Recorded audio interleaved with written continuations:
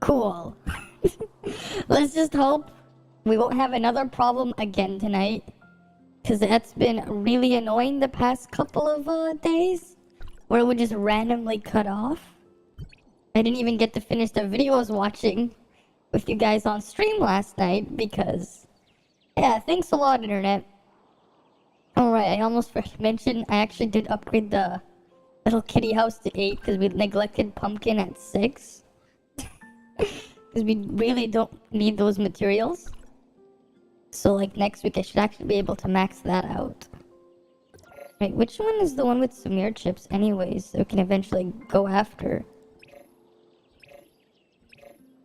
Like we're getting really close. That's energy materials, so I'm gonna have to do that too. Whatever. Getting really close to doing that anyways. So that's nice, I guess. I don't need to be on my artificial island, so I'm gonna leave. And we'll go do the dailies first. You know, but I was thinking about something for the labs. And I ended up a sudden light bulb moment came. Where there's another thing I kinda forgot that actually needs testing. And it's not even in regards to a specific weapon or whatever alone, but it's with matrices and how they function with the damage that you have off the field, right? Because sometimes I hear things where hey, the matrices, they don't work in the background, right? Hi Say.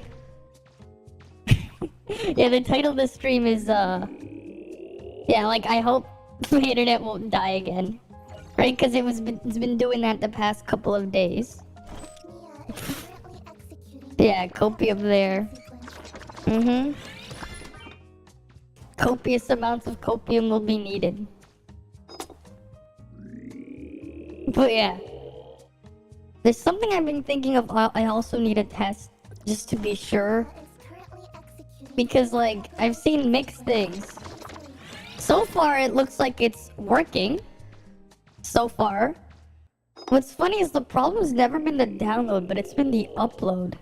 Which is really, really annoying because I don't need the download speed, especially when I'm doing this. Right, the download speed doesn't really help.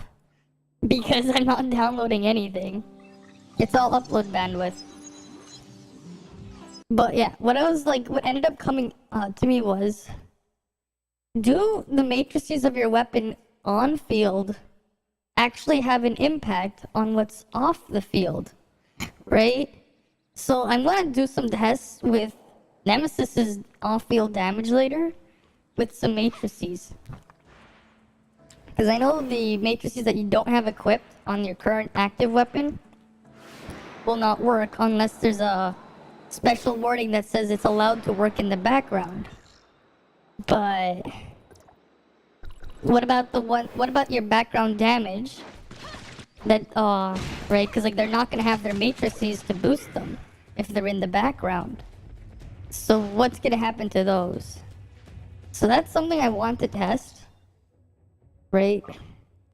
Because I also realized that when making the when I will inevitably make the guide thing, or not really the guide, but the overview for Samir and the one for Meryl, because they have a special set of matrices that does apply to them only, right? With 4-piece Meryl and 4-piece Samir only working for them. I want to be sure if or if not there's a potential damage loss on the off-field damage and if the gain is worth it. Because that's something that's also going to be a bit confusing. Because if it does work, under certain conditions, 2-piece Crow with 2-piece Samir might be better. Might. Because I never actually calc that. Right? So that's something I have to test out to make sure it works or doesn't work. Right? Because I see mixed things around. but I haven't seen like any actual testing done to verify if they don't work. Because if they do work, right, then it will like change how you would build certain things. But if they don't, then it will change like what you would aim for. Right?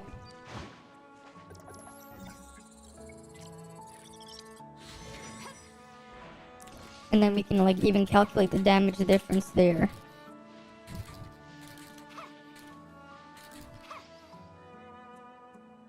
So that's what needs to be considered, right? Let me just kill the shroom and do all the dailies first, and then we can go test it. I'll just find something to test on. Probably Robarg again. I'll probably just use Robarg as a testing dummy. I mean, it shouldn't be too difficult to test on Robarg anyways. Right? I gotcha, Planet. Yeah, Midnight's in it's gonna be in a bit. Right? But yeah, like, I wanted to test if matrices, like, actually work on things that are off the field. That are the on-field ones. 'Cause I've never seen, like, any actual data on it. I've only seen people saying one thing or another, but I've never actually seen any tests on it. So that's what we're gonna end up testing ourselves. Or rather, I'm gonna test it. Alrighty.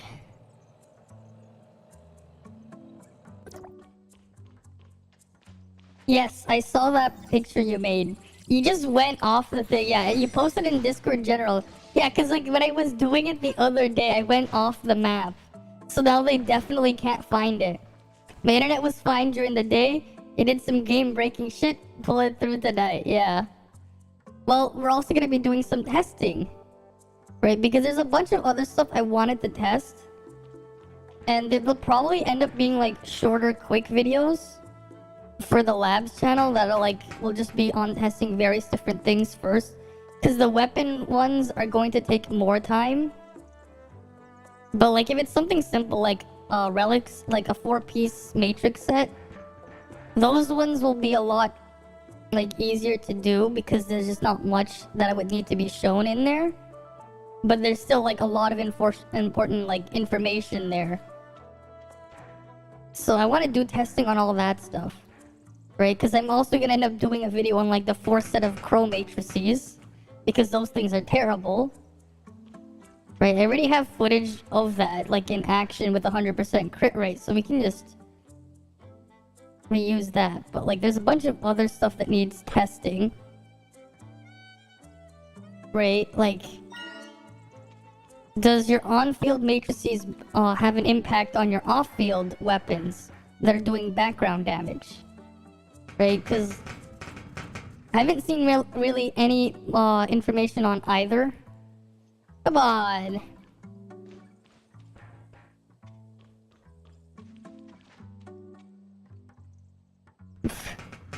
Right? Like, it is somewhat important depending on the weapon. Right? Because like you have Nemesis who does a lot of background damage. Cobalt B with the burn, there's a lot there. Right? So like that can be very important. Right? That could be very, very important. Oh, come on.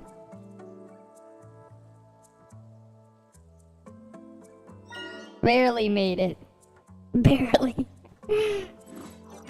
So that definitely needs to get tested. Yeah, it seems like you're about to do some brainstorm vid, yeah. Make sure you take note of the research data. Oh yeah. But this one doesn't only affect Cobalt. This is like really impactful for people who have whaled up on either the Frigg matrices or Frigg's Ascension passives, right? The advancements on Frigg, right? Because this is also like important with Meryl and Samir, and as well as people who have Nemesis, right? Hi Mitsuro, welcome, welcome. So I'm gonna just do a quick test. We're only gonna look at Nemesis's damage, right? So we're gonna just have her control here. We're just gonna wait a bit before we start recording the damage just because of the 4-set nemesis. Okay, 4320. Yeah, so 40. Okay, why is it going up? Okay, 2832. 4431. What? 4497. What the hell is that random ass damage spikes? What the fuck is going on there? Where the hell is those random damage spikes coming from? You know what? This is going to be a bit more awkward. I'm gonna have to remove something on Nemesis. I think I'm gonna have to remove Nemesis's 4-set. Oh wait, no. I don't think I have to. It's just... You know, I should just remove her matrices.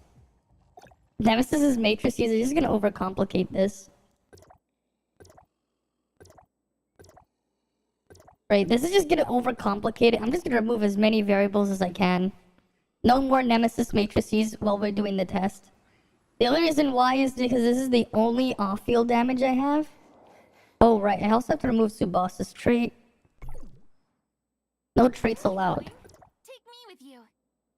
Right, we have to disable traits because we want no other variables. Right. Okay.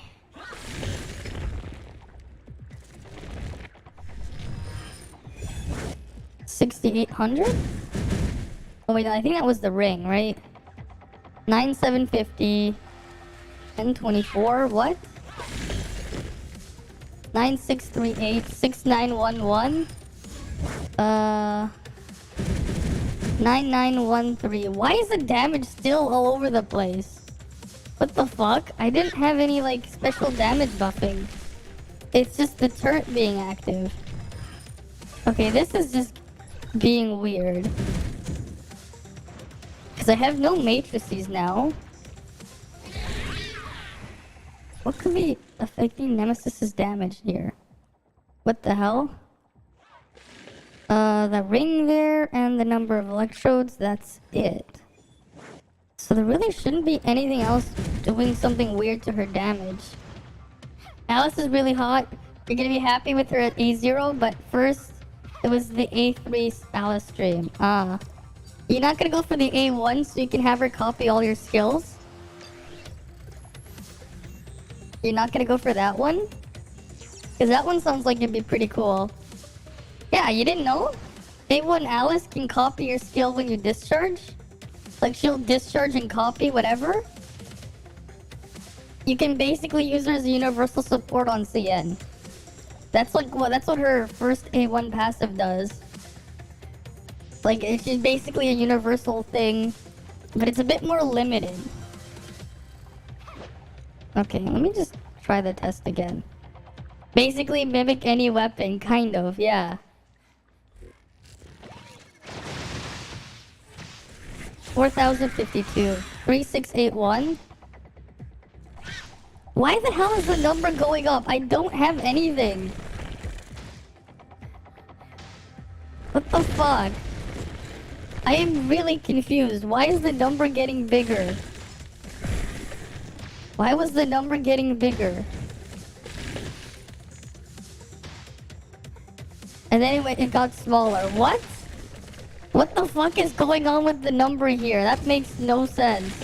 I don't have any matrices on Nemesis. Like, none.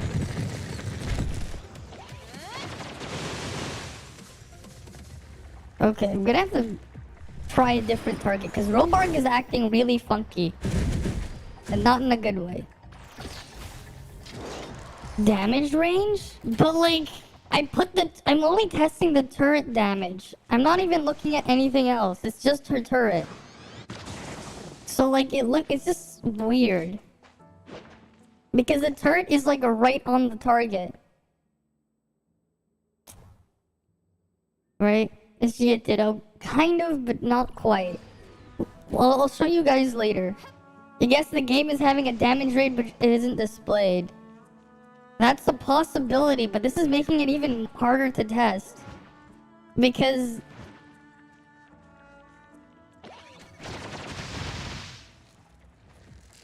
Okay. 3946. Or what? You see the number is like different. 2516? What? And then it goes up and it goes down. Something is really weird here. Because that is very inconsistent.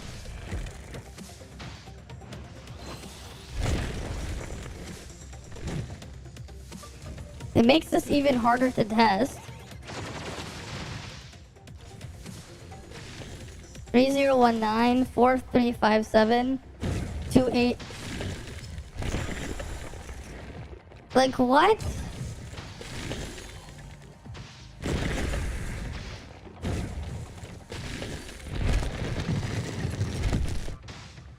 I'm like, this is like making it really hard to test. Because I don't know if it's working or if it's not. There's some damage range, but it isn't displayed, yeah. Right, like that's what we're finding out here. So like how the fuck am I supposed to test if the matrices are boosting it or not? If I can't even see what the hell is going on with damage. Right? Let me see, will it stack Samir's 2-piece? It does. It is stacking the Samir 2-piece. So there's something there, I guess.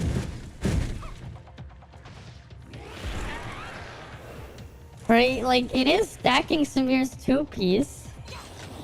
So that's something.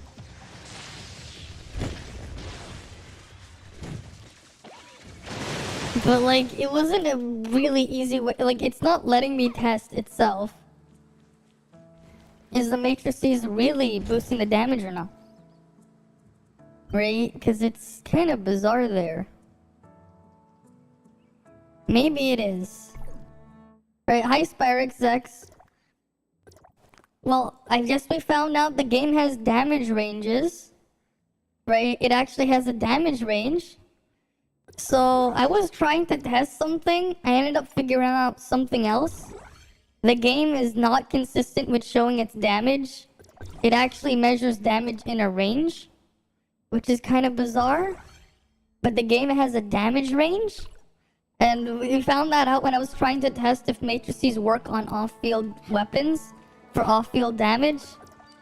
And I ended up coming out more confused because I saw, like, without changing any variables, the damage itself was changing. Like, I took off the traits, I took off matrices. So it was just Nemesis's raw, single, off-field damage. Okay, we'll test this on, with Shiro now, right? Right. 30-50. Wait, and then a 40 thumb. Right, look! Look! The number isn't the same as, like, the other one. We tossed another one out. Oh, wait, we can't do that when it's fucking shielded. Thanks a lot, Robark. I just wanted to test damage. Right? Notice how it's, like, not the same. So the game has variable damage. Right? The game measures does damage in a range. It's not consistent. I don't know how it does that, but it's not consistent. Right? And the thing was, like, Robark's almost at full health, so it's not as if we weren't, like, changing anything here. Damage happens in a range is what it looks like. There's a range for damage, and it's not consistent. Probably from like 80 to 100%. Yeah, something like that. Which is kind of bizarre. Why would they do that? It doesn't really make any sense. Why would they need to do that? Right? Thanks for the follow, Teddy Walker. Thanks for the follow. Like, it doesn't make any sense why the game would need a damage range when they could just give you, like, the full-on damage there. Right? Because the only other variable would be, like, if the thing has resistances. But I don't think that matters. So it's just kind of weird. They learned from old MMOs, yeah. That damage rolls in a range, which makes it a lot harder because you have to think about it this way. Damage is now like it's a variable. It's not constant. It's not consistent, right? Global is weirder by the day, yeah. Those old ones have damage range and formulas. Oh, I know. And it's really annoying. I know Pokemon uses it, but Pokemon does it for a different reason. With Pokemon, the only reason why they have damage ranges is because competitively you would build Pokemon with different stats, right? So you'd go for like different, let's say different natures, different IV setups in the past, and then different EV spreads, right? The idea is so that the opponent doesn't exactly know how much defenses you have, defense or special defense. That's why they've actually said it in an interview why Pokemon has damage ranges. It's specifically done because of the competitive like battling mechanics. Like it was done with that in mind. It would have been easier if they didn't design the game that way. But it is interesting. What's also interesting is why the fuck is my thing losing tracking again? God damn it. Yeah, they like to make things complicated. It's unnecessarily complicated in this situation.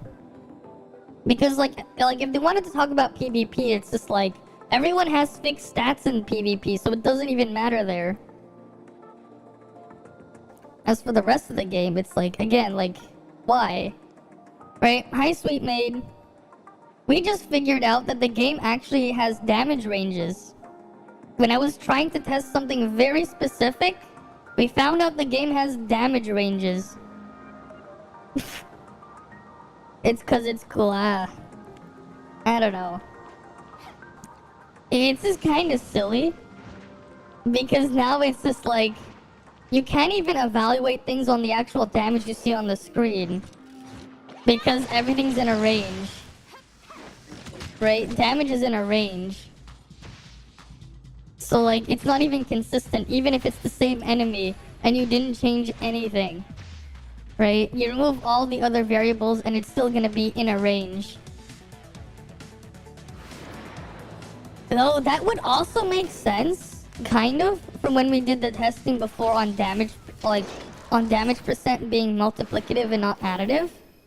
Because we didn't see exactly, like, the 20% more damage when we were testing Grievous. We saw, like, 19.98% or something, but it was still more than if it was additive. So that's something. Global forces you to use nerfed weapons in order to promote co-op. Well, yes, that is true. Yeah, it's confirmed that Global and CN have same world level. It's just that Global's gonna force you just so you can promote co-op, yeah. That sounds about right, but they're gonna keep everything on a much nerfed on a nerfed state. Well, that's something. It's a balanced weapon. What's also interesting though is because the game has stuff in ranges, you can also clear things in a range, right? Nerf is when you compare with CN though. So because all your damage is in a range and it's never constant, like it's never consistent, even if you removed every single other variable, you could be doing 100 damage to one target and the same target with the same everything, you could also be doing like 99 damage, right? Because nothing released in Global before got nerfed, yeah. Well, something's got buffed, right? Meryl got buffed. Samir's 4-piece matrices got a buff. So there's stuff like that. You have Claudia's 4-piece matrices getting a massive buff, right? In Global, no matter how much you wail, you will be weaker than the content, yeah. Which is a good thing. I think it's a good thing overall, because then it will actually promote you actually playing the game, right? And the thing is, it also means... Yeah, some will like it, yeah. What it also means as well is that there's less of a problem with them adding stuff to standard and having them like having problems with them power creeping stuff. Because then like everything will just be at a similar-ish power level, right? It'll give people more of a reason to use certain things. And if you think of it this way, right? Playing different weapon setups could be like, you could be like thinking of it like this. You're playing different classes in an MMO, kind of like that, right? If you've ever seen, like, some people have made like modified private servers of World of Warcraft, where they've done things like, you have like, you could basically make your own class, because you can pick and choose abilities from different classes and make your own monster of abilities from different classes. Like, you can take, like, maybe you wanted Divine Shield from the Paladins, but you wanted it on, I don't know, you're playing a mage. You wanted to have the ability to, like, I don't know, tank a bit on a mage for some reason. Be a ranged tank. They kind of tried to do that. I remember, like, at one point, they actually kind of tried to make a warlock tanking option. And in one point, like, they even had, like, a talent for warlocks, specifically demonology warlocks, where they could actually become a mini ranged tank, which was something kind of weird. But I remember, like, seeing some private servers for World of Warcraft messing around with that type of idea, where you can, like, actually, like, pick and choose abilities from different classes and specializations from them and mix them together and make your own thing, right? In direct comparison, 2 global giga whales equals 1 CN giga whale, I guess. Yeah, so you need at least 2 giga whales to clear higher tier continent CN. I mean, it also means that, like, eventually, like, even the lower end players will be able to catch up, because the power increase from, like, going all the way isn't as, like, absurd as it is on CN. Right? The power gap won't be as big. You need to gain 4 giga in global, yeah. I mean, here's the thing, right? If you use your resources wisely, because the game does give a lot of stuff, eventually you'll probably be able to catch up. Especially if they don't go hard on power creeping, right? Like, here's the thing. If they don't go hard on power creeping, eventually, like, a free-to-play will be able to max out all of the weapons that they use. So they won't be far behind. It's just the whales will get there faster, right? If you look at it that way, I don't see a problem with it. Because it's like, yeah, you go put your money in, you get there faster, but if you're free to play, you're not going to be left behind. So I think that's a good thing overall. But we'll have to see how that plays out. Right?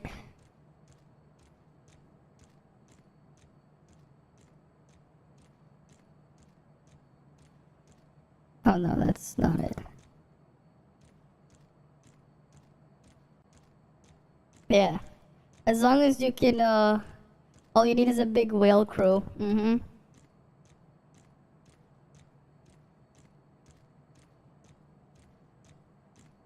But, you know, I think it's gonna be better off that way, long term.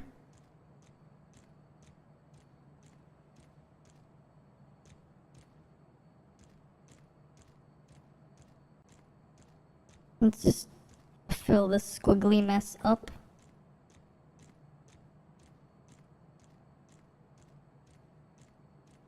Alright. At least this one is easy. There's like multiple paths to this. There we go. Your crew is having a lot of whale. There you go. Thing is, I don't even think you're going to need that many long term. Just because eventually everyone's going to catch up. It's just going to take a while. Right? Some of them just have max limited SSR weapons. I mean, they're not gonna have, not everyone's gonna max limit max their matrices though. Global having a bit easier con than CN, so the nerf is a good thing. Yeah, kinda, yeah. Even Cobalt B. Still funny. Like, the Cobalt B matrices video is something I'm going to have to make. Just because it's like a big warning, don't pull for it. Unless you want to do dumb meme shit like Fire Frigg or Fire Shiro, which is kind of stupid because you're not gonna really do any damage like that. But it's something. If the content was easier, but yeah, it's not. I mean, would you want to just see like the whales just being like, yeah, I'm gonna just ignore everything and just solo it like it's nothing? Because that would be the other situation.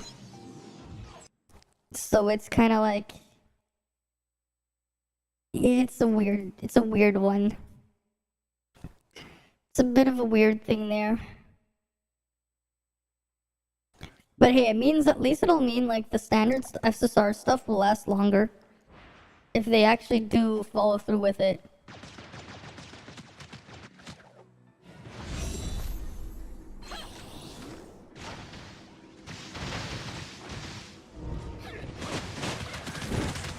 Right, they'll have a better chance at lasting. Right, it'll give them a much better chance. Uh-huh.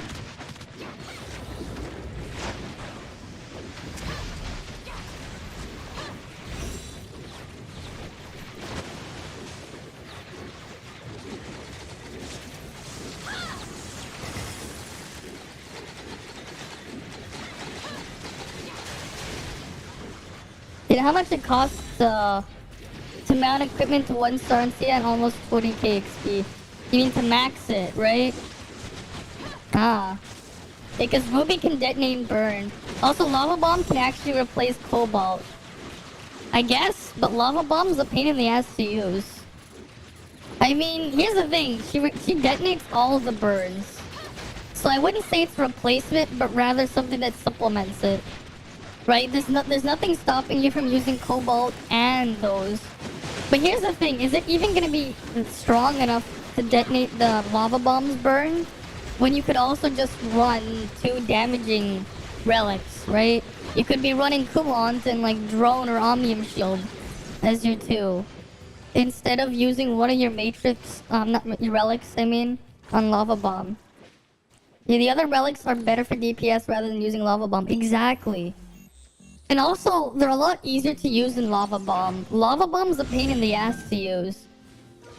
Because it's not instant and it requires you to then manually target something. And there's no mouse over target function that you can program in. Because the game doesn't have that. It's a pain in the ass to actually use. So like, that's my problem with it. Like, it's a pain in the ass to make use of. So, like, why bother? Right? Like, yeah, you can try to use it, but it's a pain in the ass. I'd rather not. It's true, but it's a free-to-play option if you don't get A6 Cobalt. I mean, you also have the option of not detonating a burn. Because the Lava Bomb burn lasts long. I mean, is it really worth detonating the burn? Especially when it's only going to be 45% instead of 100%. Much less 150% burn. It's only going to be 45% detonation. Right? So is it really going to be that big of a deal? Like, is it really going to be that big of a deal?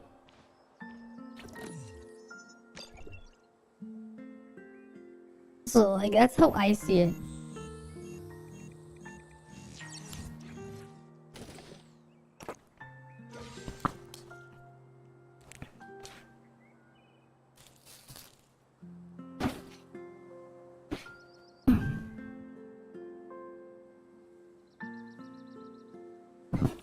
Right, like, I see it that way, which is, I mean, it's a bit different when you think about it. So, I'm not sure if it's really worth it. Volt weapon charge, that's fine. Yeah, for burst it can help. But it really, I think you have to be a bit more, like, in a bit more of a, like, a special situation here. I don't think it's going to be too big of a deal. Because it's a lot more reliant on the burst situation there. Like, it's obviously, it's not going to be a bad thing. But if is it really worth that much damage? Right, like, how much damage are you doing in your rotations? Because you're only gonna get 45% of it as the detonation. Right, let's go to the lava bomb. Also, it's just slow to use a lava bomb. and hard to use it safely. And then as well, if you have AoE situation, unless you're lucky to hit all of them together, it's not really going to be that usable as well. How long does the burn even last? Like, I get you can have a 30-second cooldown, you can have a slightly bigger blast radius at 2-star. But, like, how long does it even last? Because here's the thing, the burn, this damage is very low for the thing. But how much is the burn? It's 10 seconds, but how hard does the burn, like, do? Like, how much damage is the burn? It doesn't even tell me here. If the burn is, like, nothing, what the hell's the point? Like, unless it's, like, a super big burn damage, I don't see a reason to. Like, you'd just be better off. You'd be better off, like, actually just doing something else. Like, you would be better off just increasing all your other damage a bit and just ignoring that.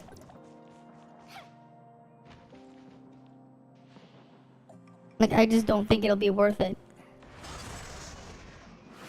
This is the opportunity cost.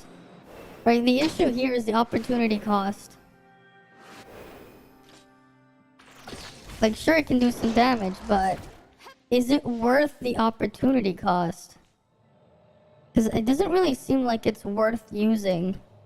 Because it's like, well, you could be using another one to boost your damage.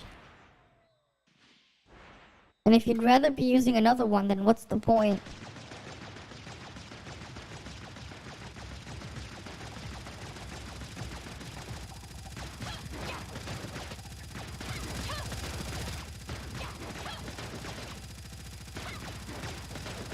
Gotta love how the macro that we spent a while making, how it works.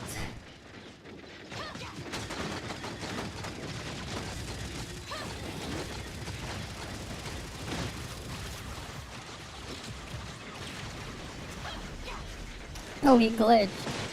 What the fuck?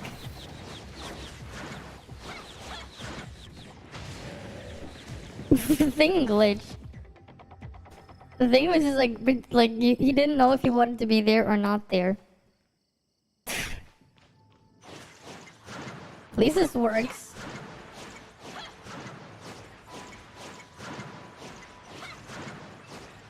Right, at least my macro works.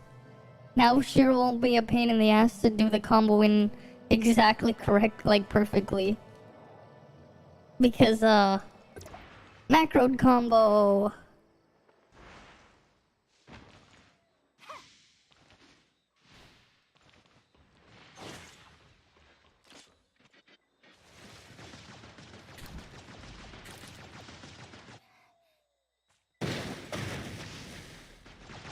How much health does he have?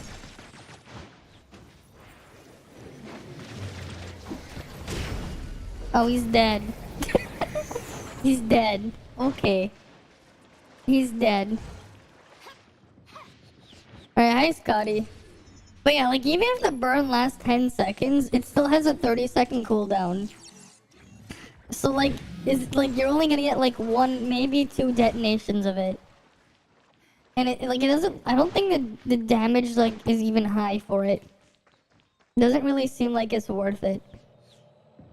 Just get like another damaging relic. Like another damage boosting one. Cause it just doesn't seem worth it. It doesn't. So there's that.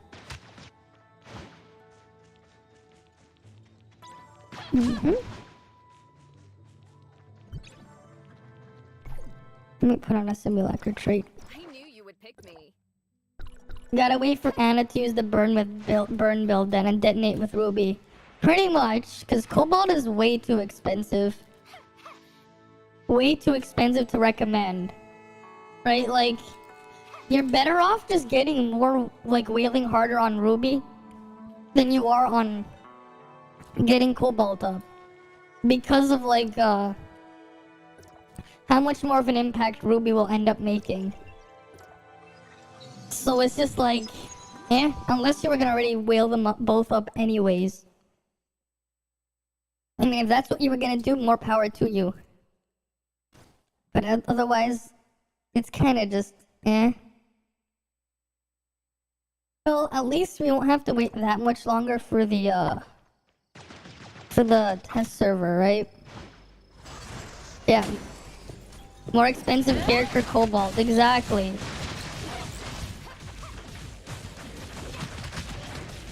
And will you even get much out of like what you put in? Because like yeah, her off-field damage is really good. Don't get me wrong. But it's like everything else around it. Right? Cause like, yeah, sure, you're basically getting a support there, but like, who are you supporting?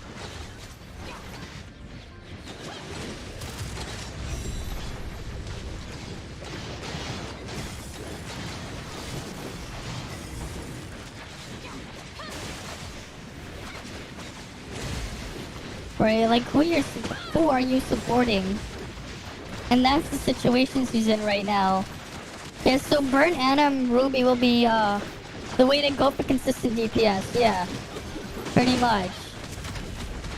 Because Cobalt is just way too expensive with how they have her burn set up. Which is just unfortunate. But having her that long ass skill cooldown also just doesn't do her any favors. Right? That skill cooldown is just not helping her. You don't need cope bait if you have Lyn. There's that too. There is that too, unless you want to go triple fire. But then why?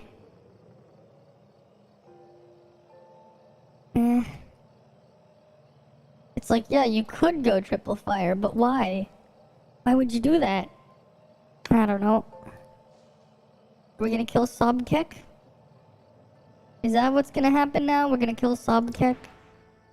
We're gonna go to the Sobkekery?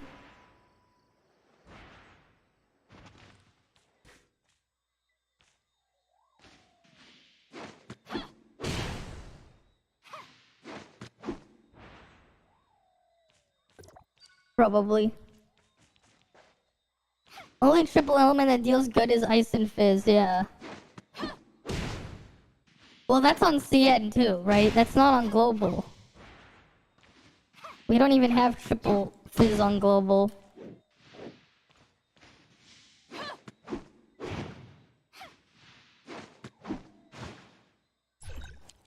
Right, because you can't really do too much with Biling if you're gonna play main DPS. Like, yeah, sure, everyone has their 6-star. But, like, eh? This only, like, the crit boost here only applies to this weapon. It doesn't apply to all your weapons. And it's not like her damage is anything... Yeah, her damage numbers are pretty awful. Like, the arrow rain is decent. But, like... It's still kinda eh. Right? It is still pretty eh. Because even at low star, Subasa's arrow rain is still kind of meh. Until you get the double duration. So yeah, you gotta wait for Lyra. Global is Shiro with solo with Claudia support, basically. Pretty much. That is pretty much what it is. Right, because I mean, technically speaking, at a low level, on the lower level, the jetpack crow trick still does work on the crow at home daggers, the free daggers. Jetpack crow does work on it. The only thing is the DPS of those jetpack daggers, of the basic daggers that are physical, and they're still quite low. Like, and Shiro would still do more damage, yeah. Right, hi Gitto. Welcome, welcome. Yeah, like the DPS is still quite low on them. I mean, they work. If you don't have Shiro, that's your next best option. If you wanted to play physical right now. Kind of. But like, unlike Shiro, you need to use endurance for it. Because Shiro does not require any endurance. According to players, A1 Annabella is better than A6 Cobalt. And that's how huge the power creep is, yeah. Well, the thing is, yeah, that's also like badly designed. I don't think we're gonna have that problem on global, but that is definitely something that happened on CN.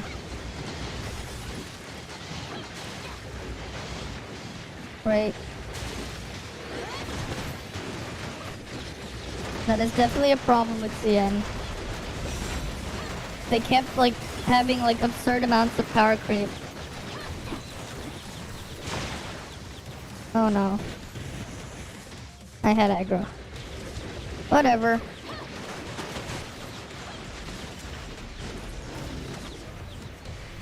But actually A1 Anna is still better than A6 Cobalt on global. Just cause she gets her full kit at A1. It's not even about doing damage. Yeah. That is true. Like, you think about it this way. At A0, Frigg already has her full kit. You get extra damage, sure, when you go after her advancements. But it's more of a bonus rather than something that you need. Because, like, the power difference between having an A6 Frigg and an A0 Frigg is very small. It's like 30%. Like, right now. And that's, like, best case scenario. So yeah, I see what you mean there. Right, because like all Frigg's advancements are just bonuses, but Nemesis actually gets a lot from her A6 in terms of the off-field damage contribution there. But I guess that's also just Nemesis being Nemesis. Right. Because like A6 on Nemesis literally doubles her off-field damage from around 60%. Like of your attack every second on average to 121. Yeah, and if you're A3 above Anna, you got added sustain. Well, there you go. Right? Because like you look at Frigg, right? This is probably like, the most free-to-play friendly support weapon in the game. Because it's like, yeah, cool. Every time you deal this much damage, you get extra frostiness points up to 10 times. And then when it ends, you get a blast, like a mini nuke after like 25 seconds of this much, up to 950% of your attack. Right? You divide that by 30, the effective off-field damage on that isn't very high. And why the fuck is my camera just constantly like disconnecting today? I don't know why. What the fuck? What the hell's wrong with this piece of shit? It just keeps disconnecting. It's like I don't look at it and then I look back and I'm like, what the fuck? Why? If it's not the Wi-Fi, it's the camera. Yeah? This piece of junk camera? Like the light just turns off for some reason. And like it just stops working. Which is just bizarre.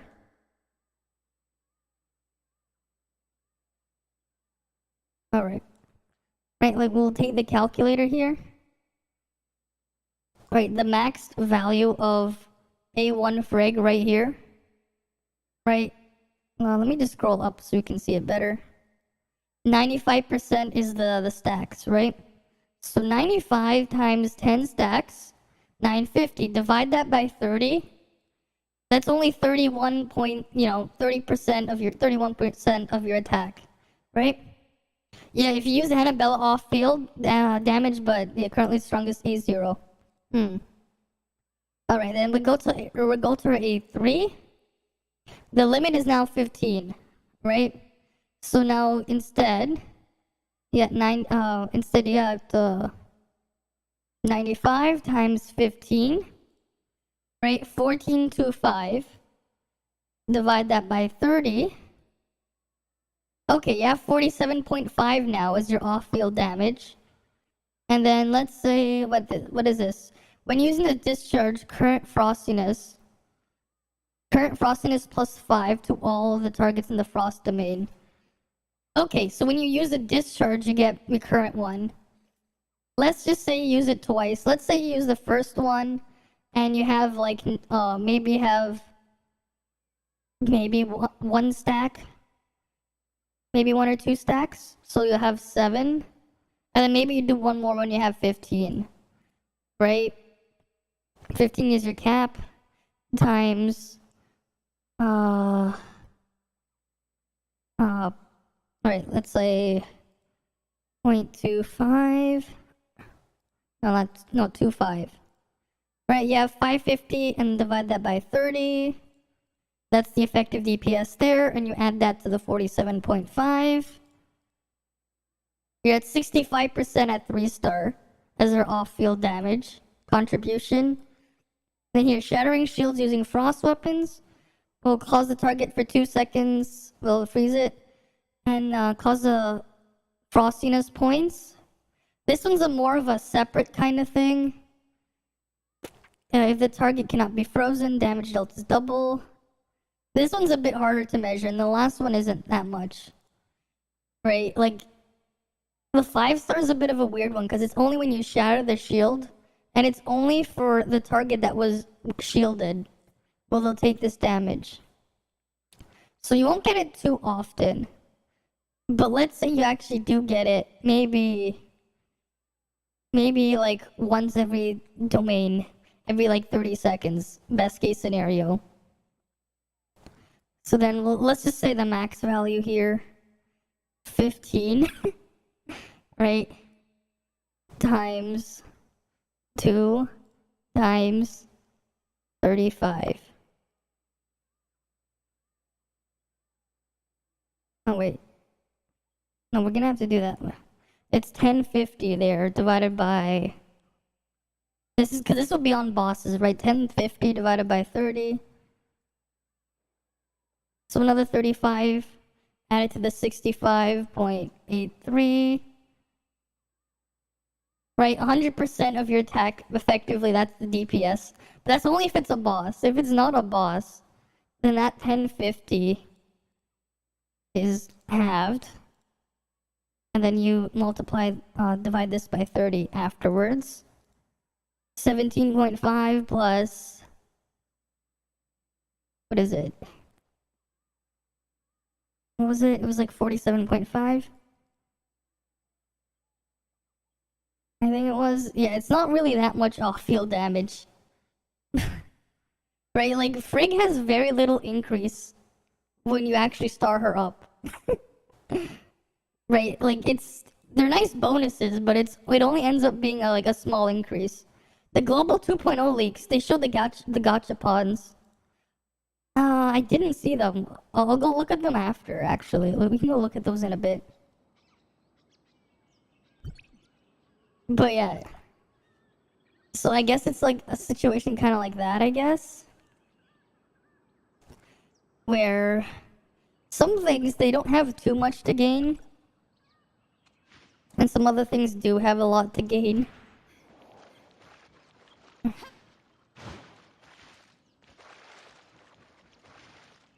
You saw them in the NA Tempest server?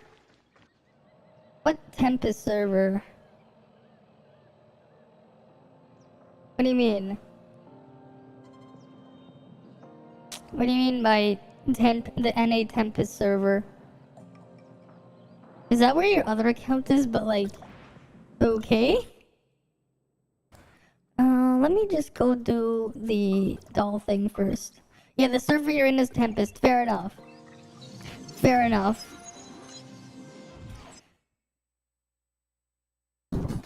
But yeah.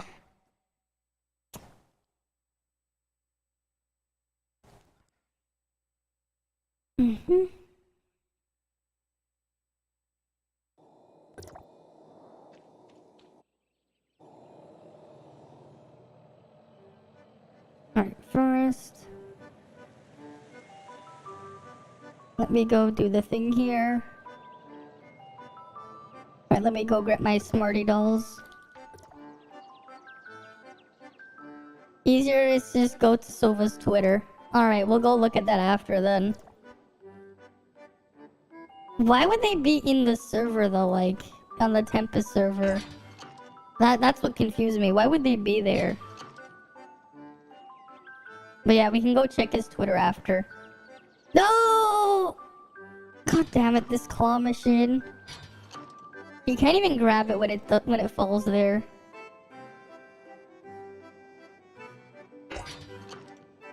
You hope the water element will come to the underwater world, because you're waiting for it.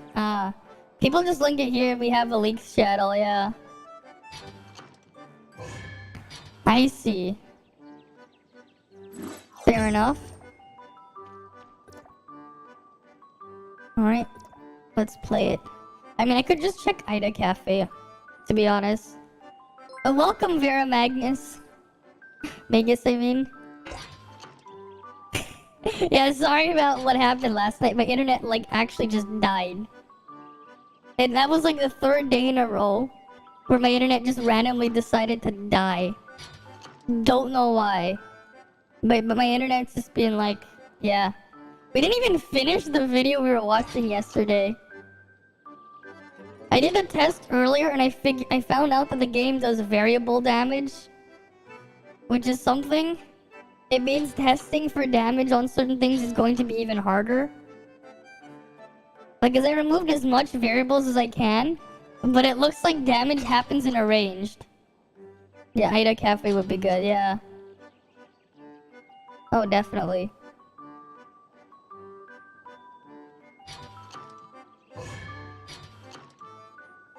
But yeah, like, it is just funny how the game has variable damage. Rather, your damage happens in a range. Kinda confusing why they would need to do something like that, though. But it is what it is, I guess. Hacker contacted her guy asking for ransom to give the account back. Damn.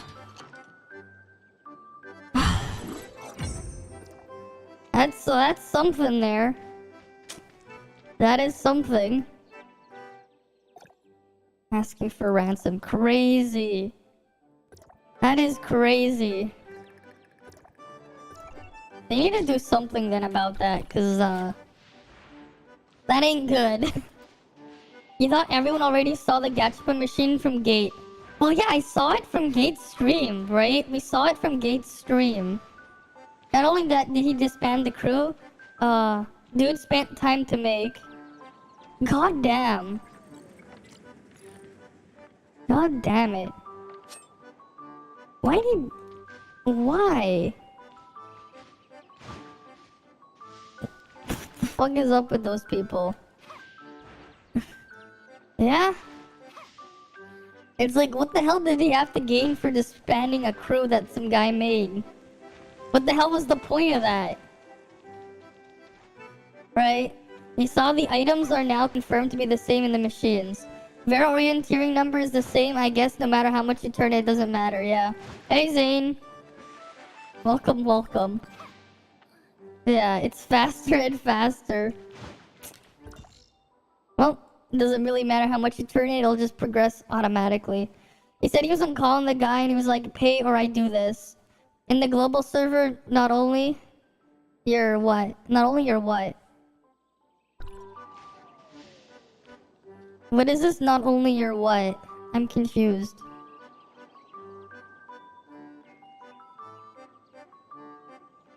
The Vera orienteering? Yeah, it's like everyone's.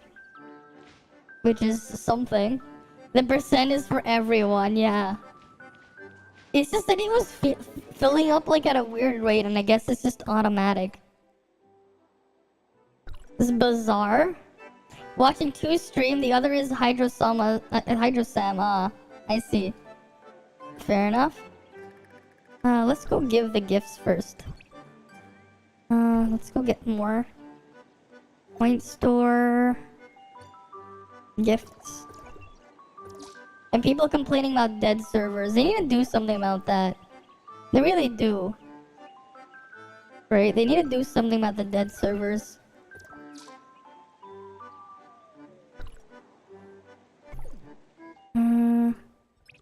Alright, let's see what boots. God damn it. This thing is not worth rolling at all. I mean, I might as well try it. But like... this is gonna be copium.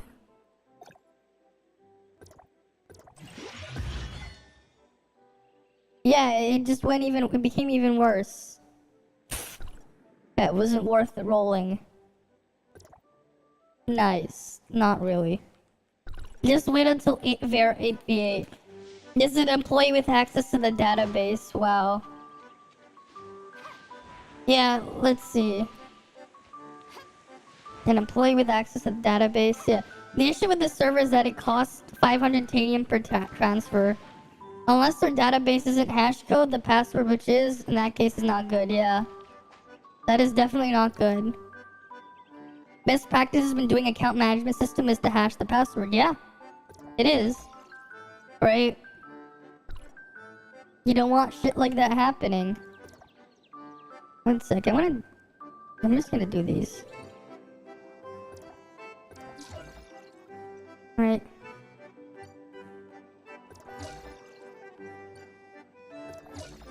Whatever.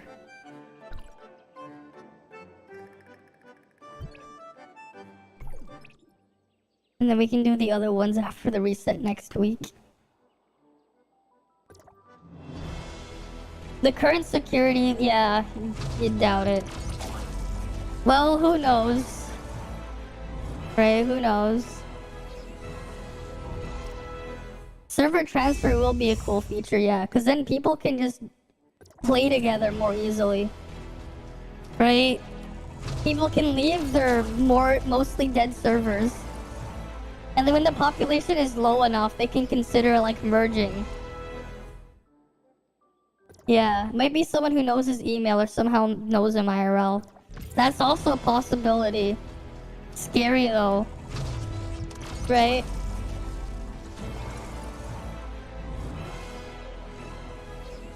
Oh, this is garbage.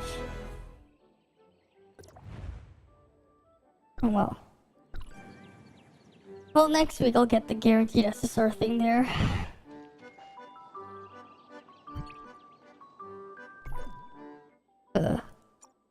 Alright. Nothing. What can I upgrade here? Right. There we go.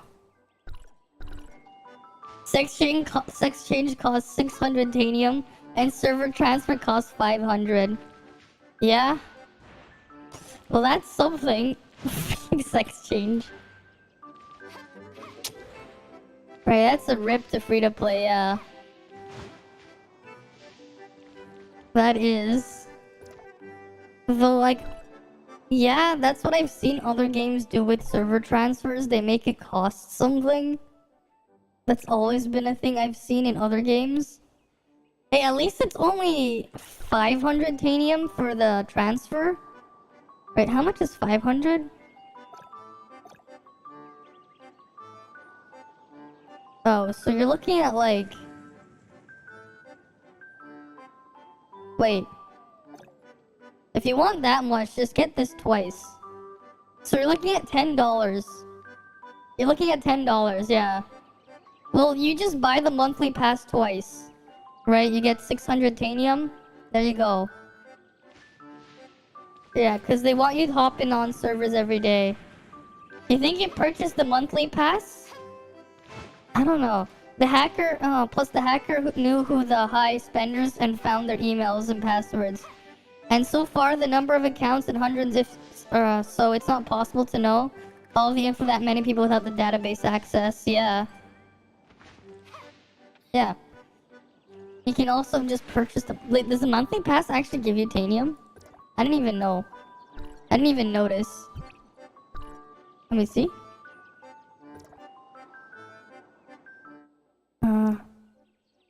Does it? No. Where's the tanium? There's no tanium here. Yeah, the monthly, yeah. You would just have to get the monthly pass twice. Do this twice. Right, you get 2 of these. Right, you get 2 of these. And then you're good to go. Right, just get that twice. Right, you only need to get it twice and you can server transfer. Best of value, yeah. It is. right? You're getting what? You get 6,600 total in terms of crystals if they decide to pay. Yeah. Well, that's their sex change and that's their server transfer. They want both, then just get 4 months. I get 4 months of it, then they can get both. Right? Well, that is something. At least they give it as they make it an option.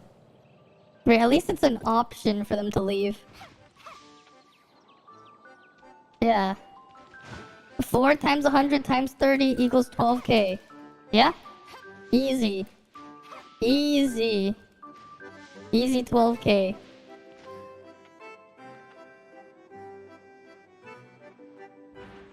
So it is an option for them.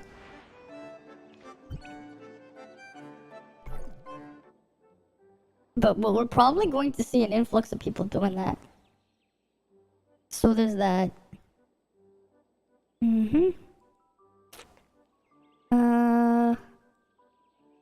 What was I gonna do? Oh right, I was gonna awaken some of these people.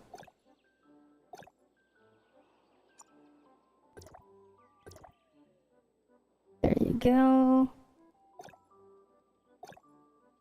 What did I even give Bailing? I don't even remember what I gave her. Oh yeah, I should also buy that other gift. At least next week I can max out like one of my buildings. I'm gonna max out one of them that gives us supply materials. Because it's just getting that one till from 8 to 9. Or whatever. Come on, load. Load, load, load.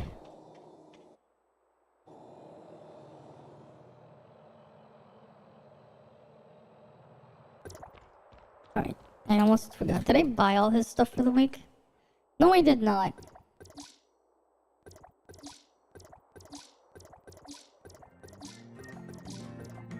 Right, just buy all the gifts. There we go. And then I forgot to also go to the black market. Right. That's another thing I didn't do. Black market. Gotta get this stuff in the black market. Alrighty.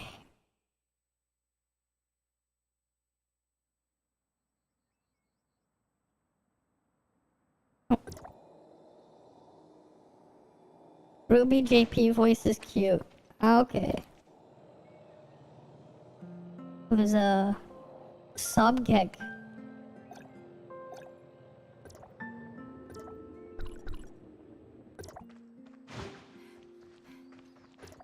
At least everyone's still just killing all the bosses again. Yes, let me try it. Alright, what gift will we get?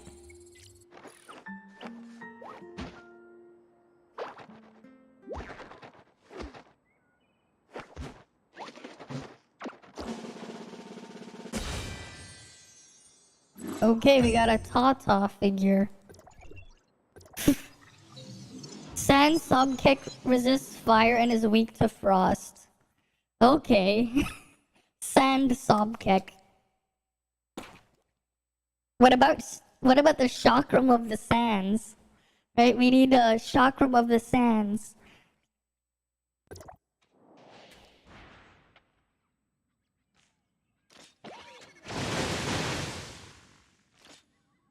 Wait, I'm gonna do this. Have fun. Have fun. I just pull it and like have fun. The Fire Shiro. Look, it is Fire Shiro. No, it reminds me of that thing from the Kirby anime where they had like that fake little cartoon thing, and it was like, and then Meta Knight was like, with the Zoro voice in the dub from what I remember when I was younger, was like, look, it is Fire DDD, our hero. For some reason, it made me think of that. Meta Knight just saying, oh, it's Fire DDD.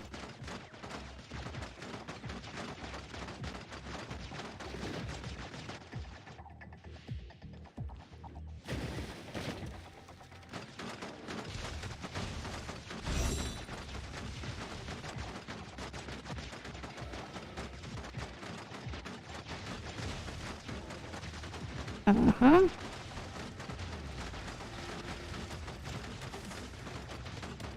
Oh, it's almost dead, Subkick. Look at Subkick, he's just melting. How many people are attacking Subkick?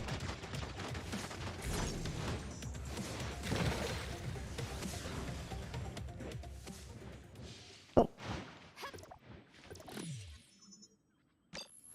Alright, let's force the Cypher him. There we go. With our nice precision instruments. Mm-hmm. Oh. Maintain. Sure.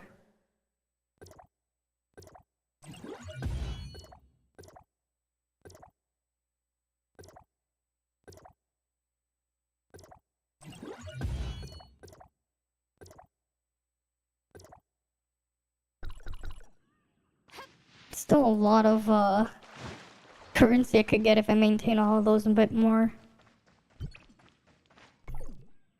I wonder how many more achievements they're gonna add when we can get to Vera. Will I ever be able to spend all my gold? I feel like I'm never gonna spend all my gold because the game gives me more gold than I actually... like faster than I can use it. I always have more gold. The Mecha Deer is gonna be hard because it gets enraged all the time. That's why you just gotta have to have it kill itself, you know? Have the deer kill itself. And then you're good. Right, have the deer kill itself, and you're good.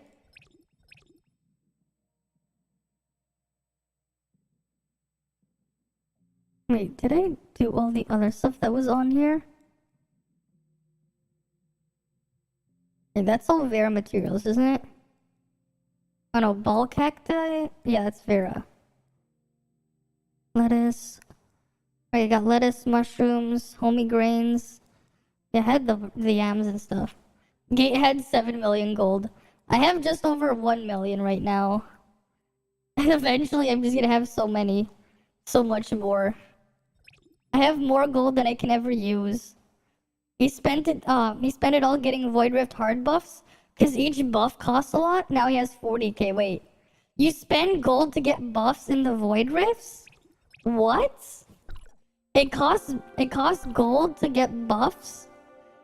That's something? What the fuck? Yeah, Void Rift hard. Are they permanent or they reset? Like, or do you lose them? Like, how do the buffs work in Void Rift then? Void Rift hard. Is it like you buy the buff and you have it permanently? They reset every month. Oh, wow. Gold sinking. Mm-hmm. Definitely gold sinking. I mean, like, you look at my inventory right now. I have 1.07 mil gold. Right? I just have gold. And a lot of it. But nothing to use it on. Right, I have, like, nothing to use the gold on right now. Which is something.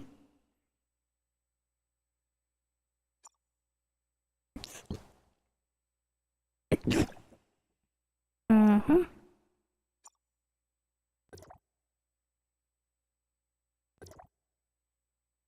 After Void Rift hard, you're gonna be looking for gold. Well, that's something. After Void Rift hard, I'll be looking for gold.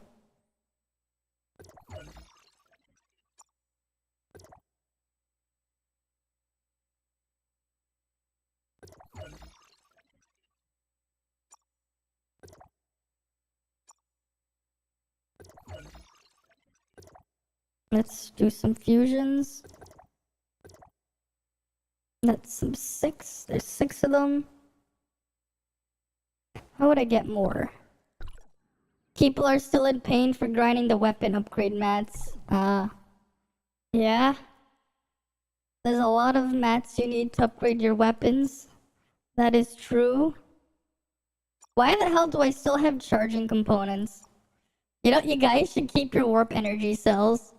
Just keep a bunch of warp energy cells and don't turn them in. Just so, like, you can keep them in the future, you know? That you're in the pain of farming joint 8. I'm only farming it on, like, Sunday and Fridays. Because otherwise I'm just like, eh. I want to farm the ones that, like, for sure have stuff I want to end up using. So it's just like, okay. Sure. So that's the situation I'm in. When can I upgrade my suppressor? 64,100. That's still a long ways off. That's a lot they want for 64,100. Join 8 is very annoying with randoms. Yeah, you're just farming weapon nets. Yeah, that's what I'm doing. Right? I might as well go upgrade my other weapon setups. So that's what I do. Right? Dimension trial again. You know. Because you don't think join 8 is worth doing at the moment. Yeah, if you can barely handle it, you're alone. Is it worth your time? You know? I wish we had difficulty 6 weapon drill though. Just so we could get more drops. That's something I want. Because it just feels kind of bad how, like, these didn't get better drops. Right, we don't have more of them. They're just kind of there. But I guess it is what it is. Right? As long as you're still top 10 in Bygone, you're good. Fair enough. I need to do the other sequential Phantasm stuff.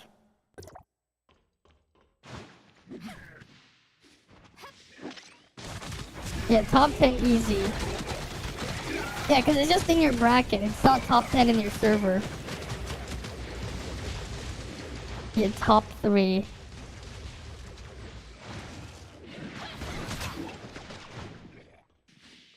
Dude, until you can inevitably catch up, it's still gonna be a bit of a pain.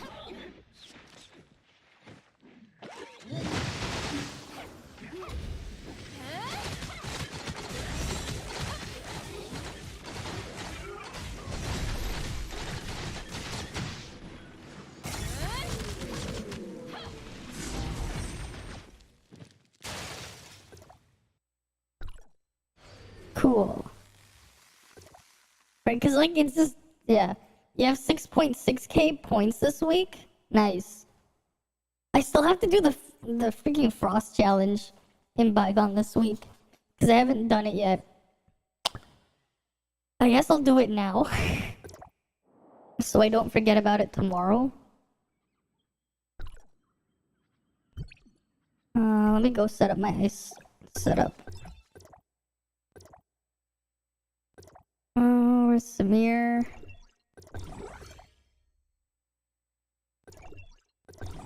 And then we're gonna put in Crow. And then Crow.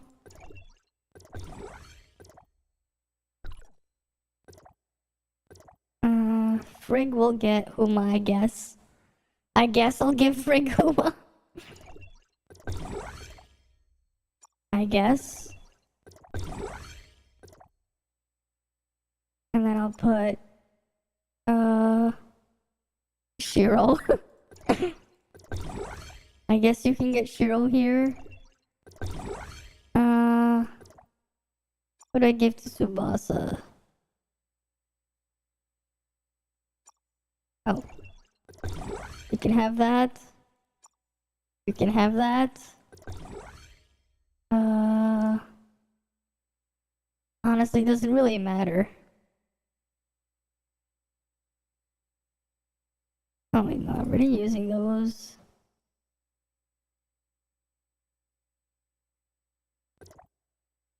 I just realized, wait, what was the other things there? Wow, bosses in that slot. And then in that slot. Well then. That doesn't matter. It's not really gonna get too far.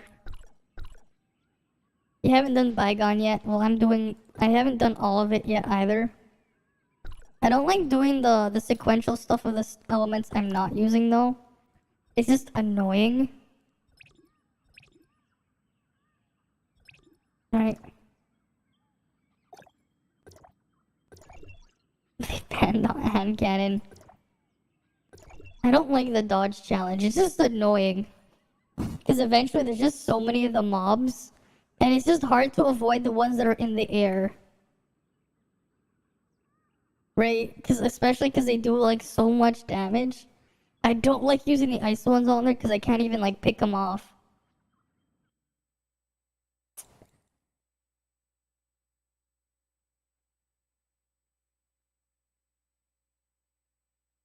Ugh. Whatever.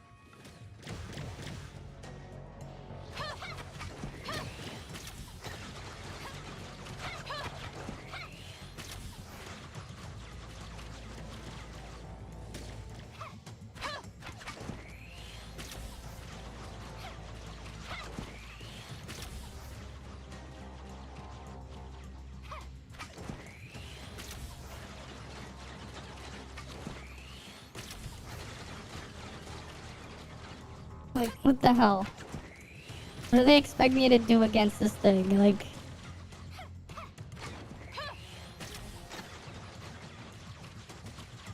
Right?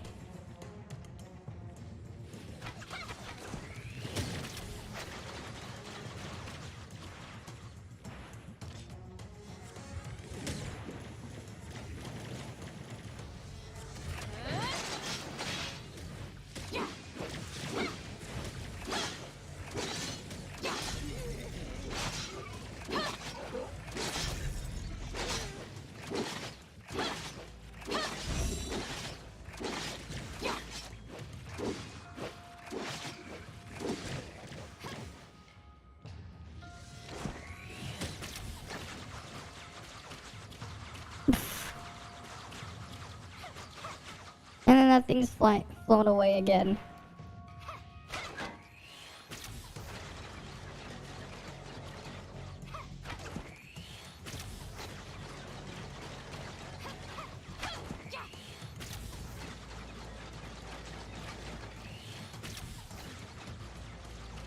Well, that one's dead. You don't like this. Yeah, I don't like this one because you have to avoid them. But like... It's just pure cancer. This isn't exactly fun to do.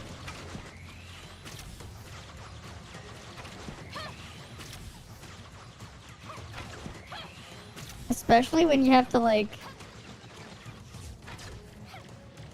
This reminds me of playing a healer in WoW PvP in arenas. Because that's basically what you do. You have to line of sight everything and just go pole dancing. You would think you're in a strip club or something. That's the experience for playing healers in PvP. In WoW, you're like, you think you're in like a strip club or something, because you're just pole dancing.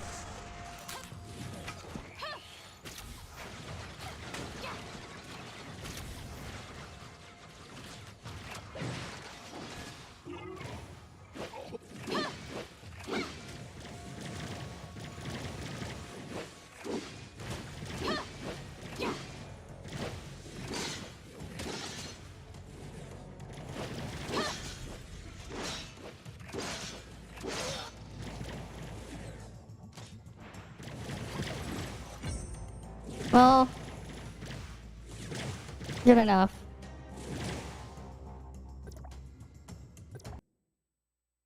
You've been busy grinding multiple stuff, you haven't been able to do Bygone. Fair enough.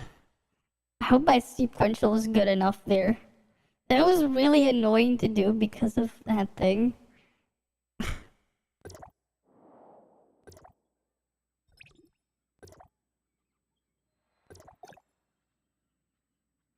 Right. They got more points in sequential. I hate the ice sequential. The sequential this week is just brutal. Garbage physical one.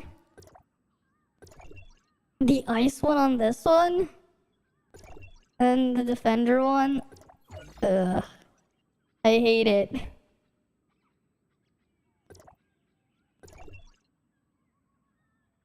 I should honestly change the matrices and remove this stuff on Meryl, because Meryl's basically useless there, simply because you're not gonna hit the things when you're trying to avoid them. At least you can pace yourself here, because it doesn't keep spawning more, but... Right, because what matters is just not getting hit.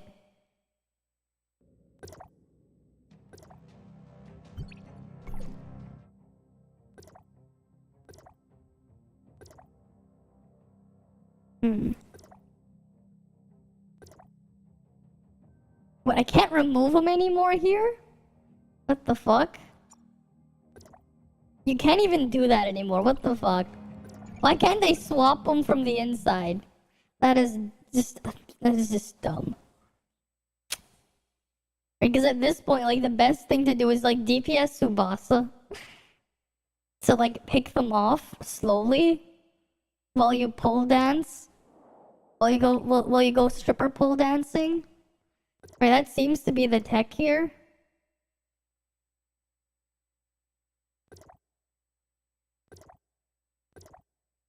I know, Huma can stay. Where's Huma?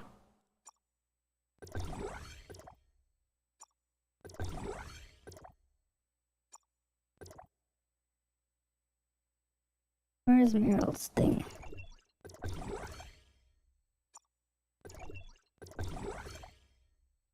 Right.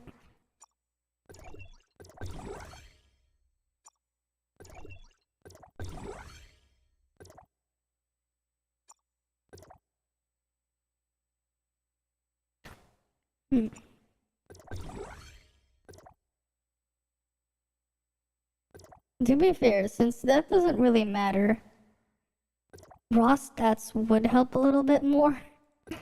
But whatever, I'll just put whatever I have here.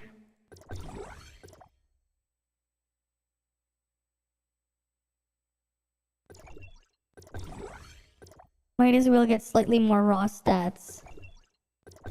As weird as that ends up looking. Might as well.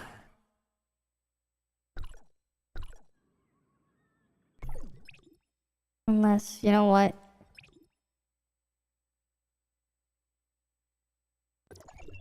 Fuck it. They'll get the last Samir piece.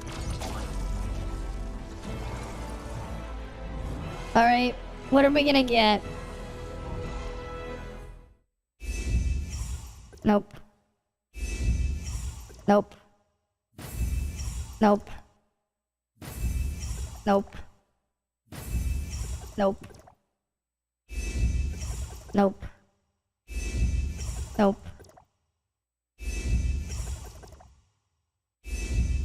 Nope. Useless Tsubasa piece. I'm gonna end up with 4-piece Tsubasa eventually. God damn it, game. The game wants me to have 4 pieces of the garbage Tsubasa pieces. Most OP piece. Nah. I mean, technically for support Tsubasa you can use it, but no.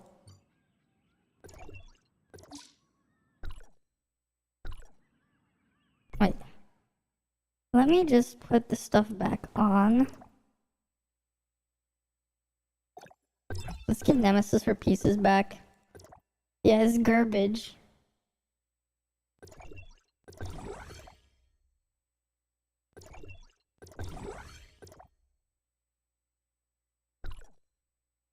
Go to the ice one. We'll put Samir here. And then we need Samir's head. We need Samir's 5 head.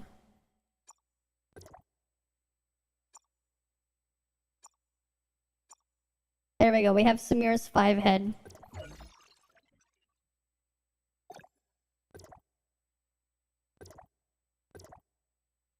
If the only ways to boost damage within enemy range is not outside. Yeah. It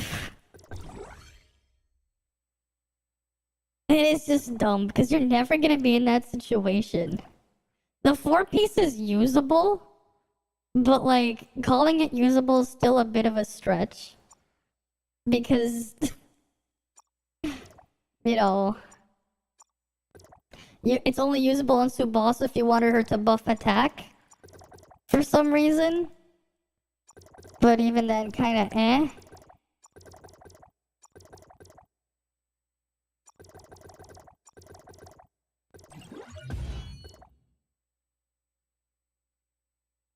Right, it's kinda eh.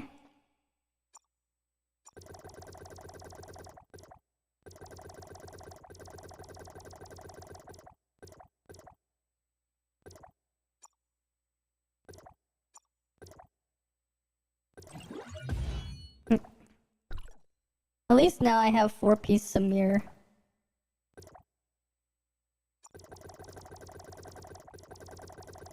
Like, I wouldn't mind having 4-piece Meryl, because it would mean Meryl will always have something on her.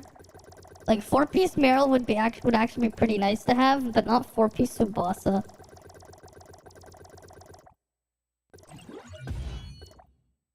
But hey, at least now I can have a forward 4-piece and a backwards 4-piece for, thing.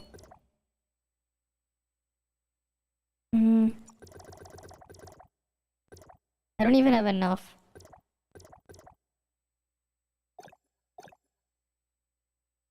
Wait, that's Faith. Oh, I don't need these Faith pieces. Gone. Still not enough, though.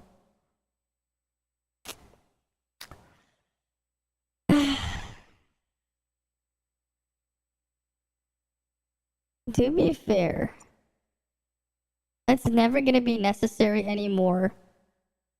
To be fair, I'm never going to need Sobek anymore. Like, ever again, I'm never gonna need Sobek pieces. Because I have, like, 2 full sets of Samir and Crow. Okay, it's just instantly gonna automatically level up. Whatever. Fine. Fine, at least it saves your experience.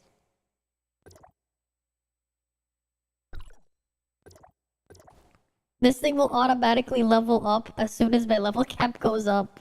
It's just gonna instantly go up. Fine. At least it keeps overflow. Frig has Frig stuff. You have 2-piece, 2-piece. Then you have 2-piece, 2-piece. It's just the opposite 2 pieces. Right? 2-piece Samir, 2-piece Crow. 2-piece Samir, 2-piece Crow. What's funny? It's the same slot that has the star in it. It's the same slot. That's what makes it funny when I switch between them. Or whatever.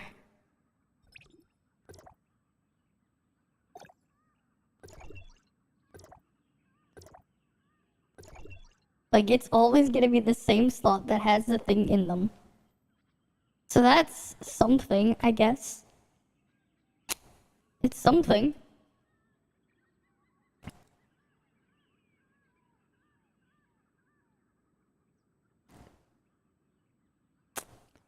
Alright, load.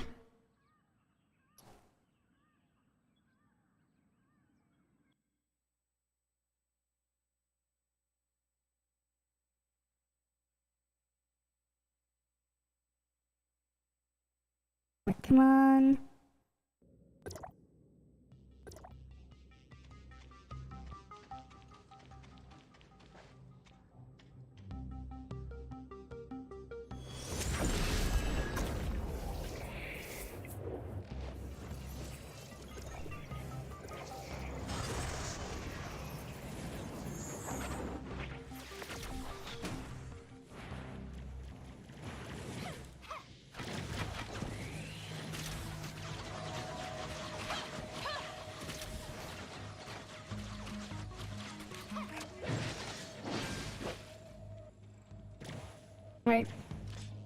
It's just gonna be using Frig and that thing.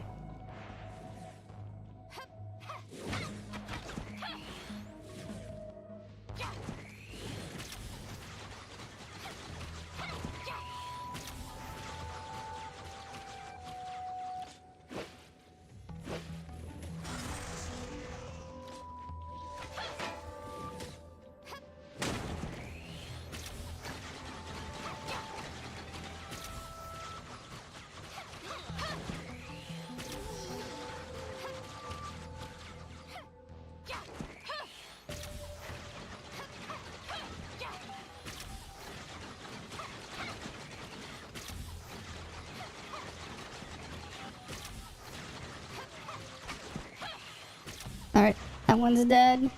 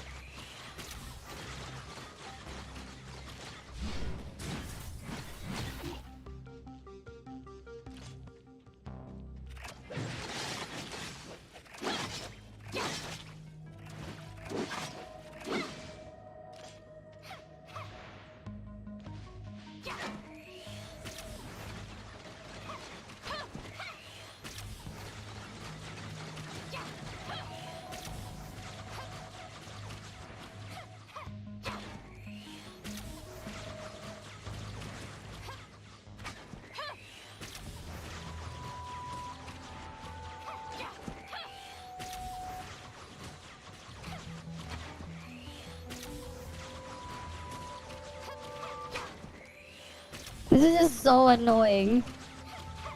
This is why I don't like playing Tsubasa. It's just annoying to do. My thing keeps opening wide. I'm not sure. It's just always a mess. My camera tracking is... It just breaks sometimes.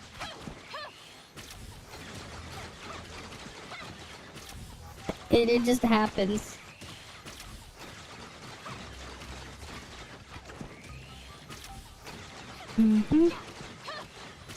Part of it is also because I wear glasses and part of the eye tracking gets messed up with it. I don't know why, but...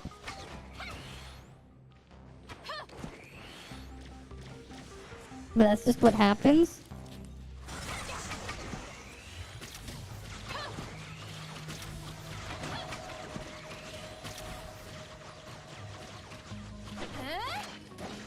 God damn it, no! This is why I hate using the freaking discharges as well. You get animation locked for far too long.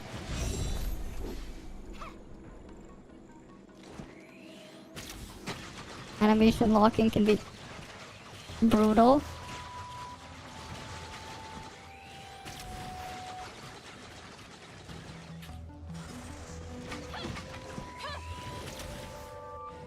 This is why playing this thing sucks.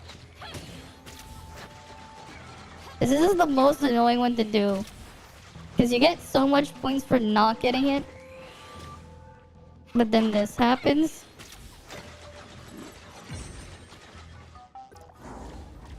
Try and imagine the avatar with glasses now.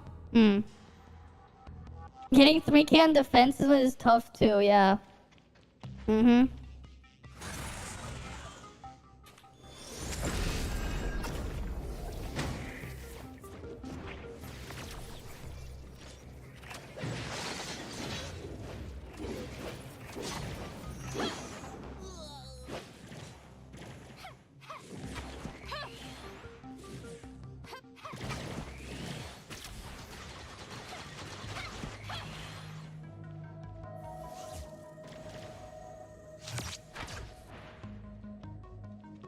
Not even gonna... Oh, she can't even shoot it that far.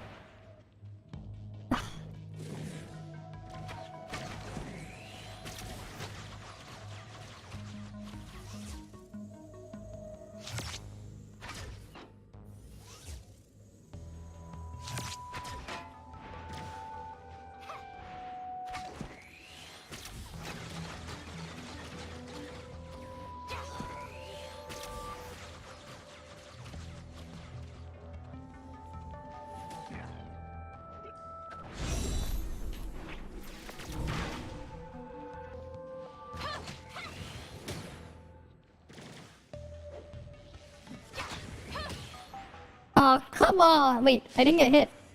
What the hell? I thought I got hit, but it didn't count.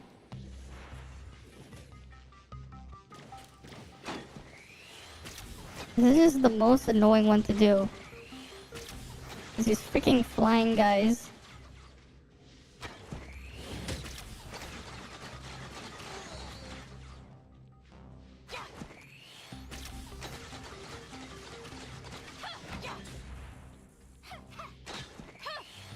Oh, you can get hit by these guys, I guess. Okay. You just need to not get hit by the red flying dudes. Okay, that makes this a lot easier then.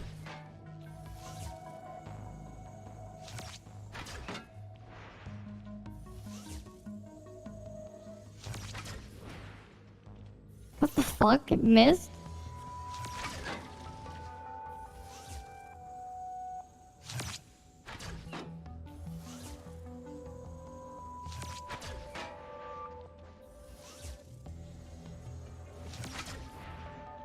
Oh, damn it.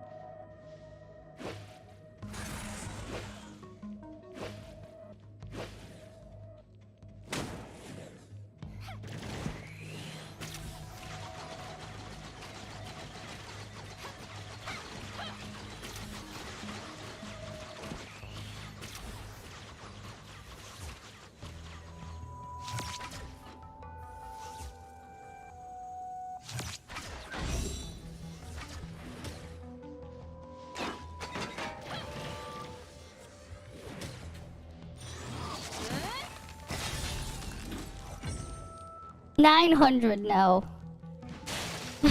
Still a pain in the ass. But it's something, no hits, I got 900. Basically fan art red glasses. Getting 3K. So you want to see me have glasses. Maybe at one point I'll put glasses on my model.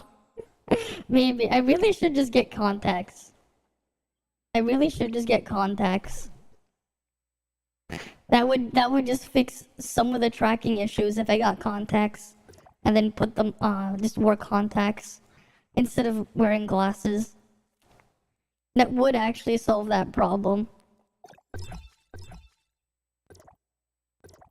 Well, at least now I can actually use 4-piece Samir.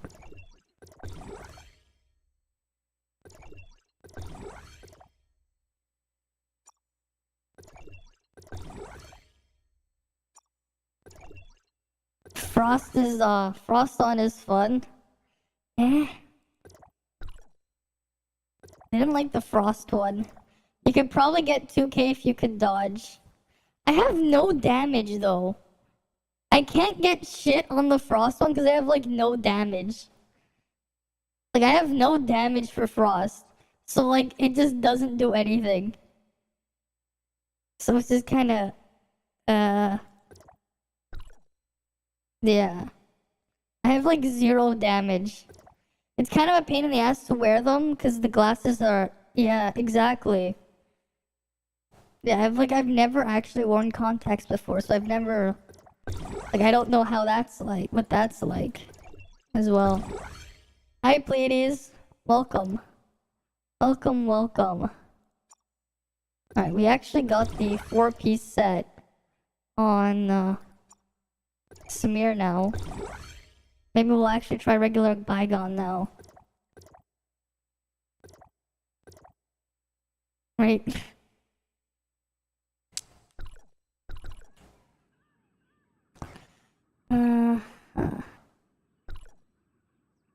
Let's go try challenging regular Bygone. Back in the grind like every day, yeah. Well, I managed to do that on sequential. Maybe I can hit 1,000, but like the dodging one is just a pain for the ice one. Especially when you don't really do much damage. Dodging that one is a pain. They're on that level. How do they get so many points? Well, let's just climb Bygone. Let's see what happens.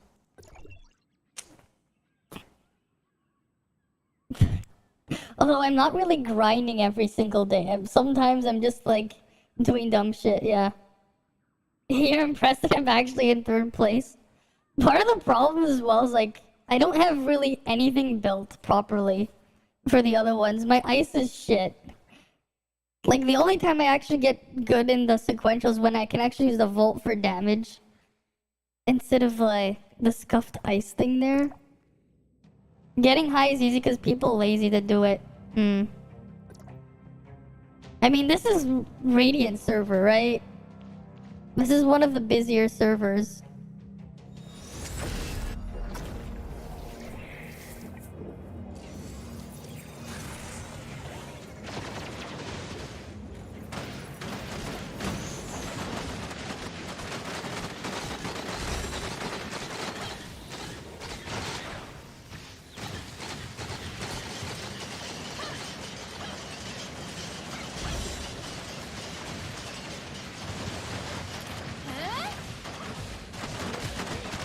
This is one of the busier servers, yeah. Getting high is the, yeah.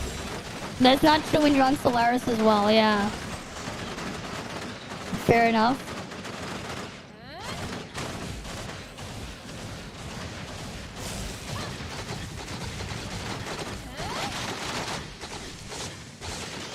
Yeah, because Solaris is like the other big server.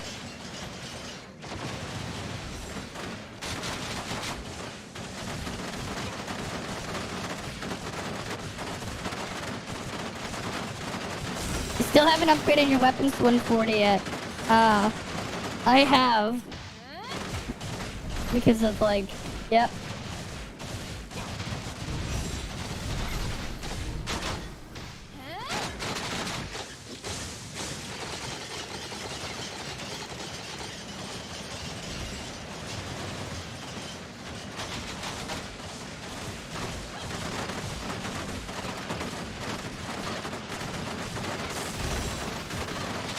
And if I had Lynn, I could do the helicopter for a lot more time.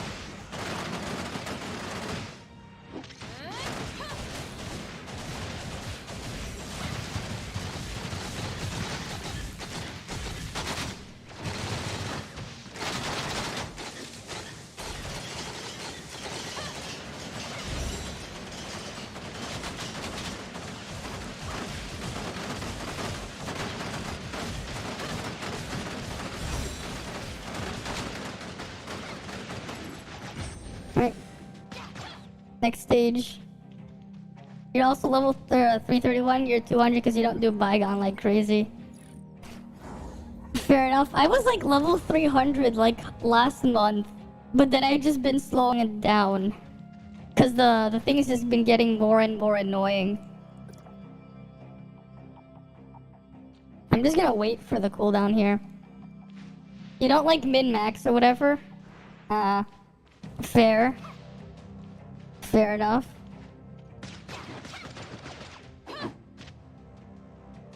I'm only back at it again because I recently got the 4 set of Samir. Shiro was still using mixed 2-piece Huma, 2-piece Shiro. But I have 4 set Samir now.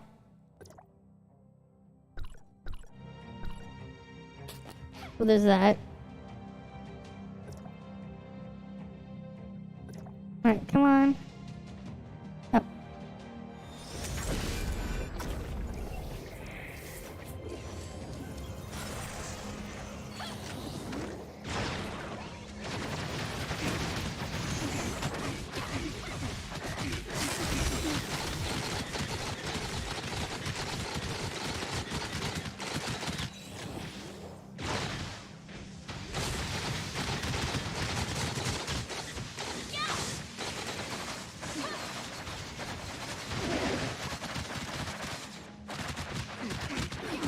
You don't even have a 6-star weapon, huh? I just focused everything on Samir. That's why it's 6-star.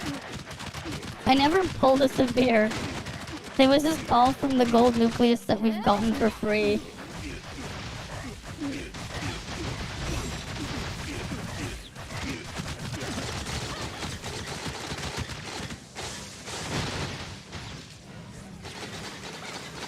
Oh, come on! Z's an asshole.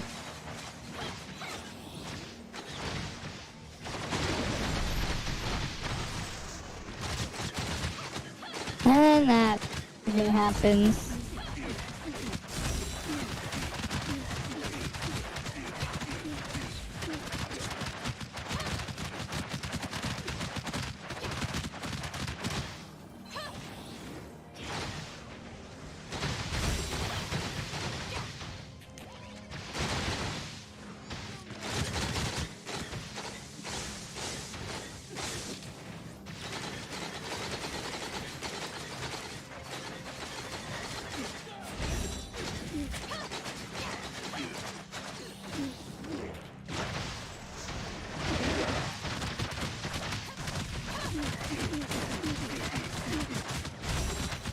No, because freaking Z ran out earlier.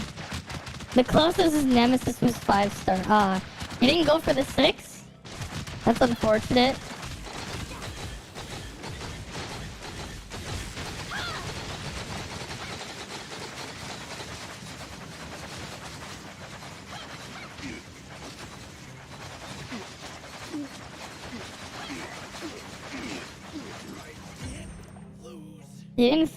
You didn't feel like re-rolling your account, so you just got settled for 0-star.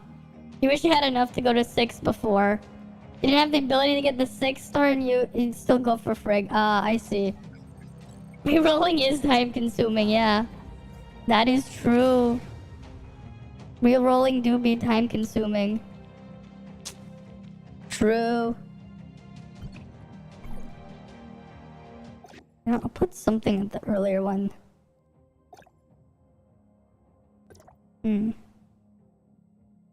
This one should just be where I put drone and stuff. Oh, that should be drone and Kuant. Where's a drone?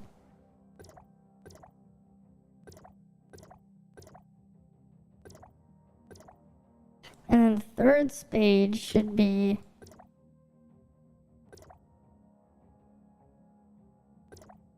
Magnetic Storm and Missile Barrage.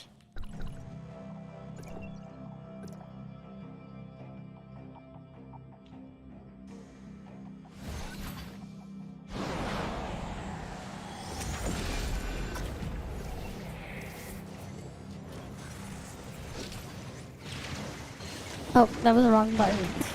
Freaking muscle memory is the wrong thing.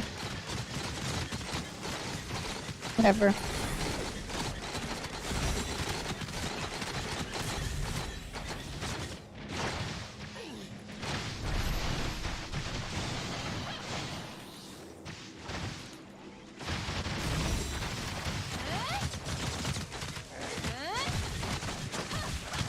Oh, come on! He just runs away.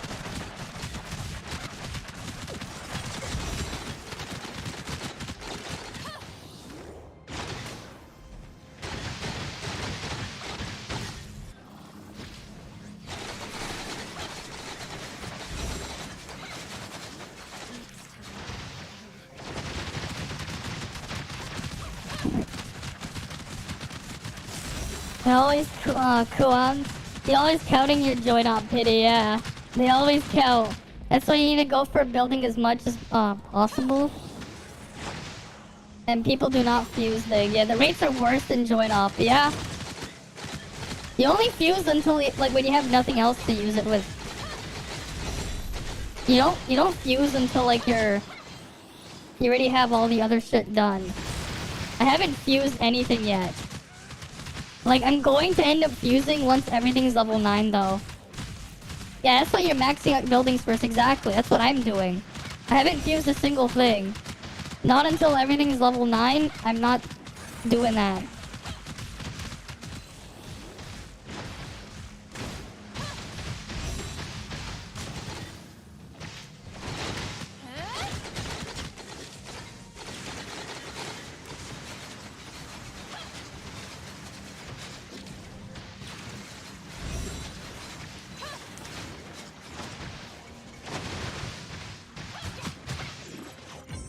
Alright.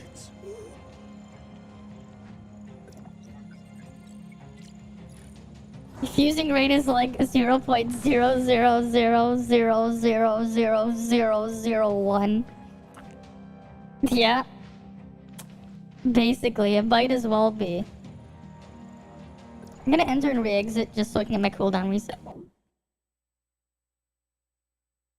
Yeah, just max out your buildings first, then you fuse as a bonus. Right? Just max out your buildings first, and then you can fuse later on.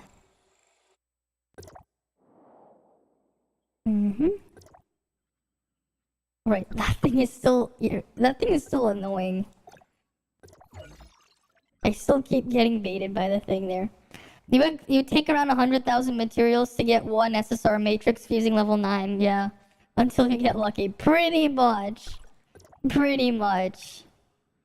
Right, it pretty much would take a lot. That's why you shouldn't be doing them. There's no point. You're just not gonna get anything. That's why you don't do them. That's why I don't do them.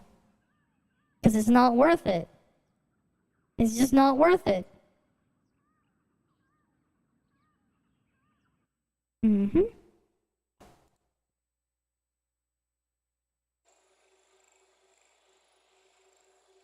Come on, load. Load.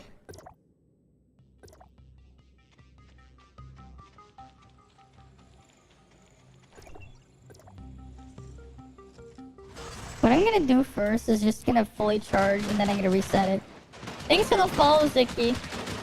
Thanks for the follow. You'd better get a red proof of purchase, yeah. And then the mount. I mean, the mount you're gonna end up getting stuff anyways because, like, eventually you're just gonna have materials that you're not gonna need. Because you're probably not gonna be focusing on, like, multiple different SSR matrices that you're chasing after, so, like...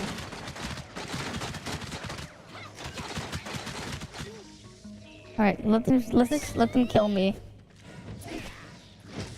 You kill me faster? They're taking so long to kill me.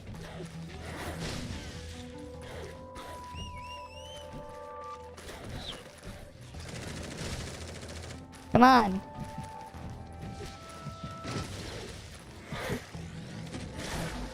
There we go. Yeah, Samir can also be gotten through gachapons. Retry button when, exactly. Exactly. I'm just gonna wait for Samir's thing to stack up.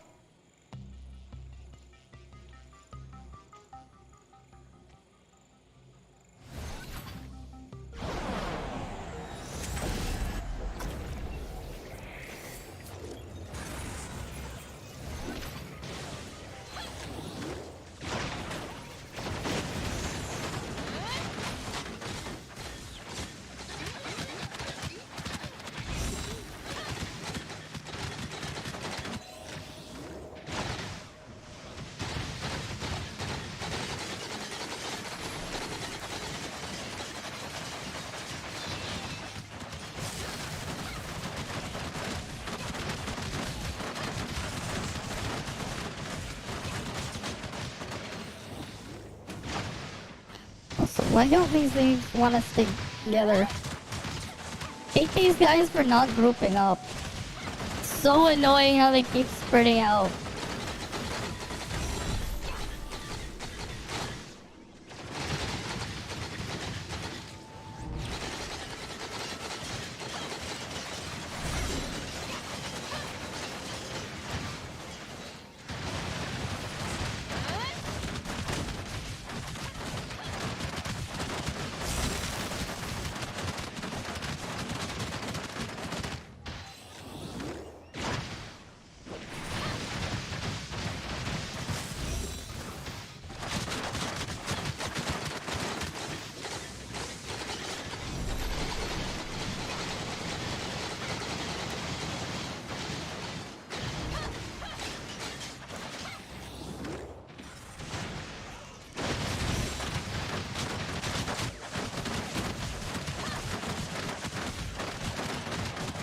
Come on. Fucking Smalley just keeps running away from the group.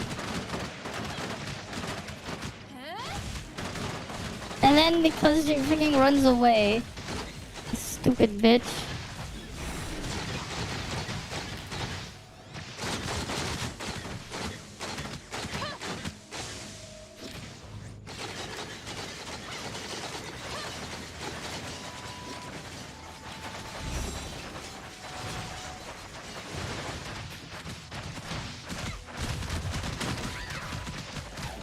Wait, cause she keeps running away, this stupid bitch over here.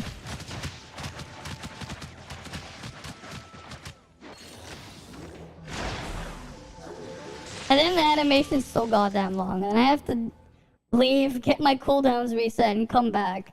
You can't blame them with House. They are still gacha game. Matrix important.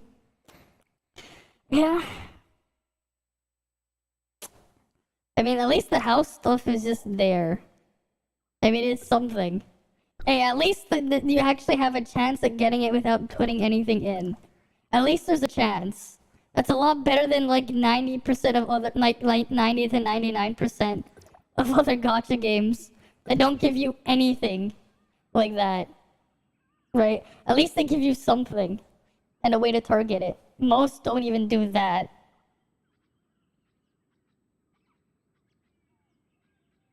At least they give you something there. But it's still kinda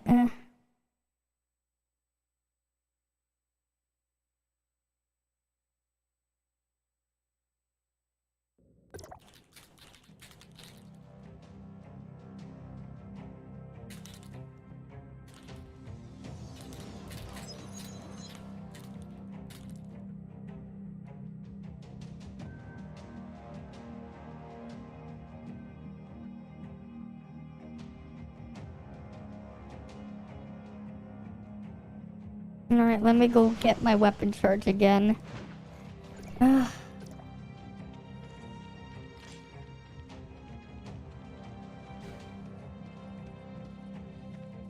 know, if you actually move at the start as well, it resets the aggro on them for some reason.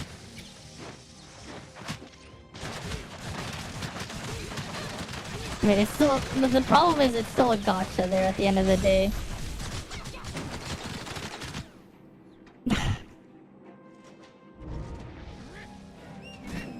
Alright. Let's have them kill me so I can reset it. Because there's no reset button elsewhere.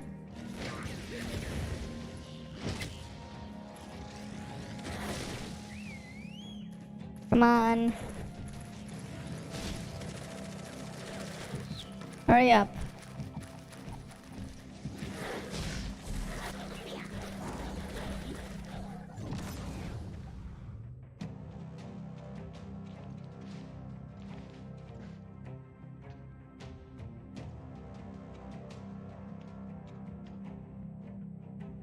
Dice Relic is also Gamba for DPS, yeah?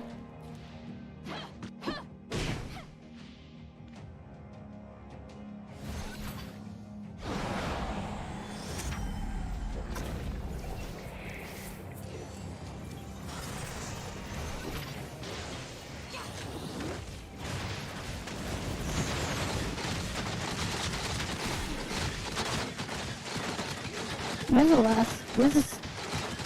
Get over here, Sendris! You piece of shit! You ugly bitch! You ugly piece of shit, Sendris, get over here. You gotta die like the rest of them.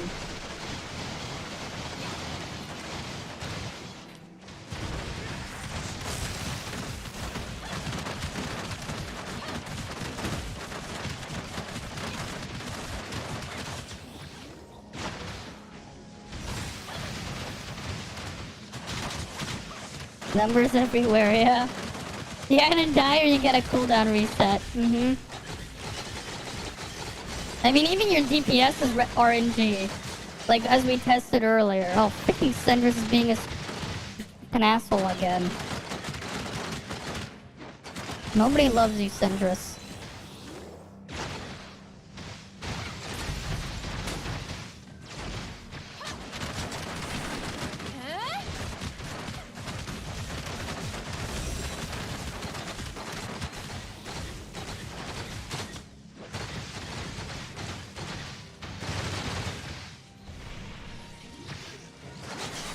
What, I didn't get the reset, so did they actually shield up that quickly? Oh, damn it. You know, I'm just gonna build up my stacks and reset this.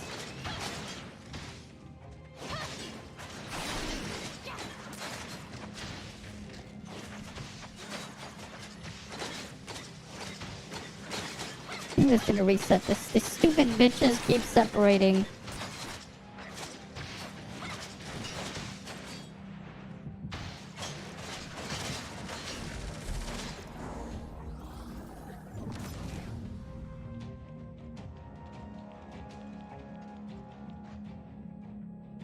Alright.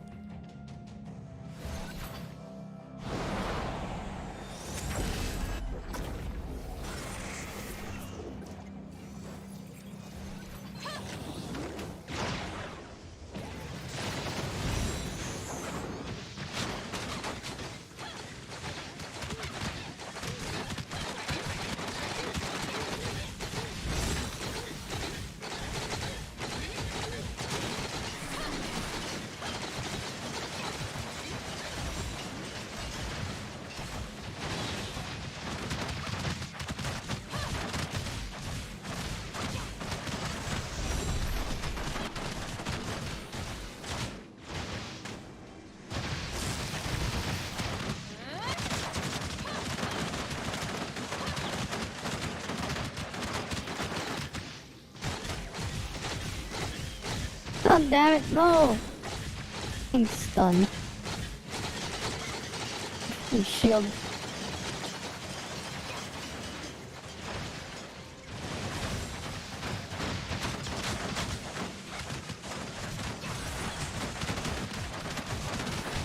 This is annoying because stupid things keep spreading out again.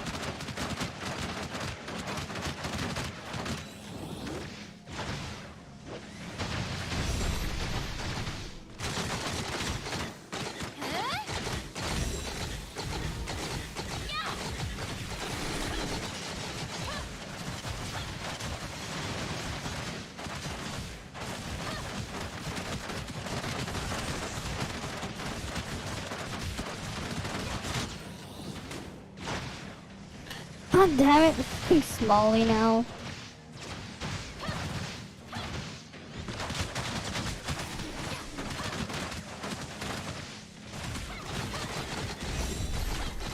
And Syndrus is an asshole again.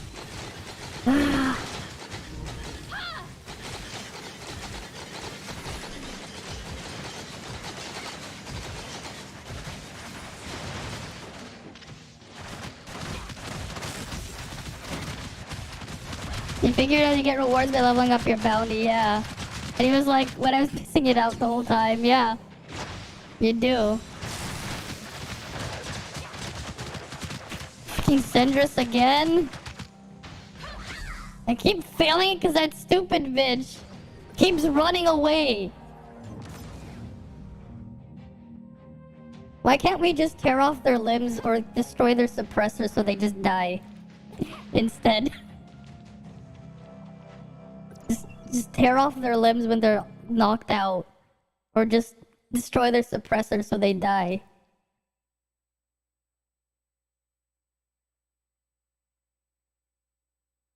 I hate the frost but runs away, and that's why you can't beat 310. You know they actually rotate the things, right? They rotate what's in each floor, right? Did you notice? Sometimes the frostbot is on 310, sometimes you'll have Frigg on 310, sometimes you'll have your mom on 310. You know, sometimes you'll have these nuts on 310. They rotate what's on there, you know that, right? It's not always going to be frostbot. Then you gotta redo 3-1 to 3-10. Yeah. Yeah. That is true. That is true. And then you have to redo them. After that. It is what it is, though. It is what it is. You know, since technically Nemesis gets a boost, I might as well put this back, but like... Eh.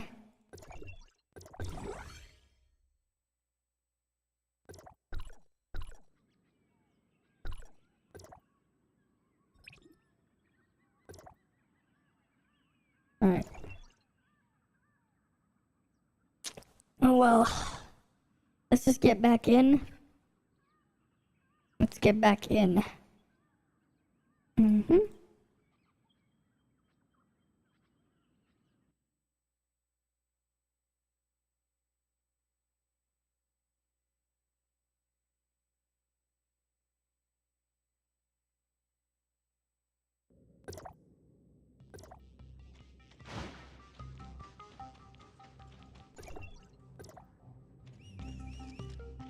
Let me just charge up first.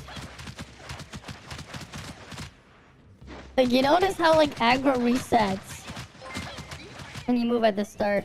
Thanks for the follow, Maharjol. Thanks for the follow. I'm just gonna build this thing up and then reset this.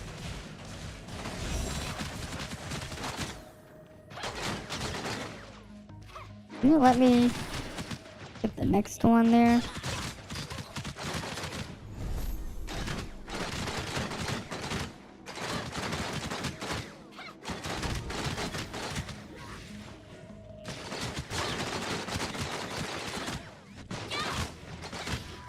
I might change what I have in my active. I might swap the drone with the space-time ref position. Just so I can have a thing.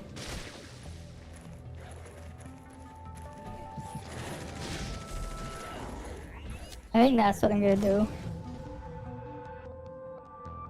Because they're pretty similar in terms of boost.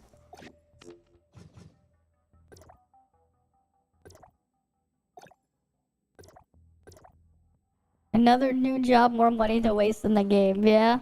Nice. Nice, nice, nice. Right, what was space-time rift?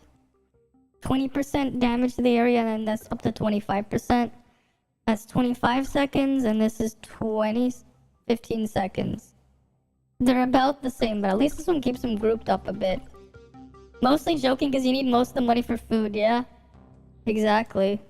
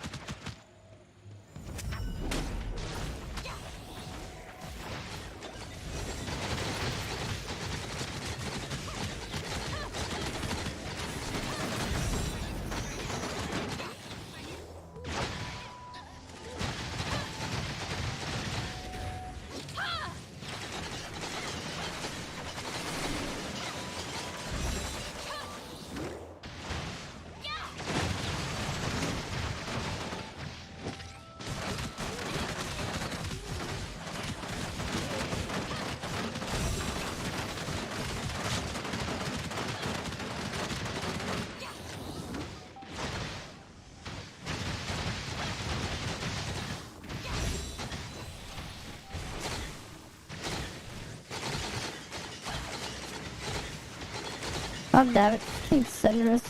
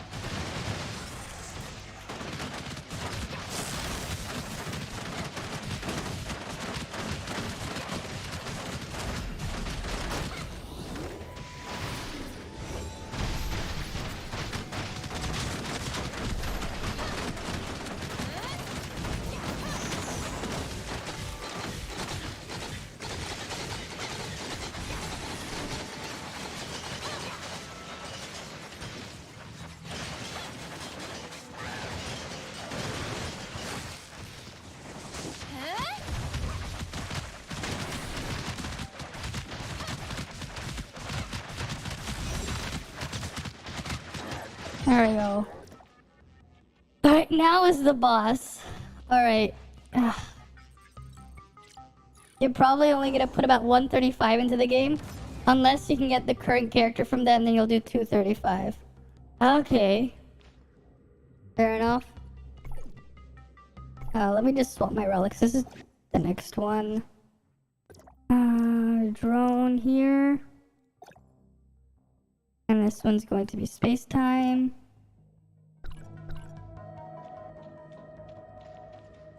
Wait, I gotta wait the 30 seconds first. I might as well wait. Use 35 for battle pass and then monthly. Yeah, sounds about right. Just get the battle pass and the monthly. You spent like 60 in FTPs, do more damage. And that's because you spread out your resources. Fair enough. Any other circumstance, you'll just do 200 max.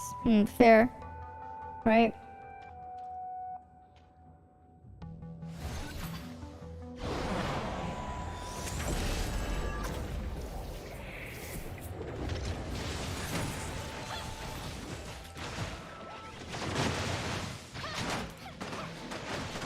I really hate the freaking centaur though.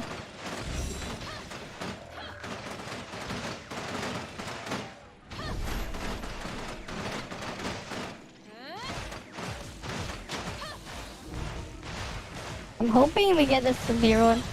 I'm hoping for the severe one, is the next thing it's weak to.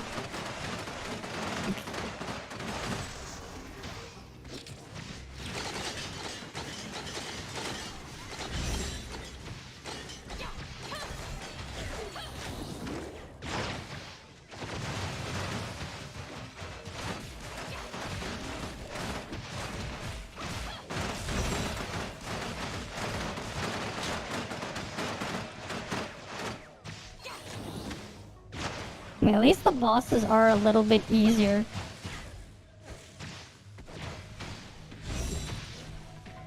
Come on, let me use that thing.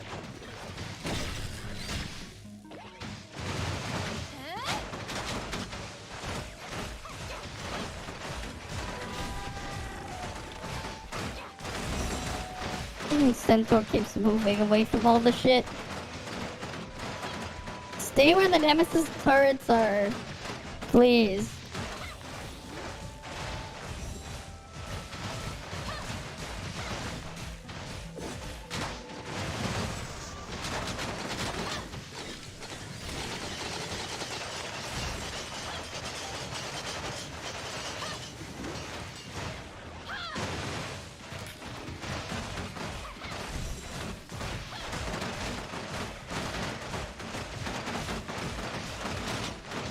Come on.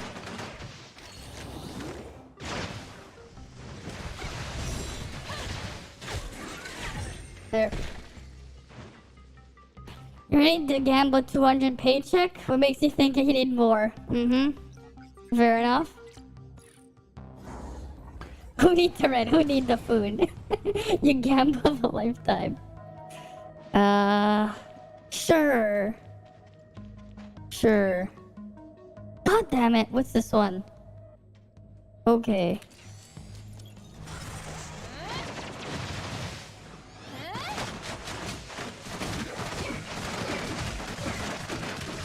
God, this might hurt so bad.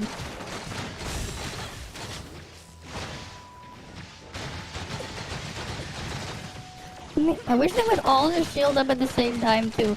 What the fuck is this severe shatter?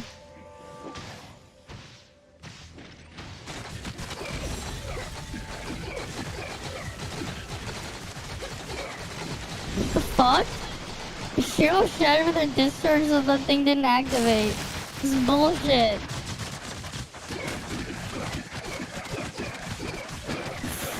No gamble, no life, what? You starve for the gamble. No, big brain. I have to get my, once I make enough become a content creator, make enough money so you can make your gamble tax write-off. Big brain. Big brain. That's probably why shit like people like Tech don't do their thing. Tax write-off the gamba. Right? You have all the characters, but you wouldn't live long enough to use them. Do we have labs today? Maybe. After we see how far I can get in Bygone this week. Can we get to 140? Not 140, 340.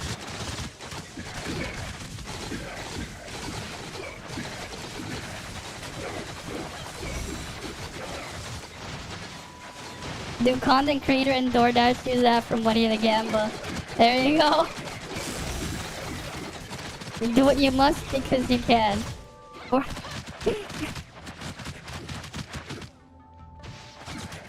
oh, come on, these pieces of shit teleported.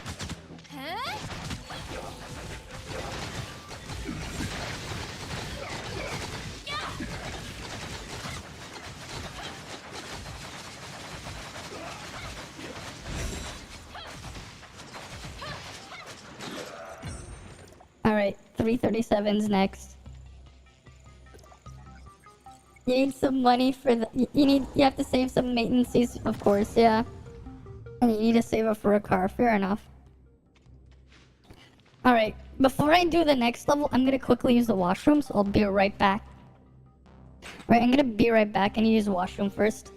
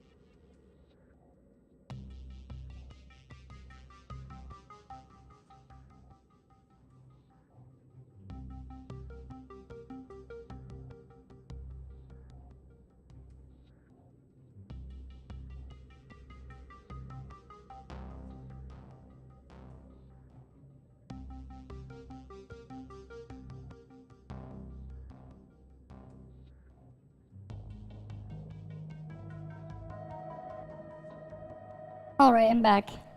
Yeah, imagine getting 3-star Stargates. Imagine getting 3-star Stargates. You guys get 3-star Stargates? That's unheard of.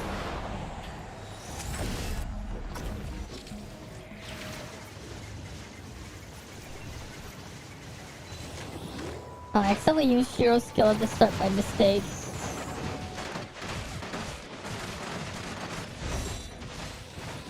Oh shit, it's these guys.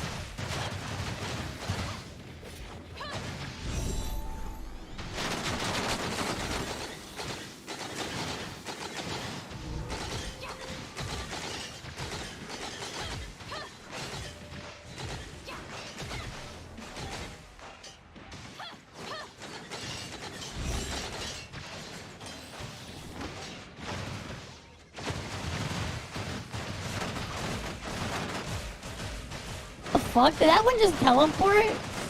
What the fuck? Did you see that one like teleported? What the fuck? Oh shit, I didn't even have the right page. I didn't even switch to the right relics. I'm gonna restart this. I just realized I don't even have Kuwan and the drone up. God damn it. I have to...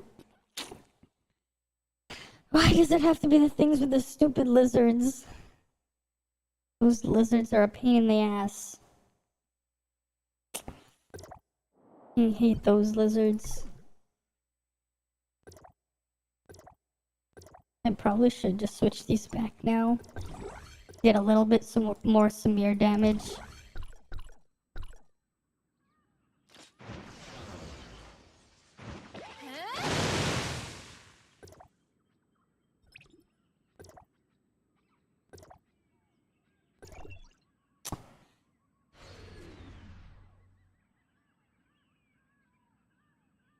What will it take for them to actually give me a buff I can use?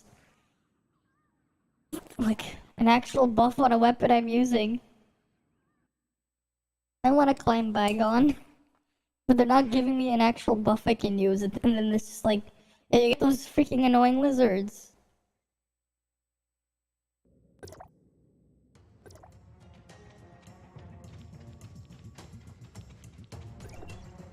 At least 2.0 Bygone's gonna be less annoying because then they'll have the better buff setup that actually works.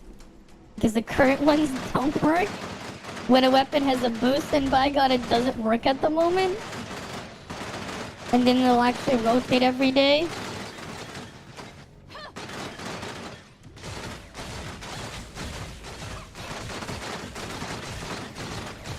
Alright, knock me out so I can reset this.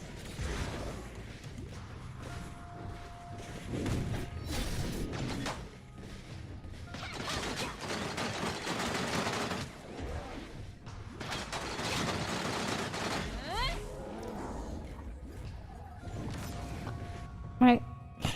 Hi, Tara. Hopefully my internet doesn't fuck itself over again. Like it did yesterday. And the day before. And the day before that. And then the day before that one too. Like the past 4 days of the week, this week.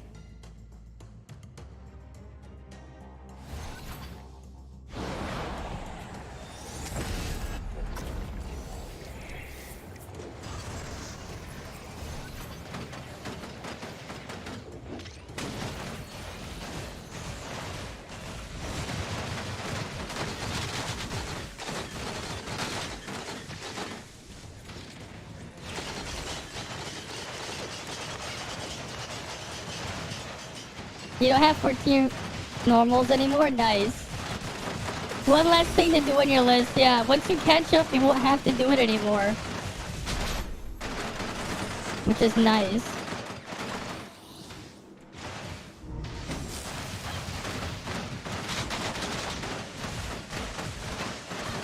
Right, eventually you won't have to grind experience anymore.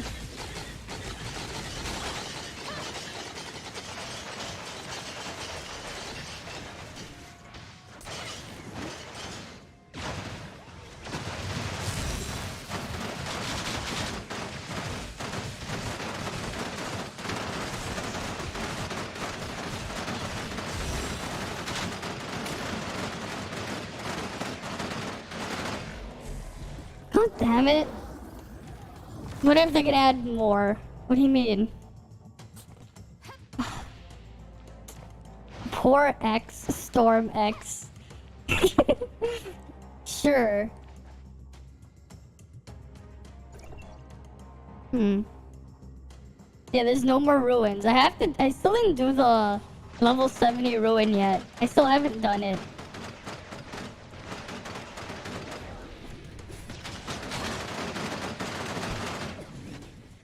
Alright, I'm just gonna reset this.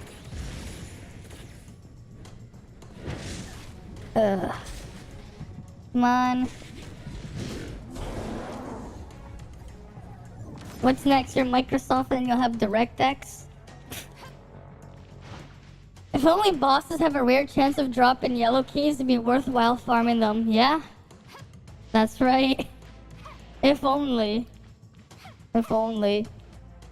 And if only, you know, hopefully this thing doesn't crap out again. Right? If only. Well, I'm gonna wait for that thing to go off cooldown. So I can then redo this. Alright, now we have Samir 4-piece. We have Samir, that's Samir 2-piece. Samir 4-piece. Oh wait, no, that's the 4-piece. Oh wait, no, that's the 4-piece, that's the 2-piece. So we'd have a boss that drops the yellow keys, and then use it right after. Seems like a weird concept. No, you would have to kill another boss to use it. It would drop the key, and then you have to kill another one to use it. So then, like, you'd have to get another one again, and you would just keep farming them. I mean, that'd be something if people could do that. Be kind of weird, but it'd be something.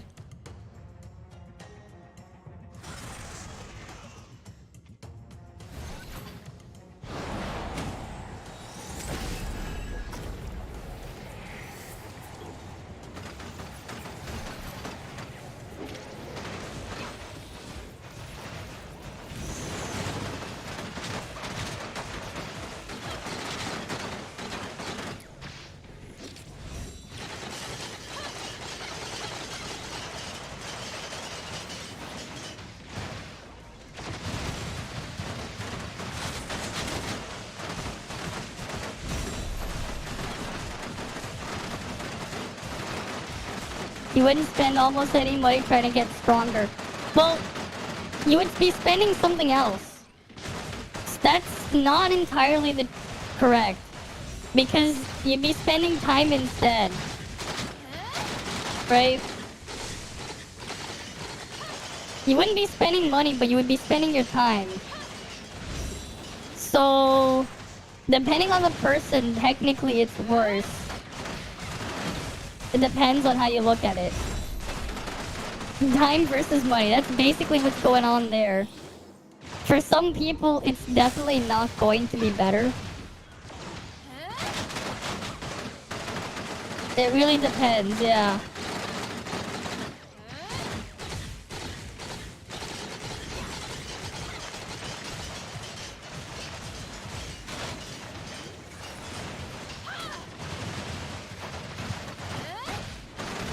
It's really gonna depend on your situation. You have to waste your money, pretty much.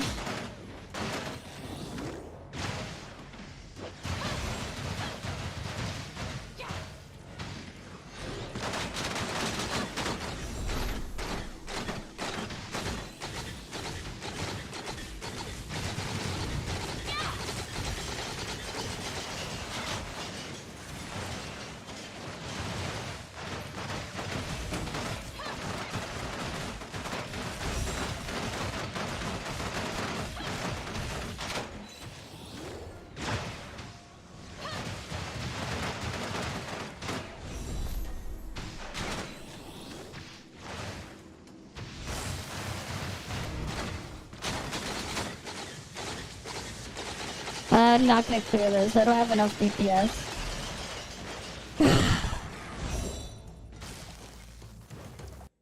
You mean Genshin? They got $3.4 billion from players spending money. Yeah? They got $3.4 billion from their spyware. Their kernel level spyware. You mean?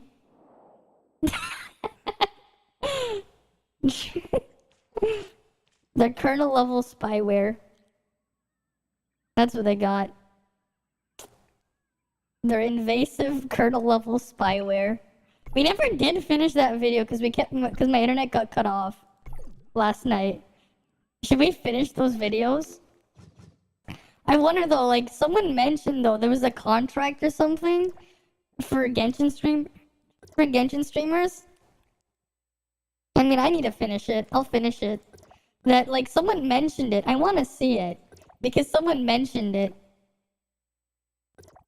So I at least want to see the contracting that MTash and Technone talked about, because that was something else. Because like we already knew how scumbag there were for some other promos, but like for streamers, I want to know like how bad it gets. I didn't even finish that rant when I wanted to watch like 2 days ago either. Let's actually go look at it. And then we'll go do the lab stuff maybe. Then I gotta look at Ida Cafe. That too! That too. We gotta look at Ida Cafe. There's a lot to do. Right. There's a lot to do. All you know is MTash has basically lost all motivation. Yeah. I mean, they pretty much, yeah. They had it coming. They did have it coming.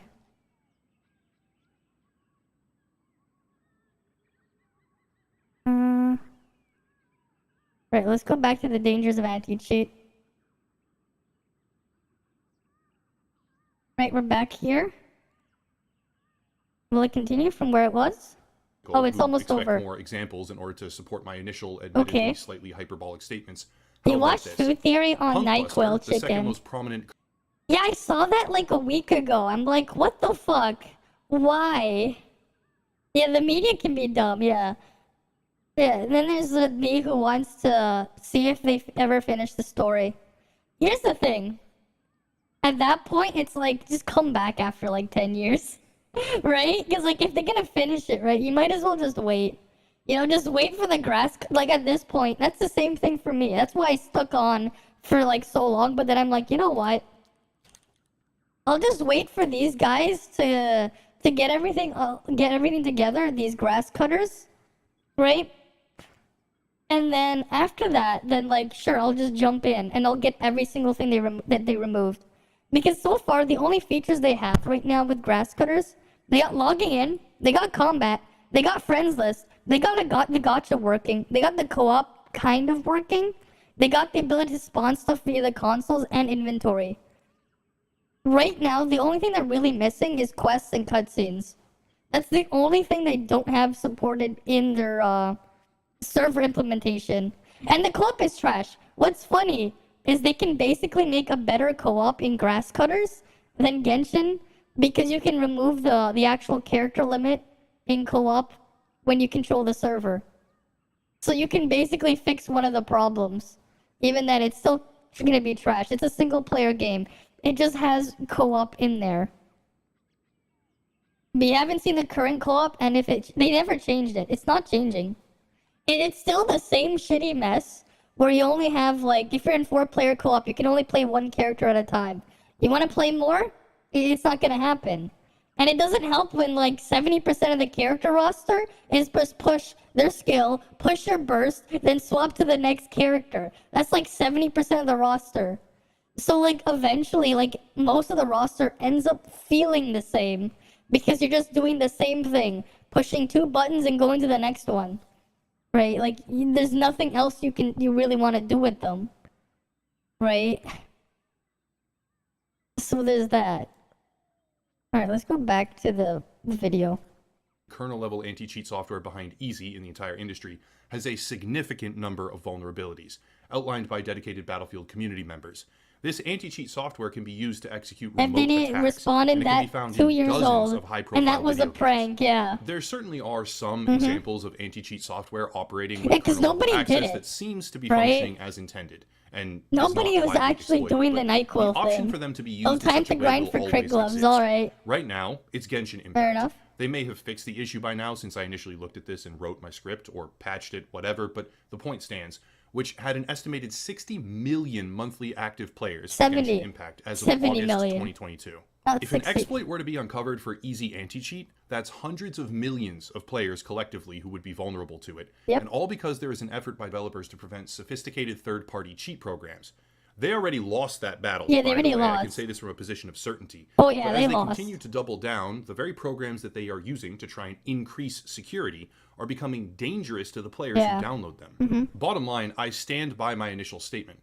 Anti-cheat software is far more dangerous than pretty much anything it prevents, because in a devil's trade of sorts, players are sacrificing their own system security in order to have a few less hackers who ruin their in-game experience. I understand the desire. I understand the need to fight against third-party cheats, generally speaking.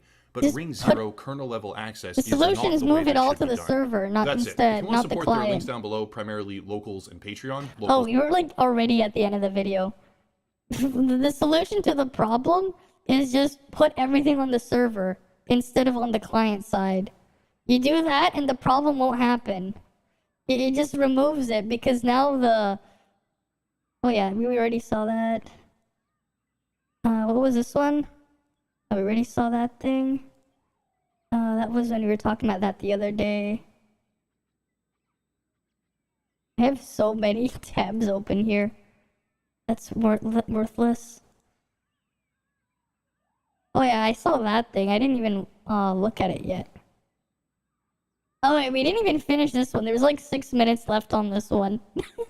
Fucking true. Then again, maybe I'm just a waifu coomer. Let's see if they bring up the Completely ignores contract. the fucking fact that how fucking greedy this game is. Next comment. Not even cherry picking. Next comment. Actually, Genshin's story is less about what we have right now, but more about how insanely much they had laid out and we can analyze and expect the game's future. If they deliver on those foundations, sure. it is easily one of the most intricate That's and a immersive bad stories that medium can rare rival chicken. any good anime. It's just that shit is only starting to pick up. We're way too heavy on fillers if we're able to abide to anime standards, but unlike anime, they can provide breadcrumbs for keen eyes and make them anticipate for when the story finally picks up. It's been 2 years! Yeah, it's been It really 2 years. is such a dick ride Yeah, it's been 2 years. in community in a lot of cases. It is! It's like they can't fathom. Like when I say, hey, I played Epic 7 and they gave 200 wishes and a free 5-star selector for their anniversary last week. Genshin gave 20 wishes. And they're just like, well, yeah, but that's still 20 wishes. And it's like, they made $4 billion fucking dollars. And Almost if you give 4 me a billion, free yeah. D-Luke selector, I'm not going to play the game less. I'm going to play the game more because now I have a new constellation or a new character and I want to use them. And it's like, they are like, well, that's going to cut into their profit margins. It's like, well, they made $4 It's their own billion. problem. Like, it's an astronomical amount of money. It's more money than almost any game dev in the history of gaming has ever made. Can I ask you a question that's very important They make to me? Yeah. And to be fair, they it's so absurd with some of the stuff in there. They make Jensen saying that the 4090 being $1,600 and making him look like a saint. You agree or disagree The that 1600 talking 4090. negatively about Genshin Impact is a horrible PR decision for Yeah, your YouTube channel? it is. Bro, I had 15,000 viewers. Every new character banner with Klee, and the second I talked native and said, I don't like this gacha, I'm gonna quit. Bro, I don't think I've gotten above 5,000 in 2 years. I killed my channel by being negative. And I don't know, it's because if they were botting me before and it helped me out then, if I somehow pissed off that many people, how the fuck did I go from 15,000 viewers to 2,000? Or even less than that? Yep. It's like my channel got imploded. I think my YouTube has done pretty good, and like based on the trends, like I think it still has done really well, but like my Twitch got fucking annihilated. And like I did piss some people off, but for every person that was like, oh, he's not a whale anymore, there was 5 other people saying, man, you have some balls to go free to play. And it just doesn't really compute. The second I was negative, I absolutely saw a hit in every metric everywhere. For me, the hype that going free to play got, in my eyes, it's like I would have been more popular. But it killed my channel. Yeah, you know? it's because there are so many copium little babies in this community. You have to abide to little babies' wants and needs because if you shit talk their precious goo goo gaga Genshin Impact, they shit themselves and they fucking vomit. I'm not going to do that. I don't care how many comments I see about why are you complaining, blah, blah, blah, because the game needs fucking work, man. It's crazy how if anybody has a problem, no one is allowed to fucking speak it. If you point out an issue, they divert and they bring up something completely unrelated. I can get No, it gets even worse because if you ever gone into their Discord servers, it's actually even worse than this. And then they'll say you'll be back, and then they'll say like if you actually quit, they'll be like you'll be back. Like I've seen that happen. Like it's all over their thing, and I'm like, nope, I'm already just like waiting for the money to come in.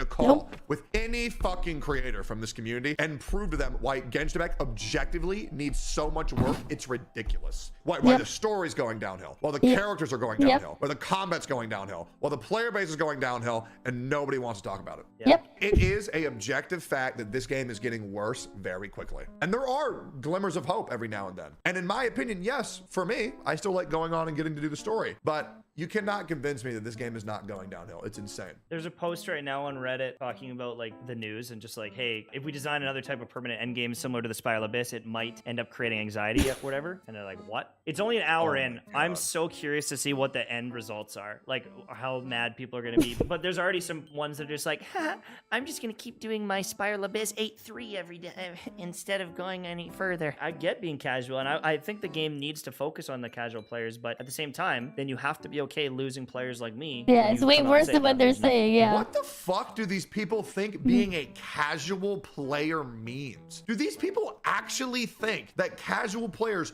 don't like to upgrade their characters? That they don't like to do the combat at all? I don't know. Like, as a casual player, these people still play the fucking game. Exactly. Like, do they think that casuals just don't play? Yeah. Casual equals not even playing the actual game, I guess. Like, what the fuck do these people think that this shit means? Get this, bitch. If I'm a casual player of WoW, one of the worst I still games do to be ever dungeons created, and yeah. raids. Like, the fuck? If anything, being a casual means you probably want an easier time playing, which means they should make characters fucking stronger and make the acquisition of more talents, But it's a good walking materials, and upgrades simulator. easier and more available to do. That way it's less hard, but make more content that has less FOMO I gotta mechanics. save that. Way these people can Honestly, still it's kind of play casually. funny These fuckers though. say, oh, Yeah. it's a casual fan base. Casuals fucking hate FOMO. So if it's so geared Yeah, towards exactly. Casuals do hate FOMO because then that's like, you're basically saying you have to play now. If you don't play now, you're never gonna get it again.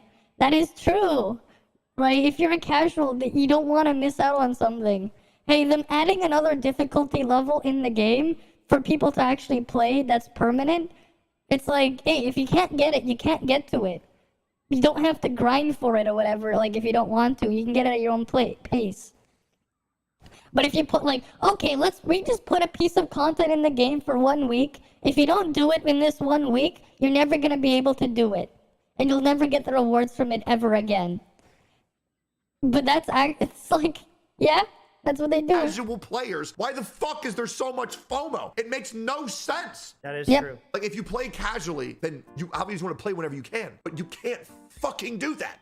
That's why it's such a shit argument. It's for the casual players. You don't No, give it's a heck not, about their bitch. events, There's yeah. no way to defend what the fuck, these people are saying. The worst thing is when you get a very long comment on YouTube and people assume, oh wow, more words were typed, which means they're more right. And then you actually like go through their points FOMO and is the break real them source of down anxiety, immediately. But exactly. it's not a fucking, it's not worth your time to actually respond to these fucking things. Because it literally is in the word there. Fear of missing out, right? The F in FOMO is already like the anxiety right there. It's in the word.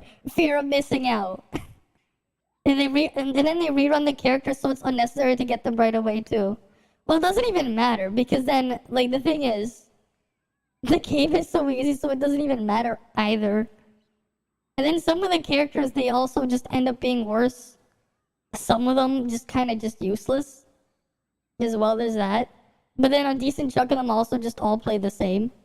Some of these people are So it's beyond kinda help. It's insane. I think I'm gonna get off. I think I'm gonna log off and go for a walk. I am so They just have a dejected, trash gamer. experience, I wish yeah. that with you soon. Dude, you know what really sucks? But I know none of this is content, and that's what really sucks. Because I wish, like, you know, like to play things up for like content, but like I know that I'm genuinely pissed off. I'm a little bit. I'm sad. Like I'm kind Yeah, of sad. I know you're The sad game that is it's not easy, for but you content, don't and I know find that it I'm easy. honestly kind of losing my mind a little bit. But Mtash, thanks for talking, man. I'm Eventually, sorry. I like, wish things were better, brother. Yeah, I'll chat with you soon. All right. Bye, Yeah. Dash man.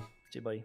Read this comment if you want to get mad. What? What's confusing about this? A lot of players already struggle to fit. What's confusing about this? A lot of players already struggle to fit Spiral Blades into their schedule every cycle, and the developers don't want to overwhelm everyone by giving them spirit even is more voice is what hurts combat-focused the content on a most. permanent basis. But you're not even ER45. Yeah, here's the thing. Like, eventually, you'll get to the point where everything is just a joke. Once you're geared, right? Once you have all your gear and stuff, it doesn't even matter. You just sit there, and the game basically beats itself, right?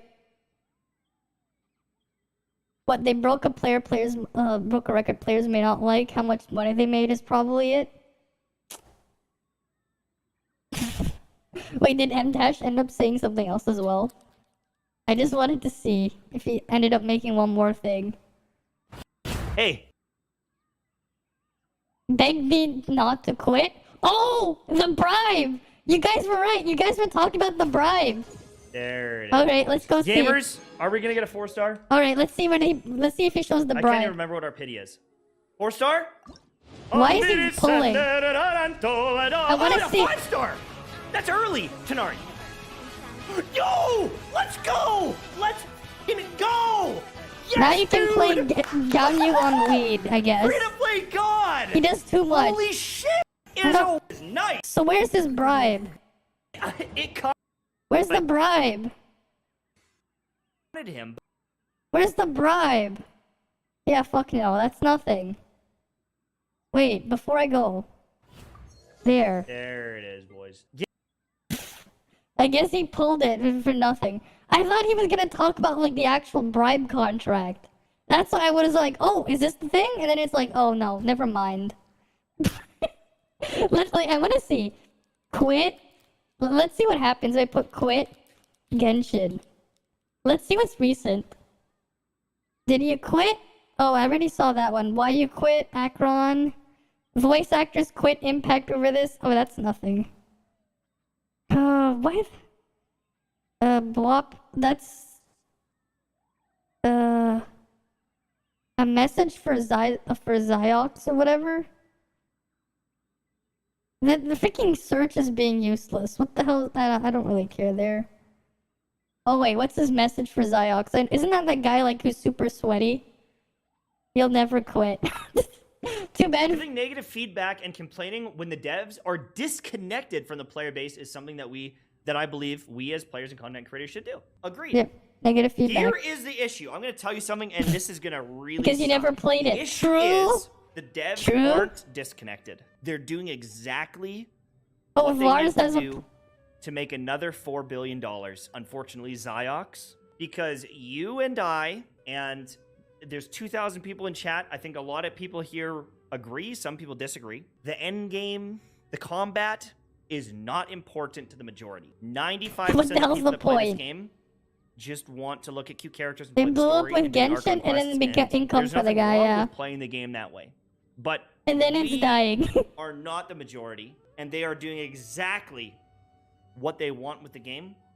And my brother Ziox, you need to accept that it's not going to change. We're screwed. Like, yeah, it's screwed. That's why I'm gone. Genshin Impact has celebrated 2 years of this launch guy. this past month. He and says, suffice to say, it's ignoring made the an core impression on the problem. video game Okay. community in many ways. Despite its What does he have to monetization say? structure resembling the controversial gacha mechanic, it's gone on to distinguish itself as more than your garden variety mobile title, being available across multiple platforms from PC to consoles, not to mention its overall reach being magnitudes wider than even the most well-known gachas You like got Fate really Grand lucky Order, when it Dragon came Ball Z out. Dokkan Battle, and so on. While the genre is notorious for having countless games that are blatantly cash grabs with more emphasis placed on turning a profit rather than making a well-functioning game, the development budget, aggressive marketing and advertising, ambitious world building, 95% just want a jerk-off simulator. Game suggested Genshin was aiming to be. Yeah, I know a jerk-off simulator for them. There's a lot of them. You know, if they want a jerk-off simulator, they could probably go find, like... They have, like, how many websites? There's like hundreds of websites, maybe thousands, of, like, easy-to-find jerk-off simulator content. Heck, you can even find it on Twitch. Because Twitch has some weird shit where, like, sometimes you'll have a half-naked woman just, like, dancing on a banana or, like, riding a banana and just chilling there with, like, random-ass tags because Twitch doesn't even enforce their guidelines half the time. Or if they do it in weird ways. You don't even have to go to porn sites. Where am I going to ride a banana? God damn it. Wait. I got an idea here. Let's get a banana. Banana. We need a PNG of banana. There's an actual simulator for that too. It had billions of characters. Yeah, waifu sex simulator. I know. I know. Actually, this is funny. I actually tried waifu sex simulator a couple years ago when I first got my Oculus. When I got my Oculus CV1 headset, I tried it for a few minutes, and then I was like, I got motion sick because of how bad the frame rate and frame times was. Because the thing was like super poorly optimized like 6 years ago. Damn, I've had it for like 6 years. Imagine. I've had the thing for like 6 years, the original Oculus headset. Alright, we got a banana. Right? So what I'm gonna do is, wait, I have to save the image and then I can import it in. My mistake. You guys want me to ride a banana, so we'll get the banana. Not talking to the other one, trying to become the Cyberpunk Edge Runners VR. I mean, there's a lot of things out there, right? Gonna be a thing eventually. Alright, let me just bring the banana here. Because you guys want me to ride a banana. Banana.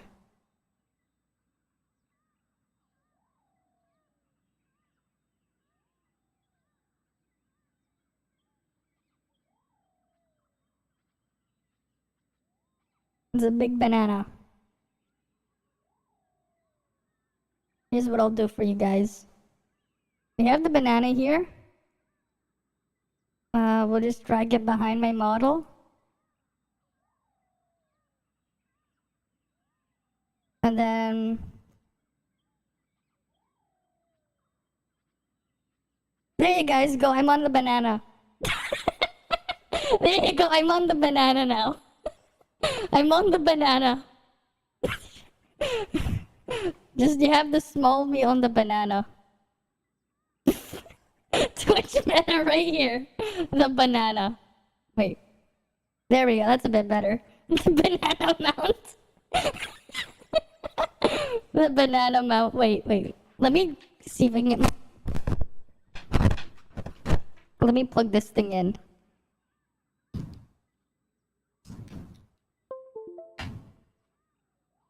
Let me just mount it over there. No, I can't really do that. All I can do is move my hands. I need to set up my other thing so I can do it. But I haven't used the... there is another program I could use to open my model that would let me do it. It's what I use to make the thumbnails with the poses. I can't do it with this, with VC Face. But I can do it with another one. The problem is I've had issues, yeah. When I watched a video that it existed, what? You're late cause class? You've been to church, okay. But yeah, there are Vtuber rigs that can add objects. Oh, I know. I can probably add objects. I just need to learn how to, like, use the Unity editor to, like, modify the model in. Right? I'm blank. Yes. I know you might be thinking, yes, there's a bunch of bananas here. That was done more of as a joke. The banana. Alright. There you go, there's the banana. The Twitch bed of banana mount. Yes, we're looking at bananas. Don't ask why. You missed why. You missed why we got into bananas. Why I had to look for a PNG of banana. Alright, let's go back to the video we were watching. Not using Unity. You're talking about front-loading the 3D object into the rig. Yeah, I know, but the Vroid uses Unity, so in order to add it to mine, I would have to import it into Unity and then figure out how to import it. VMagick Mirror. Oh, I've tried to use it. It doesn't work properly. I even tried the paid version of VMagick Mirror. I had issues. That's why I don't use it. I've had issues with trying to get it to work right with the tracking, so I just decided not to use it. Be more than just another gacha game. Throughout the past 2 years, my perspective on the game has ebbed and flowed, as I'm sure it has for all of you watching. I think I speak for most of us when I say that our expectations for this game had to be adjusted for better or worse. Some were disillusioned by its lack of substance in varying aspects, enough to stop playing, while others gained newfound appreciation for the direction and shifted their reasons for playing in the first place. Regardless of which reasons are gone. subscribe to, or if you're watching this video to find out if it's worth trying the game out, I wanted to talk about my thoughts on Genshin Impact so far, what I think it delivered excellently on, what fell short, and how my opinion of it changed from day one. Has any interesting highlights during your play, or allows you to I don't care about that. I have OBS. Everything was idyllic. Credit where credit is due. Yeah. One thing that I have nothing but the It worked for you. You can add things like dual discs and guns. Ooh. Maybe I'll try and look at it again because I haven't touched it in like 7 months. Like that. Granted, that was probably done maybe I'll check it again. I still have the paid version, so I could just get the updated paid version, see what happens. But traveling through Liyue and then Inazuma, then Sumeru, calling their attention to detail impressive would be an understatement. The dual disc. Genshin's anime aesthetic may not be everyone's cup of tea, but it's very clear that every why not? was thoughtfully planned out. I mean, there's some fun I could have with a dual disc. Smooth and elegantly handled. Each soundtrack there's some fun I could have with it. There's a surprising amount of depth in regards to lore and world building, at least for gacha standards. And of course, the premise behind its gameplay. You want someone to make a video using Rascal Flats? What? That much cannot be disputed. While using Genshin characters crying. I don't know what that is, but okay. Was and still is so divided in it updated version 2 and completely changed tracking. Okay. To an agreement on what Genshin Impact is supposed to be. As mentioned earlier, all. Oh, wait. No, it's. Do I still have that in here? Yes, I do. This is what would happen, you know. This is Yu-Gi-Oh! In a nutshell. You get a lot of these, right? This is how card games work. You see this crepe, right? We're gonna add another one. Image. Add existing. Where's the power creep?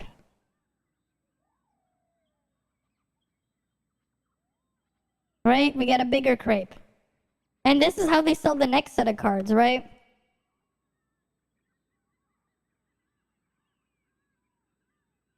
Add existing. Let me find it. Right? So you have like the first batch of cards of the smaller one, and then the next batch. And then to sell the next batch of cards, what they do, bigger. Right? Power crepe. Right? And then they're gonna sell another one, right? Okay, so another year passes, their next batch of cards, right? How are they gonna make money? How are they gonna sell the new cards? Easy. Just do what I'm doing, you know? Easy. This is how you sell the next batch of cards. Right? You get an even bigger... Wait, this one's smaller. There we go. Right? And then it keeps going and going and going. Right? Power crepes. Right? They're power creping. Who needs power crepe? At least crepes are delicious. Right? You don't need power crepe, you need power crepes. Right? Power crepes. That's what you want. Power crepes. Right? Is that what you want? Power crepe? Right? The power crepe. It's not power creep, it's power crepe. All of us, no matter what preconceptions we carried with us before downloading the game, had to change our approach to things in some way. Oh yeah, wasn't this something deleted from the game? You sent me a video of it, but you can't play. Oh yeah, I saw... The moment I saw Vivo on the title that you sent, I'm like, no. Not playing that on stream. The most prominent one would arguably have to be how seriously the game is meant to be taken. From day one, a large group of players were dedicated to exploring everything the game has to offer. They tore through every quest, challenge, puzzle, what have you as quickly as possible, with the mindset that, like every open world AAA title, it would take several hundreds of hours to exhaust all that there is to do, and likely more just to grind every characters. For those players, they quickly discovered that Genshin was nothing like other titles. There wasn't as much of a long progressive grind to the same extent as Black Desert Online, World of Warcraft, or RuneScape. Instead, what they slammed into, past the grand opening, was a proverbial content wall, one that offered hardly any form of distraction to pass the time as we waited for the next update. In terms of base content, its delivery was executed rather competently. The game's open featured a solid 50 plus hours of things to do, not just the main storyline, but to check out all there is to check out in Mondstadt and Liyue, which by all accounts is a substantial amount of time for a gacha game at launch. but since the game was marketed in a way that made everyone draw a somewhat primitive comparison between Genshin and Zelda Breath of the Wild, many players were anticipating far more than that. Perhaps not several hundreds of hours of main storyline, but enough to the point where those who wanted to could play for several hours a day. Except you The notion is more can't. applicable these days, however, now that Inazuma and Sumeru are made available to us, as well as smaller regions like Dragonspine, the Chasm and Labyrinth, and Konomiya and the Golden Apple Archipelago during the summer. If a player were to begin Genshin today, they would have well over 200 plus hours of content if they were to achieve 100% completion at a reasonable pace. No That being said, thanks. it comes with its own fair share of pros and cons. You can't, in good conscience, expect a service-based game to present everything to you on day one, whether they do or don't have more stuff planned out prior. Genshin is technically a free-to-play game, even in light of its predatory business model. They're not under any obligation to give us any more than what version 1 had to 200 offer, hours because of we didn't pay content, them yeah, anything. no. All the same, I'd presentation rather is just only half replay the another equation. game. No one can dispute that Genshin Impact is a very No. enticing game. Hoyoverse does an immaculate job at capturing our attention with its characters and premise, but where they initially failed at is maintaining our attention past that point. Yeah, So 'cause everyone there's knows the nothing to perspective do I have, after especially that. for those who are joining me for the first time. Literally my just go focus on, is like, on just the essential literally go experience of look the up, like, go on those sites, right? You got what, like, how many of those, like, image board sites? You also got rules, you also got the rules of the internet, the 34th rule specifically. You got all those image board sites. You got DeviantArt. Heck, you also got Google Images. You just put whatever in there, you'll see a bunch of characters. And then you also have people posting stuff on Twitter. I think Tumblr is like finally opening things up again. So for the 5 people who use it, maybe there's gonna be stuff there again, right? Yeah, and then there's also Pixiv, right? You got all these sites to look at the art. So there's that. game. Bringing up Pokemon once more, the essential experience is to catch wild Pokemon, train them by leveling them up and evolving them, battling the 8 gym leaders, and eventually the Pokemon League. That's Yeah. the core essence of Pokemon games. Everything else in them only serves to enhance that experience or offer creative and fun diversions to prevent the journey from being too You thought linear. Tumblr was To some dying. extent, the essential I thought it was already dead, but apparently the thing that made them kill themselves, I heard somewhere that they got rid of what killed them. They got rid of the fact they were like blocking certain types of content. Because a lot of the what killed Tumblr was them banning adult content. So like a lot of the content people would put on there would get banned. Right? So that's what killed Tumblr. Because there was like a lot of people posting art and shit there, I remember. And then when they removed it, right, they just killed themselves. Apparently it's allowed there again. I also knew that some people would post manga and shit there. Like I remember some sites would even link like images from Tumblr. Because I found it out when I was looking on certain Dojin sites. The actual image itself was actually apparently a Tumblr link when you would right click and save whatever. The actual address was like of the image was an embedded Tumblr image, which is something. That was something. And that was also like pretty common if you guys remember when Kiss Manga was around. If you ever used their site to read manga, a lot of the manga they would post, they would actually have the images mirrored from Tumblr. At least in the early days, from what I remember. experience is left up to interpretation. Which There's is no rule something. saying you have to look at a game in a certain way, and that was the driving force behind the ceaseless debates throughout the first year of the game. For me though, Genshin is by and large an open world action RPG. Open worlds pride themselves on having Without the natural action difficulties and to without do the two RPG, ways. when the first RPG is by gets in the extrinsically way. motivating them through quests or challenges like you see in MMOs. The amount of content is finite if we split hairs, but it's distributed to us in a way that in between main courses there are snacks and refreshments to feed our appetites. Nope. Admittedly, this often boils down to elongating the grind by slowing the pace of progression to a crawl, but even that can help players form a long-term goal to gradually work towards. Nope. Usually that goal comes in the form of a series of endgame dungeons or bosses that require a high enough level or good equipment. The Except second that way doesn't is by happen. intrinsically motivating them through personal creativity and ambitions like how you see in sandbox games. Minecraft is the poster child of this methodology. The game imposes absolutely zero quests or goals on the Because player, but to Minecraft compensate, is it a literal imposes absolutely sandbox. zero boundaries or constraints besides your own imagination. The Players are video taken gives to you the anxiety, imagination to yeah. implement It doesn't anymore. Why was he comparing it to Minecraft? That doesn't work. Because Minecraft is literally a sandbox. Genshin is not even close. their own content through mods, data packs, and plugins. Yeah, he just said you can put other content into Minecraft through so many different ways. Genshin is challenging new players, but not old players. So which option they take, open world games place an emphasis on long-term engagement. While the amount of Yeah. stuff available in Genshin has almost quadrupled in size, they're still lacking a sufficient amount 'Cause there's of no intrinsic engaging and/or content. extrinsic motivators. In my There's humble nothing opinion, to I engage don't believe you. there's any significant improvement in that respect. I'll say this again, the game has far more content now than it did before, to the point where if a new player were to join and go at a casual pace, they will never run out of stuff to do. However, Doubt. that still doesn't negate the absence of some Doubt. long-term objectives YouTube or the knows option to create Japanese, your own. mhm. Then again, perhaps being open world doesn't necessarily imply you have to have a quasi-endless amount of playtime. For the sake of Okay. continuity, might as well bring up Pokemon again. In Gen 1, past the 3rd gym, you're basically allowed to complete the 4th, 5th, and 6th gym at your leisure, and by then you pretty much have access to the entire Kanto region, Oh, you can do a lot more than that if you know what you're doing. effectively making it open world as there's no level structures like walls, locked doors, or boundaries preventing you from accessing certain parts of the world. And of course, there's a limited amount of meaningful stuff to do. Yes, you can rebattle trainers, train new Pokemon, capture every Pokemon, but once you beat the Elite Four and complete the post-game stuff, there's not a whole lot to do. Sound familiar? Genshin feels like this as well. Once Not all quite. required or non-self-imposed content is exhausted, all that there really is to do is rematch domains and bosses whose difficulty by that point is long since There isn't though, because if that was all there was to do in Pokemon, then you wouldn't have things like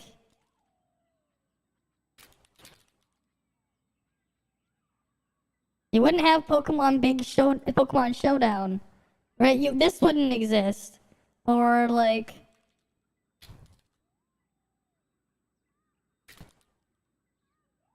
Was it Porygon's Big Show? Or this one? You wouldn't have this as well. Or...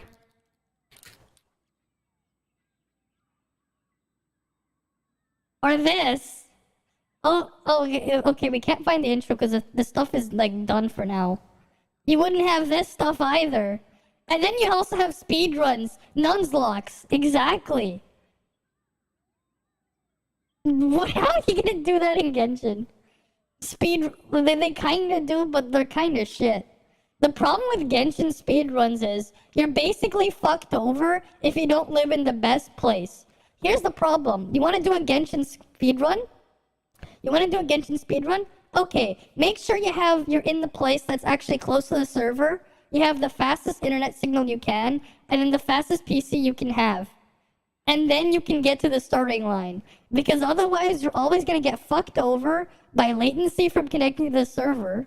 Right? You're always going to get fucked over there. And if you don't have, if you don't have the fastest load times, which actually also does put a CPU load when it's drawing from data on your SSD. Even if you have the fastest SSD, you still need some CPU performance for that. So there's that too. It's like you gotta save time on your loading. You gotta save time like so many different places that it's like you can't even do that properly as well. And even then, this stuff isn't really consistent either. So I wouldn't even say that. I remember I saw something like the best they could think of for a Genshin tournament was people melting the ice floor. Oh wow, people melting ice. Literally ice bridging and melting the floor is the best they could come up with. It is just bullshit. It is just ridiculous. That's all they could come up with. But yeah, they have a lot you can do there. Porygon's Big Show was from the year 2000. This was before Pokemon Showdown. Porygon's Big Show. This was the first Pokemon battle simulator. I'm just surprised that this website's still around. This was the first one. You could create a thing, create a team. You could view battles or whatever if you have the trainer name. This was before Pokemon Showdown. Boredom does more to a human being, yeah. Right, Pokemon Showdown, they have damage calculators. You got tournaments here. Right, they got lots of tournaments if you really want to look. You can pick your tiers. You can do random battles or whatever. Right? The fact that people who like Pokemon so much have made this, right? They want to play Pokemon so much they made battle simulators. Right? Just because it's less of a hassle than doing it in game. I mean, that's definitely something that you can do. So It's not fair to compare Genshin to Pokemon because there's actually shit you can do if you're really interested. Right? And then there's also like things like shiny hunting and stuff too. Right? Like I shiny hunted. I completed a full living dex of all the shiny Pokemon in Legends Llama God or Pokemon Legends Arceus, whatever you want to call it. I have a full living shiny dex in my copy of the game. Because like I went out and shiny hunted everything on stream. That was cool. It was a cool thing to do, yeah. It is capped to compare it to Pokemon. Because there's actually shit you can do with it. Genshin has copium PvP if you shoot fire on grass at 1 HP. Yeah. No, it doesn't even work. You know why it doesn't work? Because eventually the grass burns up, so you can't shoot you can't shoot at the grass anymore. So that's not even fair either. Because eventually you can't do that anymore as well. Oh, I think the people here were gonna kill Sobek or something. You know, I'll just like see what happens. I just noticed. I heard people making noise. I'll just leave it like that. We'll go back to the video and then check on it after. They're fighting Sobek. Vanished. Level up new characters to rematch said domains and bosses and get new characters. That's the leading causality behind a sizable portion of the player base complaining that the game feels very hollow. Too much focus was on the... And that's the problem as well. Not everyone's gonna have every single character. So what happens then when they don't have the character? Like they can't even experience the new quote-unquote content if you don't have the character to level them up. Right? Of the game and that's the problem too. To complement it. Before I dislike the video and write in the comments about how I'm an even Yu-Gi-Oh has more PvP content than Genshin, yeah. It does. Over, so hear me out. From an essential experience standpoint, I stand by my opinion that Genshin and that's is why they get the money, exactly. Long-term extrinsic or intrinsic motivator, in that there's no reason for you to continue playing it after you've gone through everything there is to do. Yes, you can work on other units and try out fancy comps, but at that point, it's less so the game encouraging you to do it and more you encouraging yourself to do it, if that makes sense. Be that as it may, the difference between Genshin back then and Genshin now is night and day. Its content may be finite, but the experience of going through that content is very enjoyable, especially if you're not really, no. The character's lore. I hated the Sumeru story, so that's a no there. Freaking Sumeru story was terrible. Oh shit, I'm gonna get killed. One sec. Let me go check on my thing first. Cause I got knocked down. Where is it? God damn, I'm trying to find it. Oh, there it is.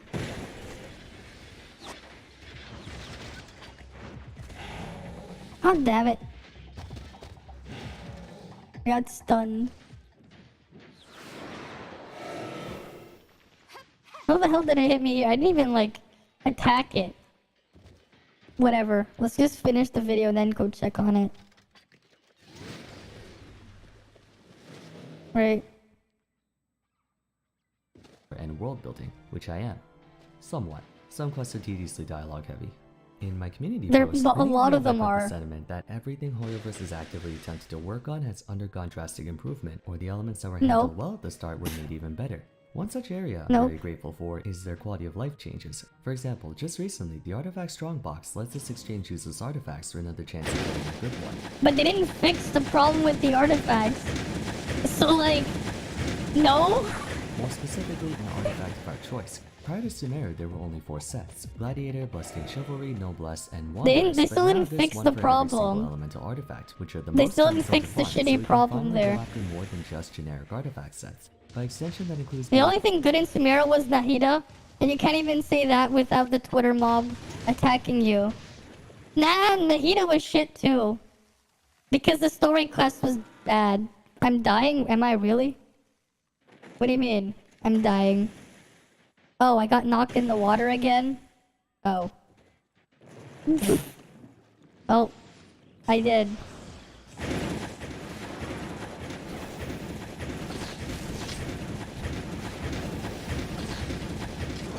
I can't even say that because her Archon quest was bad.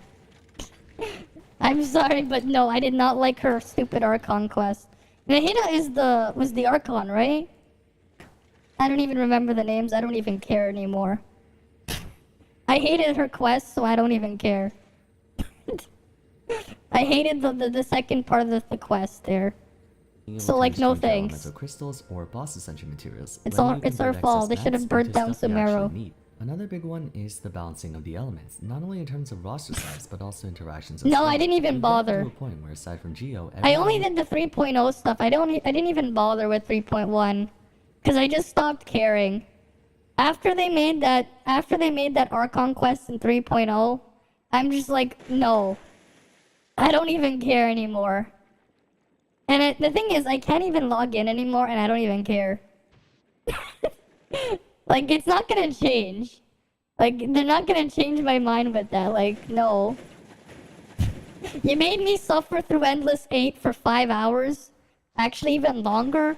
Because I had to, like, because I fell asleep the first time, so I had to go through half of it again. Because it reset the quest when I came back to it. I'm just like, no. Not even. Like, I don't care anymore. And then, like, the thing is, with a bunch of the other quests before that, I've just been getting bored.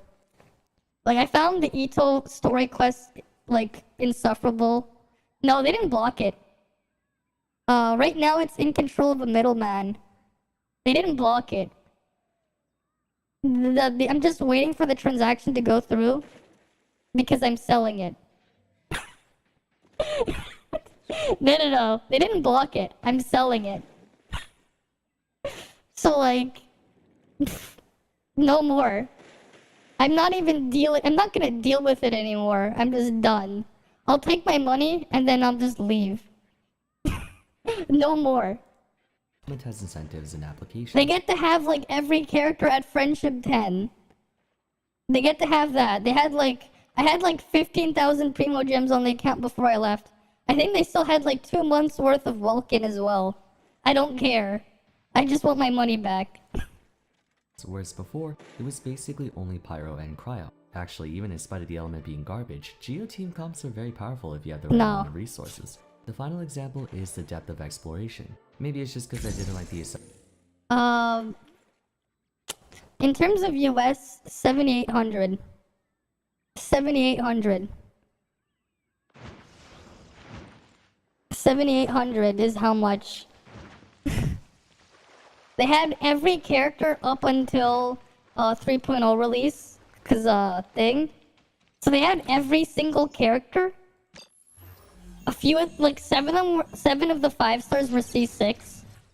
Every character, every 4-star except for the standard ones were C6. Well, Kole wasn't, but like this Kole was on there as well. Not like it really mattered, but you know. Right? So there was a lot of stuff on there. There was a couple refinement 5-star weapons as well. There was a couple of them. But like, like the whole thing is just like, it felt like, what the hell's even the point? So I'm just like, nope, I'll just take my money and leave. Cause it's never gonna get anywhere. And especially with like how most of the junk that is in there. Oh yay, we get this boring event garbage where like it's just 99% dialogue. And then 1% me just standing there and it completes itself. Yeah. The thing is, I don't get my 2 years back. I may get my money back, but I didn't get my 2 years back. That's something you can never get back, your 2 years. My 2 years is something I can never get back. So there's that. You know, it's funny, the best piece of Genshin content I ever had, in terms of performance, was me saying I quit. That was the best piece of Genshin content I ever had. In terms of performance.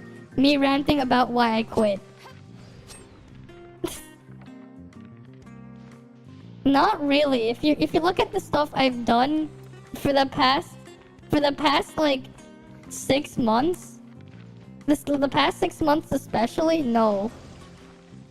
I hated the 3.0, playing through at 3.0. I literally soft locked in the first act of the Archon quest 3 times because I was using Yelan and Sayu to move fast in the domain. It literally soft locked me and had to reset it 3 times. which was just tedious as hell as well. Like just moving around just was so exhausting. I would literally just use... I literally only use Yolan and Sayun just so I can move faster.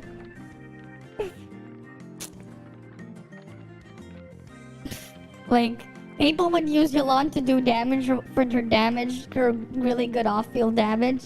I would just use Yolan just so I can move faster. Because of how slow moving is. Especially with the stamina. Excessive amount of climbing I had to do in Vira, or the endless forests and plains comprising Mondstadt, but Inazuma was way more enjoyable to explore. And Kainomiya was gorgeous, even the chasm was fun to check out.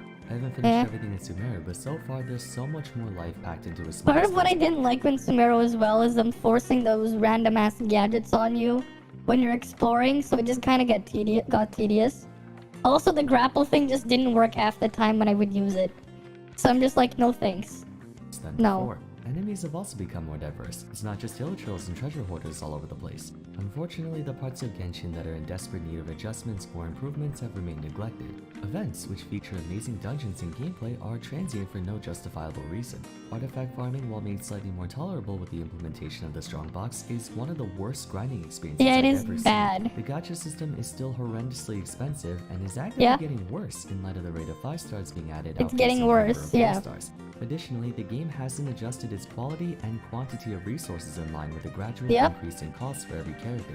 If you're interested in learning more, I suggest you watch my episodes criticizing each system after you watch this one.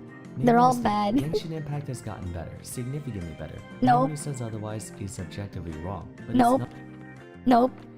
He says subjectively at least, but no, it hasn't gotten better. not very consistent. There are parts of it that are 10 out of 10. I couldn't have designed it better myself. But for everything that it does well, there's an equal number of things that it does poorly that somewhat diminish the praise of those good things.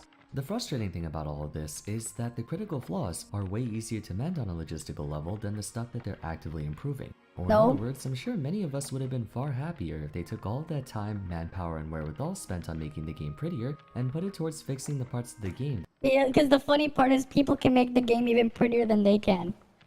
That are holding you guys seen Genshin RTX already. These changes would be more conducive towards their bottom line relative to the cost. For instance, the inclusion of endgame content posits a greater incentive to spend money on the game. As a disclaimer, I'm not on the side of MiHoYo making Genshin more expensive than it already is, but a major contributor to why players are against spending money is that they dislike the company or the game's business model. If Genshin was one of the best games ever made, and it has the potential to be, I'm sure many of us would be more inclined to spend because we want to support the game. It doesn't have the potential.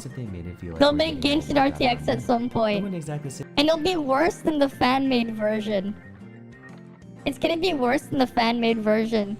That what MiHoYo is doing is a wasted effort. It's really cool seeing all these characters with their own background, personality, and skill set, as well as a beautiful exposition and cinematography of the world of Teyvat. But it's so disheartening that beneath all those bells and whistles lies a rusted engine that's in serious need of repair. By fixing the root problem of where everyone's decreased enjoyment stems from, it has potential, but they don't take it, yeah. Which in turn makes them enjoy the stuff you're so I just take my money and leave. Gives you more positive no more. Which in turn leads to more good publicity, which in they'll turn steal the fan-made shaders and use them. True, that's another option. As someone who studied game design and game psychology, it's so frustrating to see such incredible potential be wasted, such an incredible structure be held by a rotten foundation. What am I even saying? You don't even need to study game design to see this stuff. It's common sense. So yes, Genshin has gotten better, but it could be so much better if we address the root problems instead of the symptoms. For example, we wouldn't need artifact strongboxes if the artifact system was designed well. The easiest way I can describe Genshin to new players is that it's a magnificent castle, full of luxury, amenities, all of these wonderful things, but it was built on top of sand. Rather than address that, HoYoverse believes that making the castle fancier is the solution.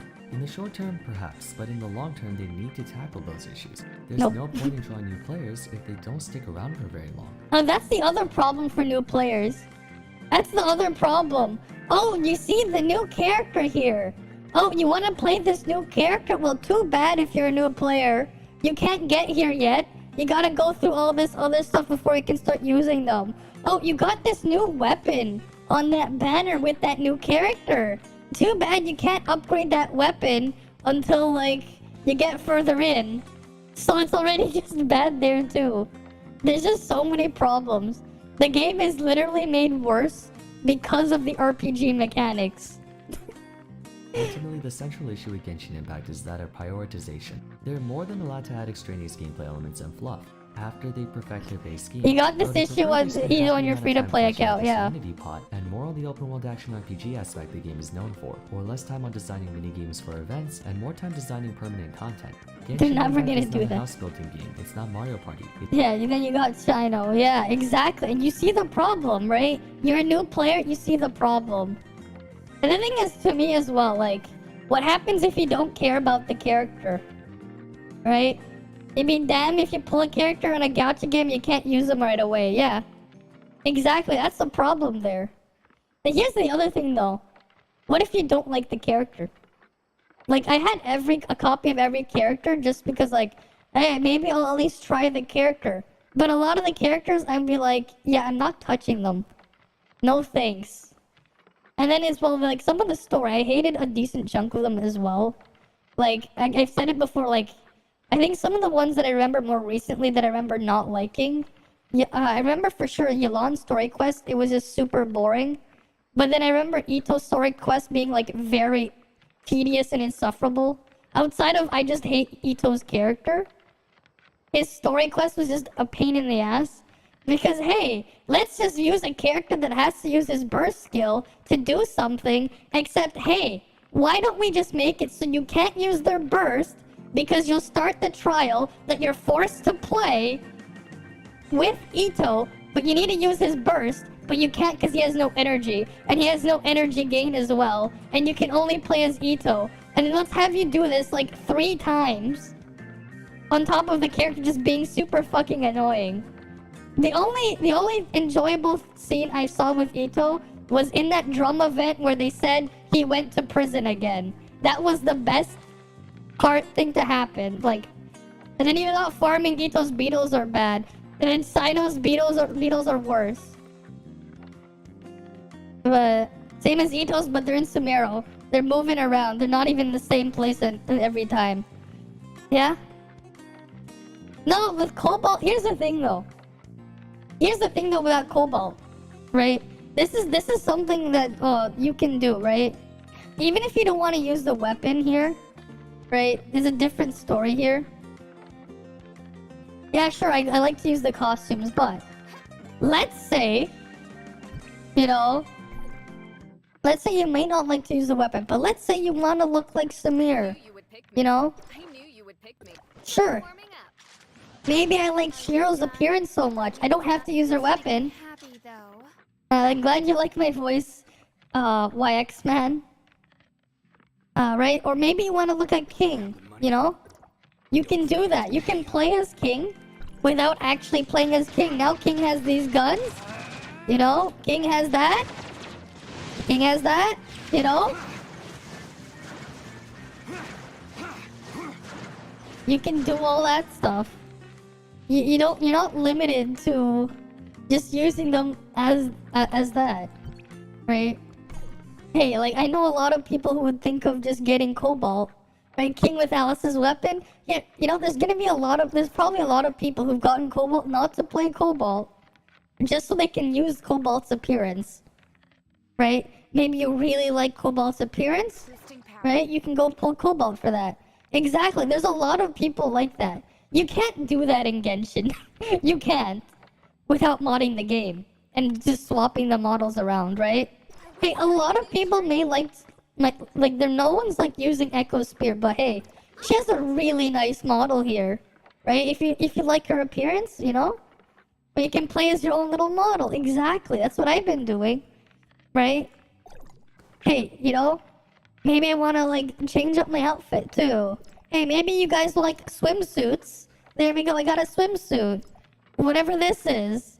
You know, I have this one. I got this one. I got that one. You know, I have the Conqueror one, you know? I can wear whatever I want. And why are they preventing character customization? Exactly. Right? And like, oh, I want to change stuff more? Cool, I can change all this stuff here. I really wanted to. I can change my hairstyle. Right? I can change that. I can change the color if I wanted to, you know? Lots of things there. I'm gonna go back to the fantasy dress. Yeah, one way to get more money is literally just put this in there. People will go crazy for it. People will go crazy for it. Right? People will go crazy for it. you can't sell 400 million if you can't if you can customize, yeah. Maybe they like to play as Venti but don't like his weapon. Exactly. They got all those nice, pretty, like, character designs, but maybe they don't want to play the character, they just like the design. But too bad, right? Too bad. Right, so they just end up sitting there being useless.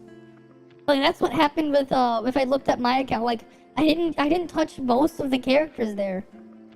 There was a few that I touched, but most of them, nope. Because there was, like, I didn't like playing them. And that's the other thing, like, if I don't like what I'm playing, I'm not gonna play it. Right? If I don't like what I'm playing, I'm not gonna play it.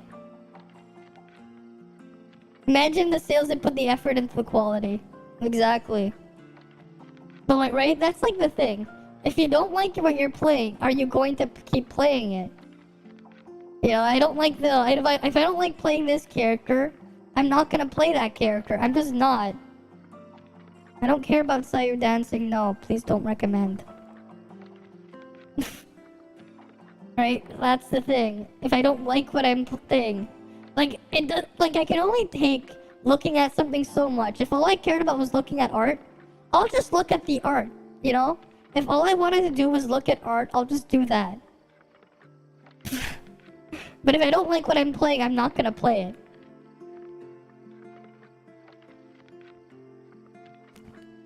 But it is what it is. Alright, you said that we should look at Ida Cafe as well. Right? Wow, YouTube actually blocked hentai. God damn. Yeah, you want manga and hentai dot... Yeah, so... They have potential, but they just ignored it. You know...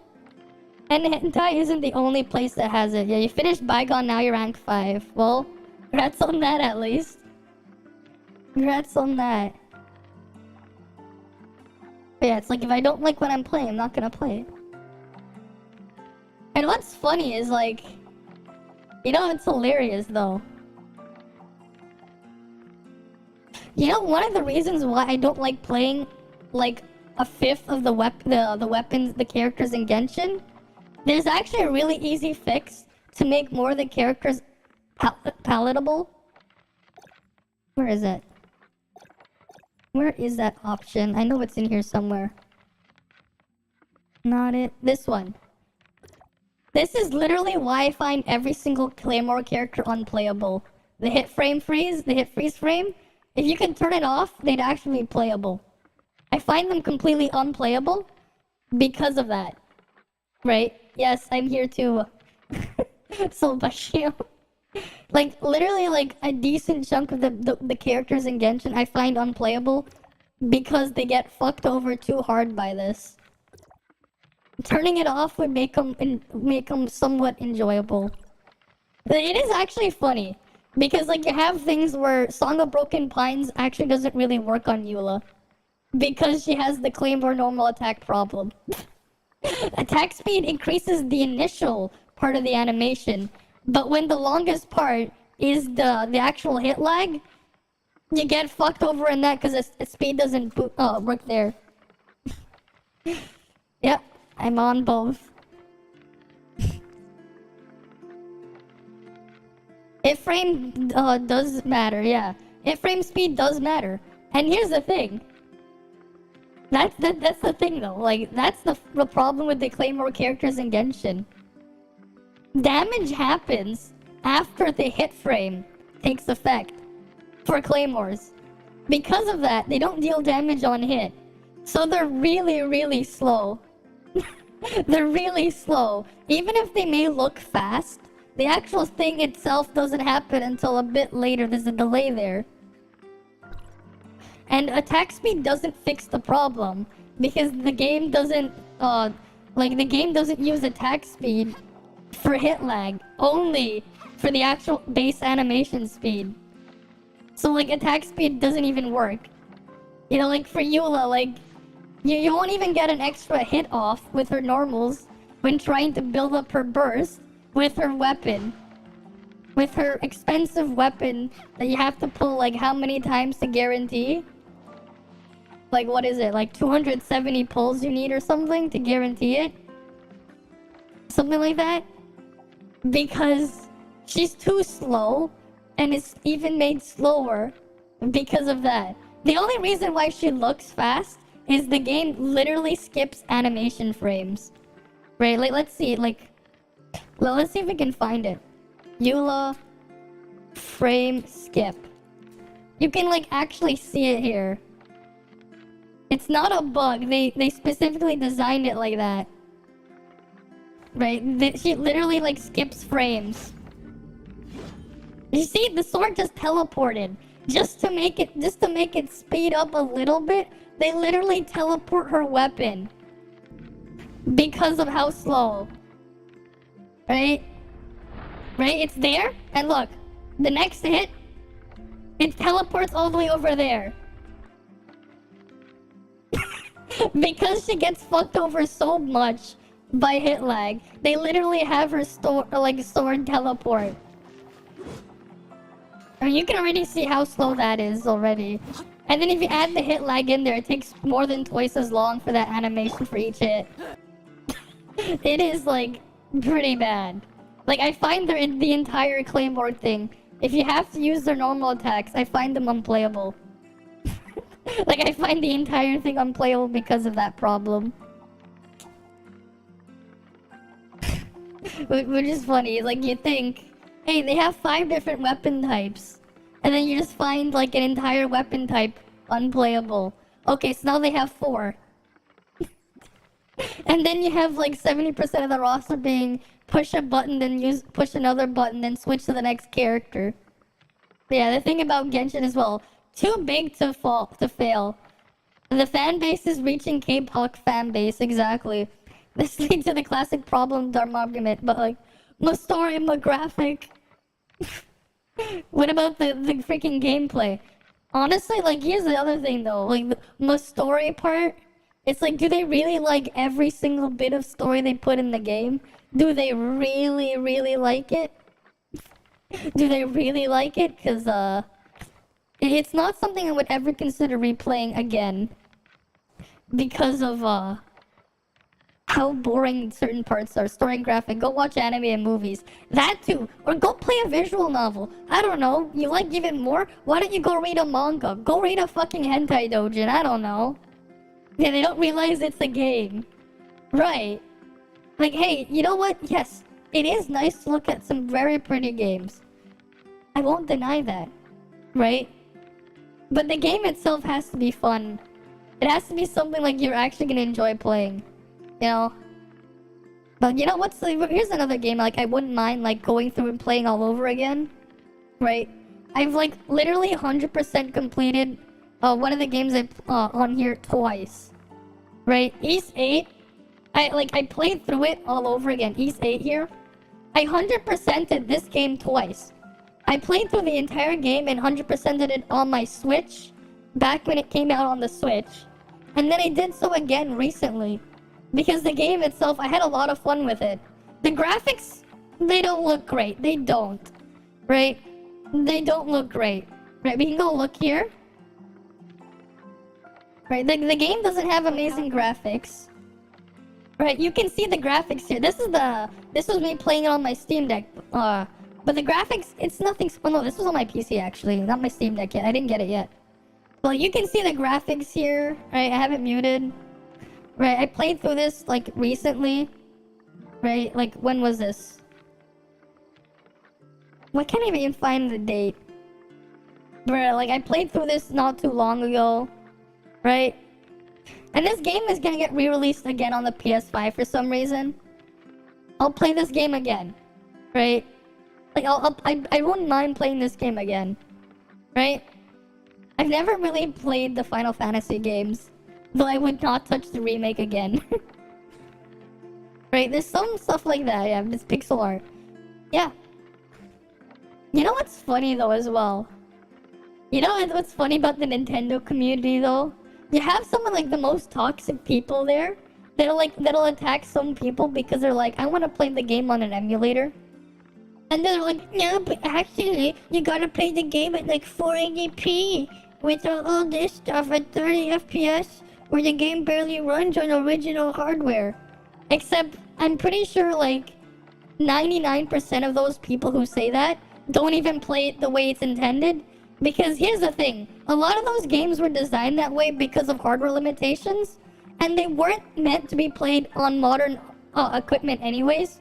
Here's the thing, if you've ever played the games on a CRT, and you played on the same thing on like, I don't know, your $10,000 fancy 8K HDR whatever TV with like your $500 frame upscaler thing, it's going to still look better if you played that game on the CRT, simply because those games don't even play. The thing is, the NES, the SNES, the Genesis, right? All those like classic retro consoles, the PlayStation 1 and 2, right? You take those, the original Xbox, right? You go back to even the Atari stuff, right? The ColecoVision, the Intellivision, none of those games were designed even with pixels in mind. It's not even pixel art, it was like scanline art, actually. The thing is, if you've ever actually played the games on a CRT back then, versus playing it even with like you add the upscalers, you add a filter to put the scan lines, it's not going to look the same as playing it on the original thing, because the games weren't even designed with pixels in mind. Those TVs did not use pixels. They used an electron gun firing at a phosphorus behind a piece of glass, and they were drawing each image line by line, right? Like, I think Linus did a video showing like the difference on how something looked on like pixel art there, like back then on a CRT. If I can find it. We can probably like scrub through a video, right? I remember I saw it like a couple months ago.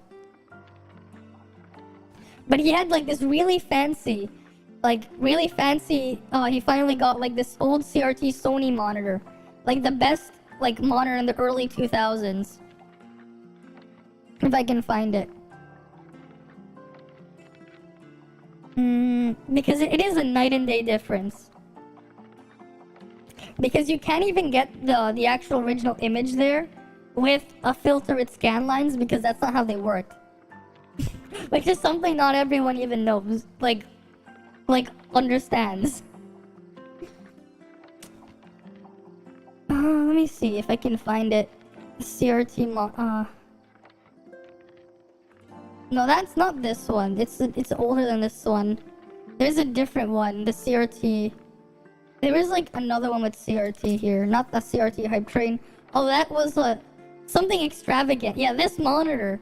He showed a comparison if you can find it. Like there was like a picture of like Castlevania, the eyes on Dracula. If I can find it.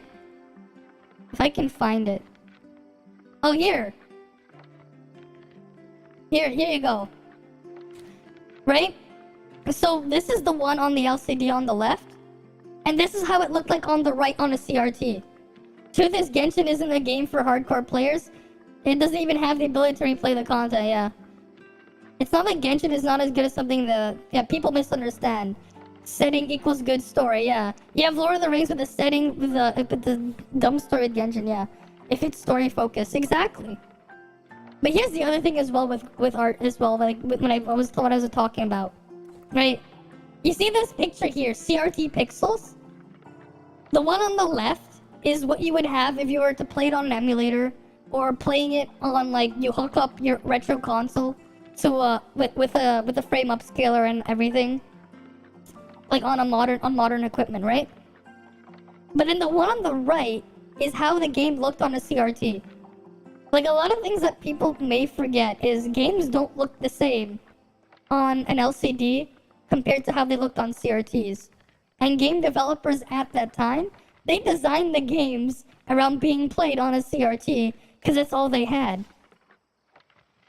Right? Like you have this is Dracula. This is what Dracula's pixel would look like on an LCD, right? Well, no, that's on a CRT, I think it was. Right, and then like, you're gonna didn't they show the thing on the LCD here? He looks different between. Right. Hey, that's his eyes there. I guess it. This is what like you see the difference there, right? They don't look the same. This is when you put it in, run it on an emulator, you know, modern. It doesn't look the same. They made it with that hardware in mind, right? They made the stuff back then with that hardware in mind. But that was like because they had limitations back then, right? He has another video where like they're just comparing playing games on a CRT versus an OLED, right? They're more the really expensive OLED.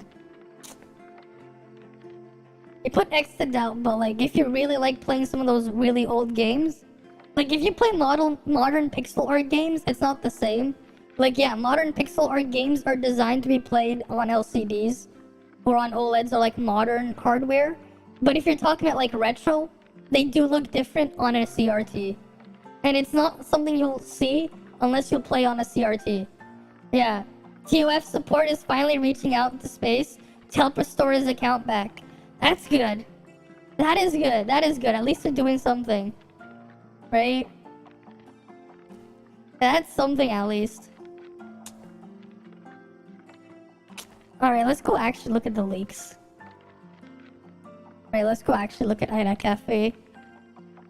Because we were talking about that. Mate space, yeah. It's completely different from Ohio. If he did make that video, I doubt they will, yeah. What happened? Oh, the guy's account got hacked. Right? His account got hacked. That's all. We do need to bind do we need to bind our account or not? For safety, probably yes. Yeah, TOF customer support actually exists. That's actually something there. Unlike Genshin customer support. Alright, let me actually just look for the leaks. Leaks global. Come on, freaking Discord, load it. Oh, there's some stuff here, you're right. Oh, there's a lot of stuff. The Mororia Gachapons Training Center. Oh. A map. Simulacra data mine. Alright, let's start with this, with the first link.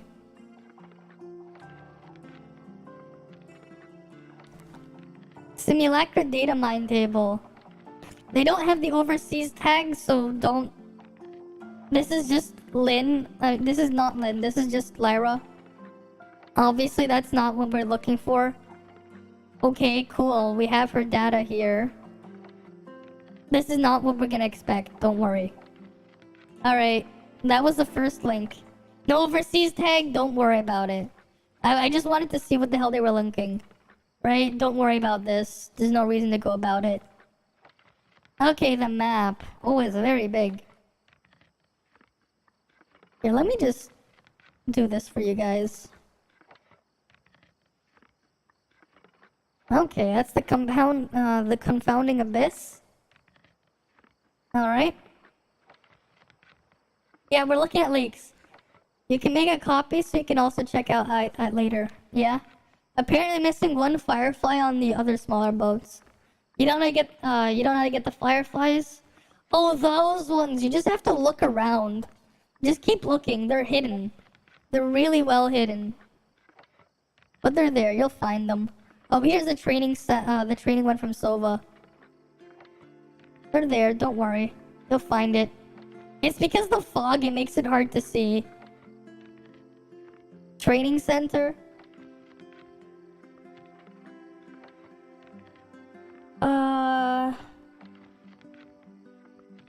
I don't know what you just said. Rain, Apaka, Kamu, Suda, Mag... I don't know what that means. I don't know what it means, but okay. Sorry, I don't know what you meant there, Wimpy. You saw the video where they spawn unless it's random. No, we can use CC connections to hook him up to an actual human on Discord. Oh yeah, that's right. They actually do have some connections there on the Discord server for customer. Yeah. Alright, the executor training thing. What the fuck? Why is it doing that? Let me just go back. Here. We got this one. Right, weapon trial exploration training. Cool. And that's their training thing there. And you got like a couple stages with some rewards, I assume. Have I had lunch? Yeah, I had lunch like 13 hours ago. It's 3 a.m. in like 2 minutes. But yeah. I had lunch like 13 hours ago. For lunch, I ate, I had a chicken wrap and 3 samosas. That's what I had for lunch. Alright, the gachapon. Okay. I got 10 of these. 15 of these. Midnight snack? No. Not eating right now. No midnight snack. I don't really eat on stream that much. Also, I don't really have any snacks at the moment. I'm gonna guess it's a box of 5, so that's 10 red nucleus. Okay. Oh, this one's what you guys really want. This one's good for you guys. We got here... Wait, no, that's... Never mind. That's 4-piece Huma, isn't that? That's Huma matrices.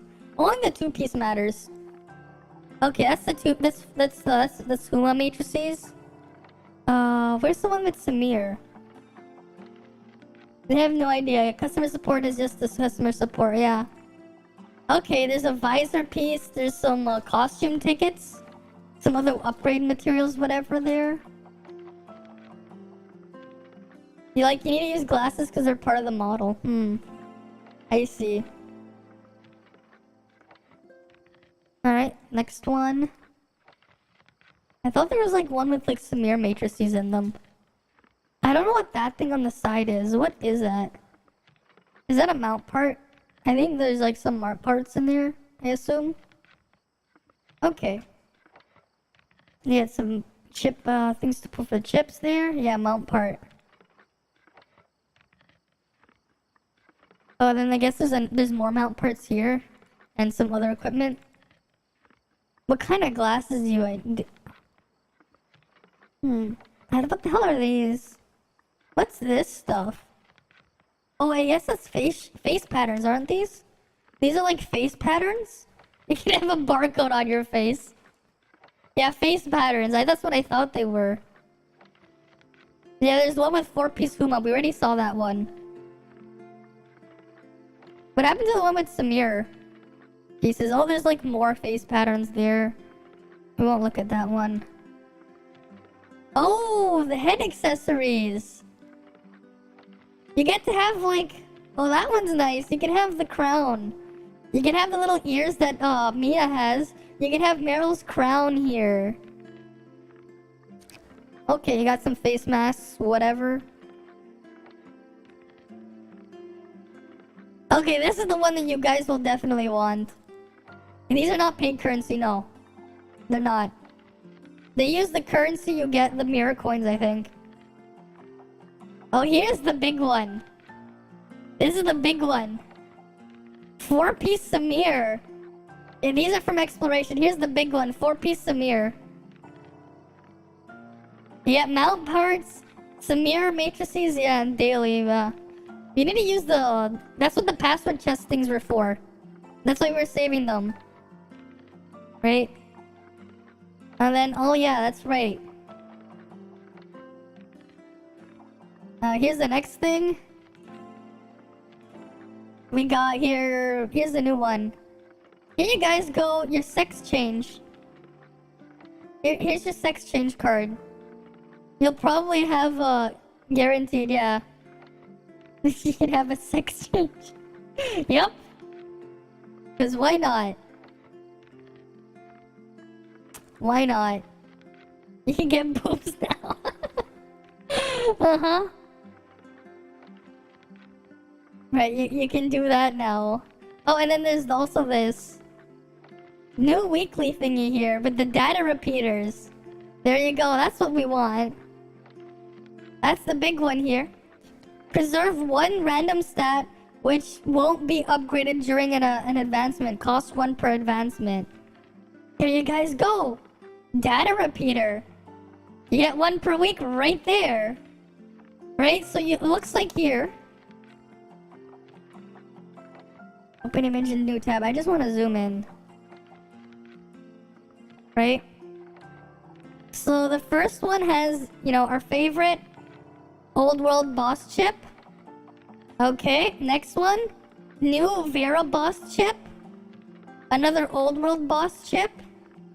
Vera boss chip. Old world boss chip. And then there's that one. Right? And we still get the same amount of 350 dark crystals from weekly activity still. Instead of they just giving us slightly better stuff here. Right, so they didn't take anything away for the most part. But we're just getting more on top. So that's nice. Right, that's nice. This is something that's definitely gonna help.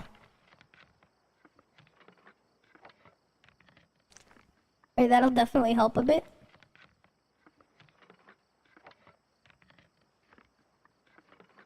You can get stat blockers from exploration milestones. That's nice. So you can just get those too. Lots of good stuff there.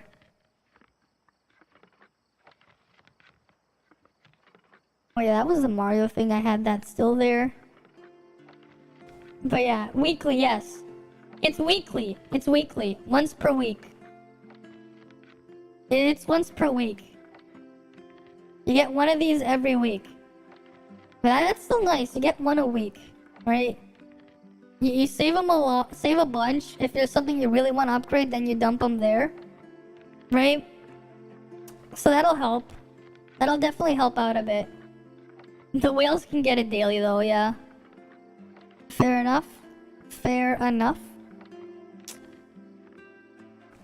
I wonder if there's a way to unblock the word hentai on YouTube though. I wonder.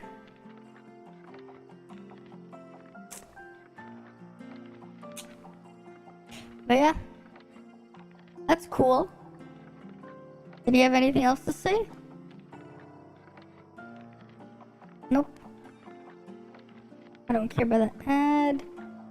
Server change soon. Oh, was there a reply? Not in 2.0. Oh. So we're not gonna get a server change in 2.0. Yeah. Linen swimsuit will help a lot. Will help a lot for motivation. Linen swimsuit. Uh-huh. Uh-huh.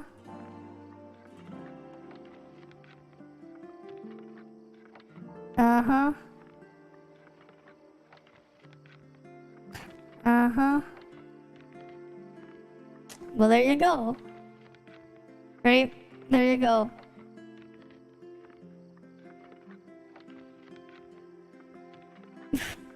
People so excited for server change, but didn't realize it cost Tanium. I mean, if they really want it, they're gonna pay for it. So they're gonna do it. It's still alright. It's something. I'm pretty sure, like, I've seen other games charge even more for server change. Yeah. Because people don't like to play in dead servers. I mean, server changes being a paid thing is pretty common anyways. You'll move to my server, yeah. And then we can actually build the crew. We'll have everyone join the crew and then we can actually build it. If everyone's in the crew won't be dead. What we need is the first server merge, yeah. That's what we need, yeah.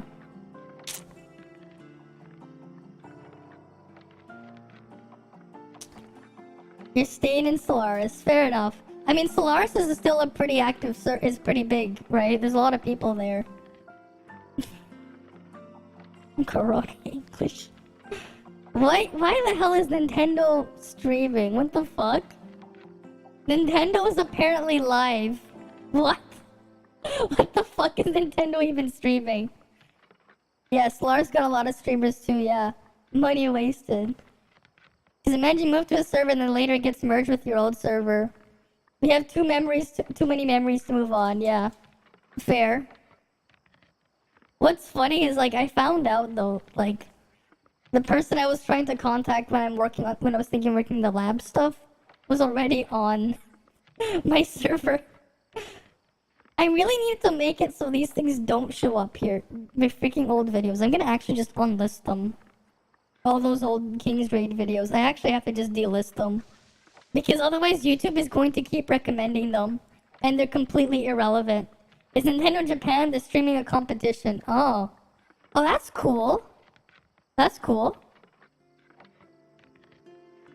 Right, that's cool.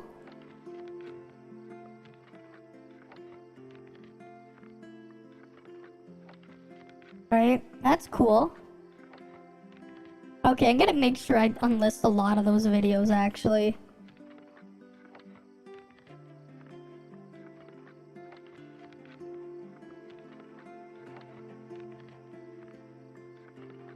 In CN, what they did was merge all the servers into like 10 main, and then they made new ones, which start from 0. They've been doing it since day 1, yeah. So how do you still not have them? I don't know. But I am going to go to YouTube Studio, and I'm going to delist a lot of my earlier videos. One sec. Everything that's everything that's Tower Fantasy stuff is going to be delisted. The title contains King's Raid.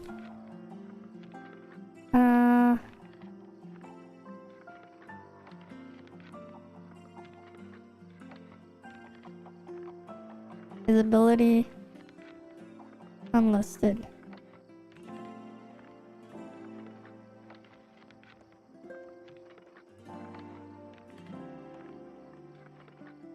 Filter raid. Oh. I'm gonna try. I'm just like looking for all of them to delist. All of those King's Raid videos.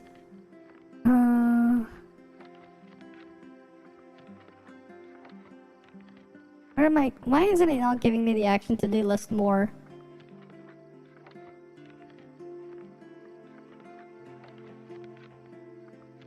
Oh damn it, YouTube. Let me mass unlist a lot more. Let me mass unlist some videos. Just so they stop recommending them. Because it's actually bad for me if I keep them around. Because it's bad for my CPM. Especially when they're irrelevant. Maybe leaving 3 to 4 servers in each of them, yeah.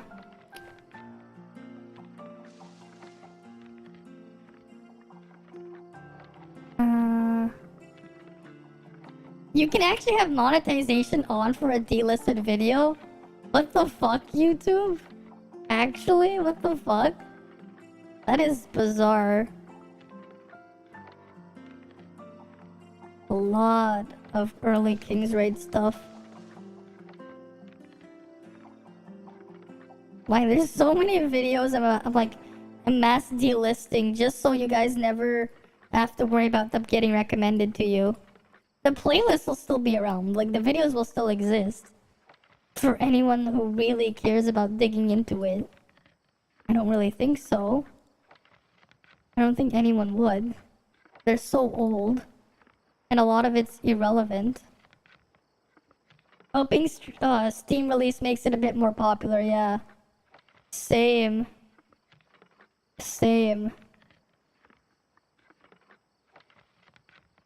Alright, that'll be like a big boost.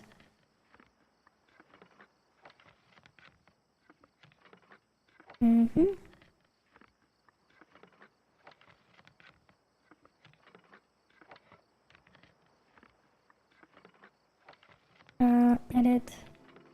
Visibility. Unlisted. Update videos. Yes.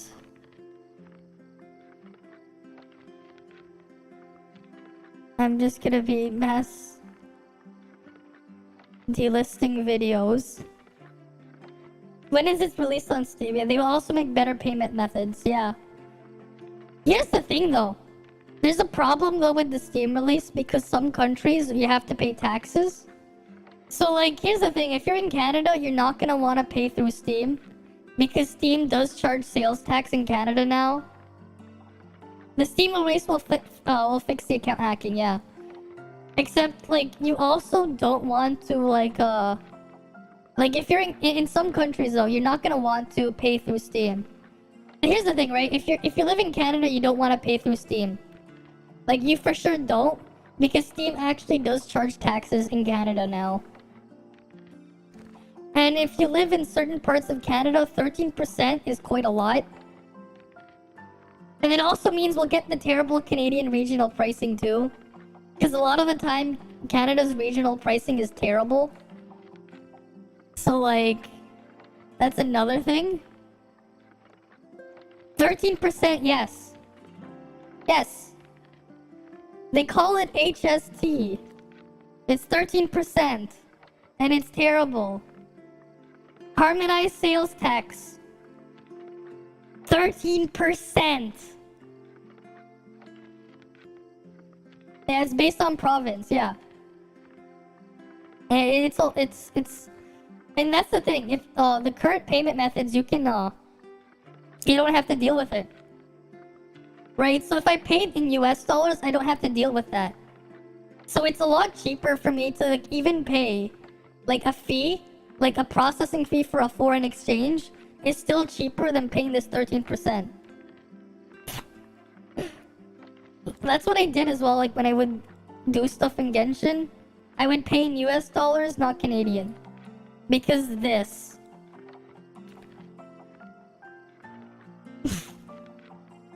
It's only 6% where you live. And you pretend you're in Alaska and you pay like 0%. The trick is you pretend you're in Alaska and you pay 0%. Or some things don't even check at all. Right? You pretend you're in Alaska and you pay 0%. Big brain.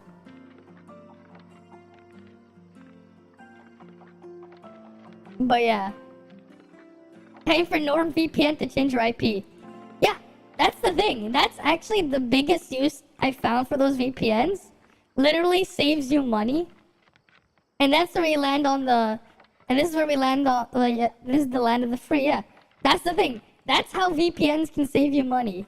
You use the VPN to save you money. Not so you can go watch your show on Netflix because it's not available in your region. Because frankly, if Netflix doesn't want to offer it to you, and you have to use a VPN to access the content, why don't you just pirate it? Because at that point, pirating is easier than using a VPN to go watch a show. You wish. It's a luxury tax, so not important goods are taxed. Yeah. I mean, they didn't used to be taxed. That's the thing. The thing with Canada, they only started taxing recently. But the other problem was they charged more. And then there was a tax on top. Because a lot of the time, like on Genshin, it costs 140 Canadian dollars, but it's 100 US dollars. But that's before tax. Do I study ICT? No, but I'm in a similar field. In a similar field. I was in the ICT program when I was in high school, though. I was. Yeah, and at least it's on when you pirate. It's your hard drive in case they decide to delete it. Yeah. Exactly. There's also that. But that's just how I see it. If they don't want me to pay for it, and if I have to pay for another service so I can pay to go see their content, they clearly don't want me seeing their content. That's how I see it, right? Like it is like in that situation, it is a full-on service issue. Like it's no longer convenient because you have to use a VPN to access it, and sometimes they block VPNs, so it's a cat and mouse picking the correct VPN service from your VPN service provider to find the actual content. So it's just like, no. 13%. So like, so here's the thing, right?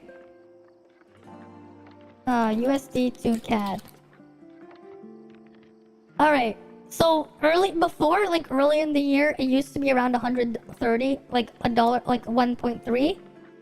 Right now, the Canadian dollar is even in a worse spot, and the American dollar is strong, but like, this is still cheaper then paying 140 Canadian. And then if we add the tax on that, right? So the tax on that is 13%, right? So let me grab my handy dandy calculator. And then we'll put the tax on here. So we put 1.13 times 140. 158. Okay, 158 because with the tax. So we go back down here.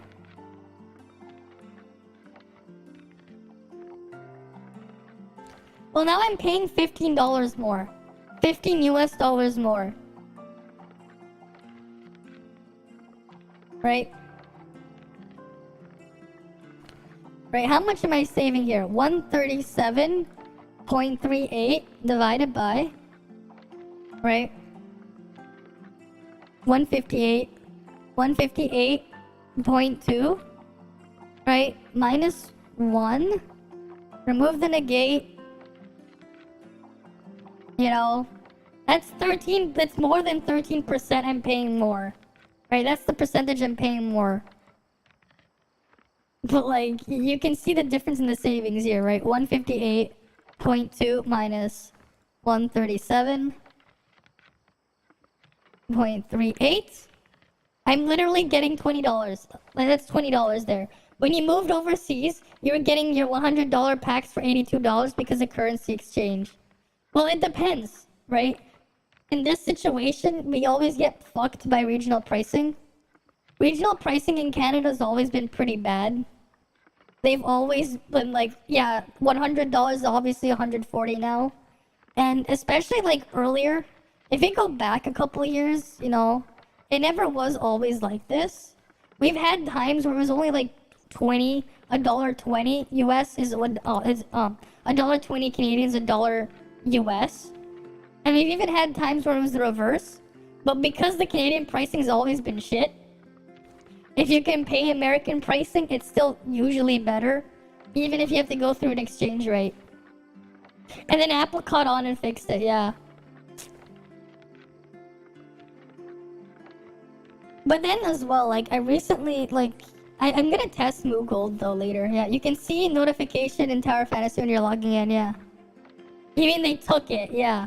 Google also did that too.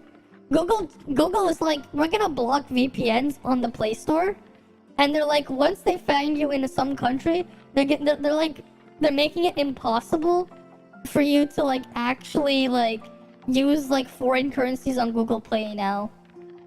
And that's the other thing as well. Because of Quebec, Google Play in Canada is missing so much stuff in comparison. Like, you don't have like Google Play points in Canada. That doesn't exist. We just have really bad regional pricing, and then that's it. And then it's also taxed on top. So not only is the base price more, there's also a tax on top. But because the base price is more, right? Like, there's a massive difference, like, in what you're paying if you were to just use a VPN and pay somewhere else. Or like, and just like avoid it outright. And then this is gonna be an interesting situation because sooner or later, because they implemented this on Steam as well recently, in some cases I might be buying games on Steam from key sites instead of like from official key sellers, because a lot of these game companies, they'll actually just sell them officially on other key sites just to get around it. Because hey, you know, GG.deals is a thing. Which is really nice. You know, like this is like something I've done like a couple times. I've used it.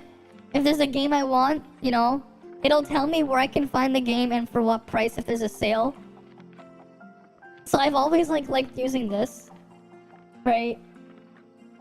And then they just tell you what's the new deal. Oh, like you can get Yakuza 0 for like $5.47 Canadian. And it's the Steam version, and it's an official key site. Right? Do I own retro consoles? Not really, no. Not really. Right? Oh yeah, it says it's included in Game Pass. Right? Yakuza bundle right there. Like, they'll show you deals.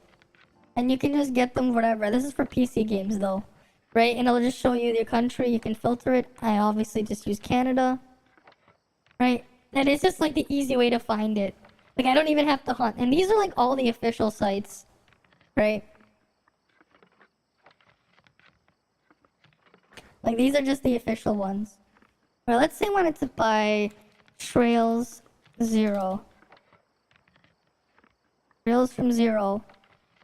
I can get it for $40 Canadian on Humble Bundle, or I can pay $55 Canadian on Steam. Yeah, I'm gonna get it from Humble Bundle. Right? If I have to pick, I'm getting it from Humble Bundle because it's cheaper here. Right? Like, there's things like this. Right? And it's like, yeah, like, obviously you guys know Humble Bundle's actually an official key seller. You're gonna show me some games to play. Right? What's the price history? What was the lowest? Oh, these are just like external things. But yeah, you get the idea.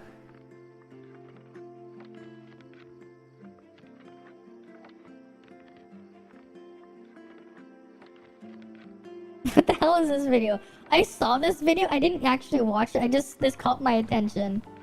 I kind of want to see what he has to say. All right, let's hear what he has to say. A video essay, okay. Controversial, traditionally taboo aspects.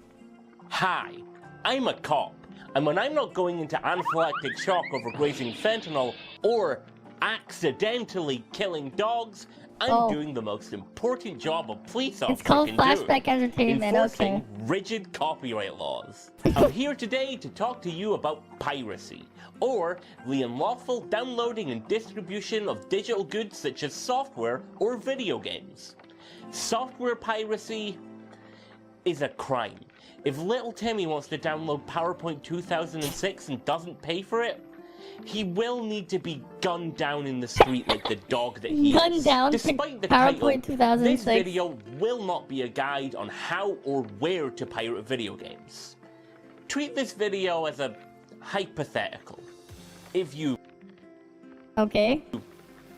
were to pirate video games, which we do not do, right? Don't pirate. What theoretically would that be like? What are You finally got to close the supply pod with the gold nucleus reward? Tied together with the conclusion. Wait, why are you saying finally? I'm just like, I finally got the one with the actual thing I wanted. Let me just pull up my game first. With me, it's the exact opposite. I want the other thing. I don't care about the gold nucleus. This is pretty much, it's either red nucleus or this. Yeah, Captain Jack Sparrow could also be charged for piracy. It's been proofs of purchase. This is what I want. Like, these things are really nice. Proof of purchases? Yeah, welcome. Welcome, Piaku. Right, that's what I want. Yeah, until now. Well, proof of purchase is just, like, super valuable to me because it's like, hey, you get gold nucleus every week. They hand them out like candy. There's a ton of them all over the map. But you don't have a 6-star. Fair enough. I mean, if you focused on one weapon, you probably would have had a 6-star by now. But fair, I guess. With me, it's more like, yeah, I'm not really going after any of the weapons. I just want the matrices. In the form of a video essay on youtube.com in defense of video game piracy. The footage in the video you're about to see are all of games I legally own because piracy is illegal and I'm a cop. I can't do crimes. That would be like double illegal. Now that we know that piracy is evil and if you do it, God will not forgive you, I can finally turn around and say, piracy is really cool and you should do it. Uh-huh. That's the title of the video. Yes. Yes, they are. They do exist on CN. On CN, you can get clothes supply pods with red nucleus. They exist on CN. It's a thing that you can get on CN. Red nucleus and a clothes supply pod. Gold nucleus or can you get jailed for pirating a game? Depends on which side of the piracy are you on. If you're distributing the game, yes. If you're just downloading it, no. Only for the distributor. The reason why is because the distributor is the actual one doing the pirating. If you're just consuming it, that's a different story. The strange YouTube channels. Maybe we'll look down that rabbit hole, maybe. Video games preservation, have a preservation problem. Yep. Old games just aren't maintained or preserved in the way they should be, getting left by the wayside with no way for new players to play them. Yep. Take Demon Souls, for example. It's culturally important because from its loins, the entire Souls series was birthed, but it's getting increasingly difficult if you actually want to play the fucking thing. Yep. The easiest option is the PS5 version, a ground-up remake of the game developed by Bluepoint. The remake painstakingly recreates everything about the original game, such as animations, enemy placements, cutscenes, item descriptions, on top of general quality of life changes, like being able to roll Me who plays pirating games, yes. Anyways. This remake of a PS3 game costs £70. But the remake of the game completely changes the art style. Yeah. The Boletarian Palace used to be this decrepit, dark fantasy castle. Now it looks like Duloc from the Shrek direct-to-DVD Halloween special. But this is the only official way of playing the game in 4K at 60 FPS. Every other option is based on the original PS3 version with 30 FPS as a target. The first option is the physical release, which sounds simple enough. If you buy something physically, that's yours forever. Big Gaming can come rip your copy of Too Human for the Xbox 360 out of your cold, dead hands. The thing about physical media, though, is, well, yeah. Is a real copy of a game, by the way. It's fragile. Over time, He physical actually media cut it will be apart. lost without a proper digital backup.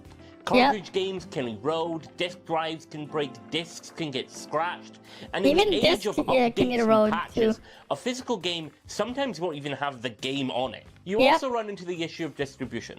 Not even getting into what happens to indie games that can't have a physical release, physical games are finite by nature. There Yep. will always be a limited number of copies, as opposed to digital files where the only thing you really need to do to make a copy is, Have the original file. well, But do that, yeah. physical games. Not the best option for preservation then. What if you want to buy a copy of Demon Souls digitally? You can buy it on the PS3 store. Luckily it was saved from being shut down last year by the gamer cabal, and now it's easy to buy a PS3 game digitally. Nope. Here's everything you need to do to buy a game digitally on the PS3. Sign in on your PS3. You'll then find you cannot do that because you have to generate a new unique password via a web browser, which Yeah. will be your new password, Good thing Nintendo but cartridges only are a for bit signing sturdier. in on the PS3. Kind of, but they still have the same problems. Now that you're signed in, you're In a different still way. not ready to buy the video game because you have to go back to your web browser. And then some of them as well had batteries on them. Some of them, the ones that had like some sort of save file system, if they didn't use passwords, they had batteries on them, and those ones can fail. And then if there's other other chips on the board from the cartridges, if those chips have failed, again, you had stuff like capacitors and a bunch of other pieces of silicon chips on the cartridges, and and those things can fail too over time. So it's still not a perfect solution. It's still not. Browser and add funds in increments of 5. Go back to your PS3 and Yeah. attempt to navigate the store with this antiquated search function where you have to input letters from a rolling list. Only now can you legally buy the video game. The last option is streaming, which comes with the highest tier of PS Plus. It has no benefits over the original version, except now you have to wrestle with input delay. Tiny issue Yeah. with that though? Hey, Sony, where is the game? Oh, It's advertised on your website as being part of the service, but it's not there. Fucking checked, and it's not there. This service you never buy $60 game without multiplayer. £100 a year. To recap, if you want a digital version of Demon's Souls, you have to play the video game equivalent to Gus Van Sant's Psycho, hope they don't forget to add it to their shitty streaming service, or roll the dice and attempt to solve the Lament configuration from fucking Hellraiser. That's hilarious. Sony advertises the game is on their streaming service, and it's not even there. Wow. Or you could just pirate Amazing. it, mod your PS3 to run it, or use the open source emulator RPCS3 to run it on your computer. Emulation is not false advertising, illegal, but it goes hand in hand with piracy when companies do not let you create digital backups. They're also really fucking cool because they let you run games from years ago at higher resolutions or even frame rates in some instances. Want to play Demon's Souls as originally intended? Go ahead. Bump up to 1080p. Go up to 4K. The PS5 can, why can't you? You don't need to stop there. Technology hasn't caught up yet, but you can run the game at 120 frames per second with a resolution of 10K, which is about 64 times the original resolution of 720p. With RPCS3, you can do all this and more, making it the definitive way to play. And with Sony's lack of good preservation, eventually piracy will become the only way to play Demon's Souls for the PS3. Remakes suck. So then remasters should be fine, right? For a time, Sega were really good at making old titles available. It's easiest to see this with Sonic.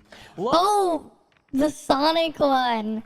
Oh, that's a fun one. Because Sega delisted the original version of Sonic the Hedgehog 1, 2, 3, and Knuckles from Steam. You used to be able to buy Sonic 1, 2, 3, and Knuckles on the Sega Genesis Classics thing on Steam. You can't buy that anymore. I do have it on my Steam account, but it's not something you can buy anymore. Because they delisted it. They delisted it. Love him or be wrong, Sonic is an incredibly important series of games. Oh yeah, Sonic CD on Steam is also delisted. You can only get in the Sonic Classic thingy that they released earlier this year, which kind of I don't know when the new level cap is. No, I don't. For all here. Doing fine though. Gave a hedgehog a gun. Which is badass. The old Sonic game. You know what? Let me pull my Steam Deck and I'll show you guys.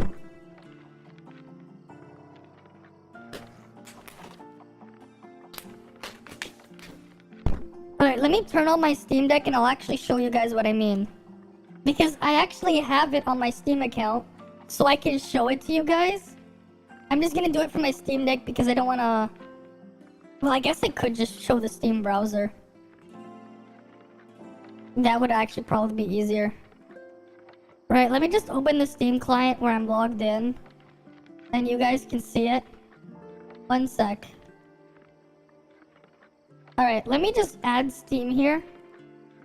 Add a window capture. I'll just put Steam Store.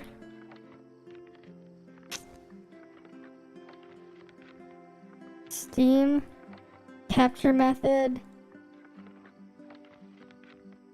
Alright. Well, that's too big. Okay, that should be good enough. Alright.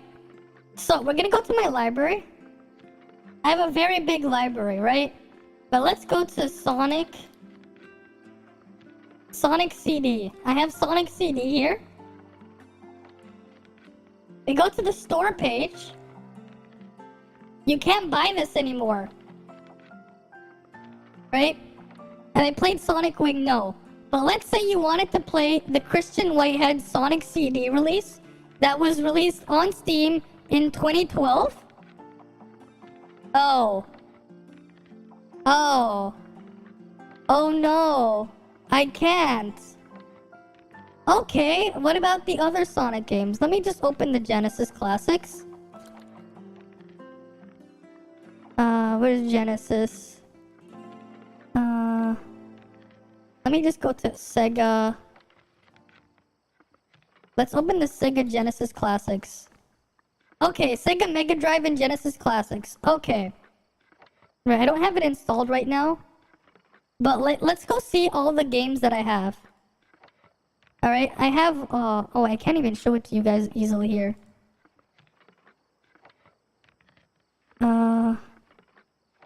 Oh, I don't have this. Oh, they're releasing another, they're adding another game there. I'll have to show you the window. One sec. Manage my DLC. And, here, let me add another window here. Window capture. I'll just temporarily make it available. Which window is it? What the fuck? Properties. Okay, here you guys go. Okay, this is all the DLC I have for the Sega Genesis emulator on Steam. Okay, I have Sonic 3D Blast, I have Sonic the Hedgehog, I have Sonic 3 and Knuckles. I have...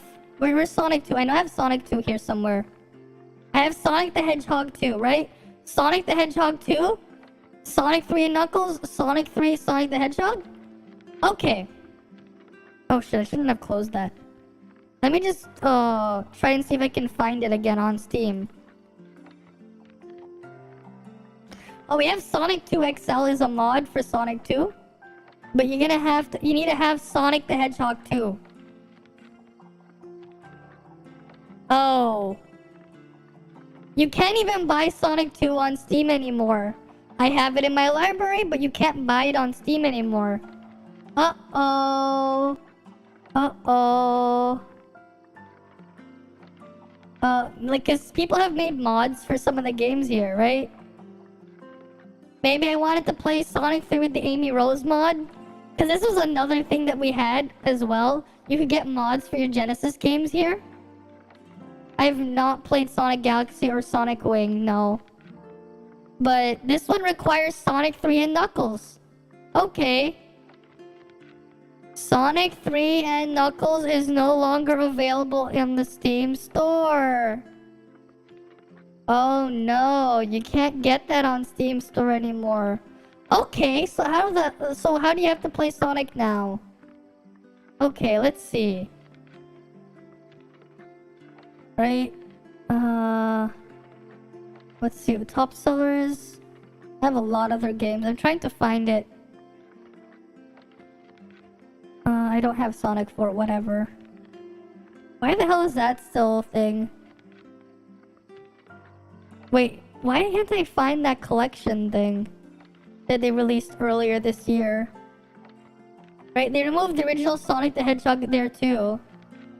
Okay, so how do they want me to, they want you to play Sonic now? Sonic Origins. And this one had a lot of issues. This re-release of Sonic 1, 2, 3 and Knuckles, as well as Sonic CD, which I do have, right? This game has had issues. Reviews have been mixed. This thing had issues. Again, and then they delisted the original versions of the game. They delisted it too. They butchered the prototype, the tracks here. The price is more. You need a few level tweaks. A lot of the things aren't working properly. Yeah, like you can see that like not everyone is happy here. There's a lot of mixed reviews here. Yeah, mostly positive, but they still have all those issues. And the fact that they got rid of the original version. So now how do you play the original version? And that's where we have a problem. Right? We have a bit of a problem here. I can play the original version, officially, sure. But if you wanted to go get the original version now, you can't do that. You cannot do that if you wanted to now. Right? You cannot do that.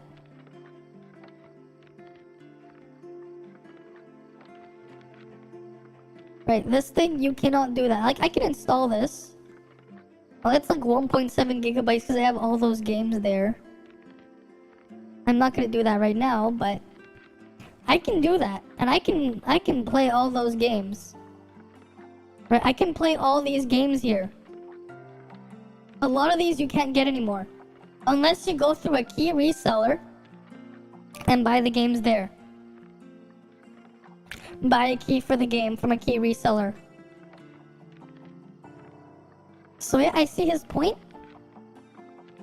Right?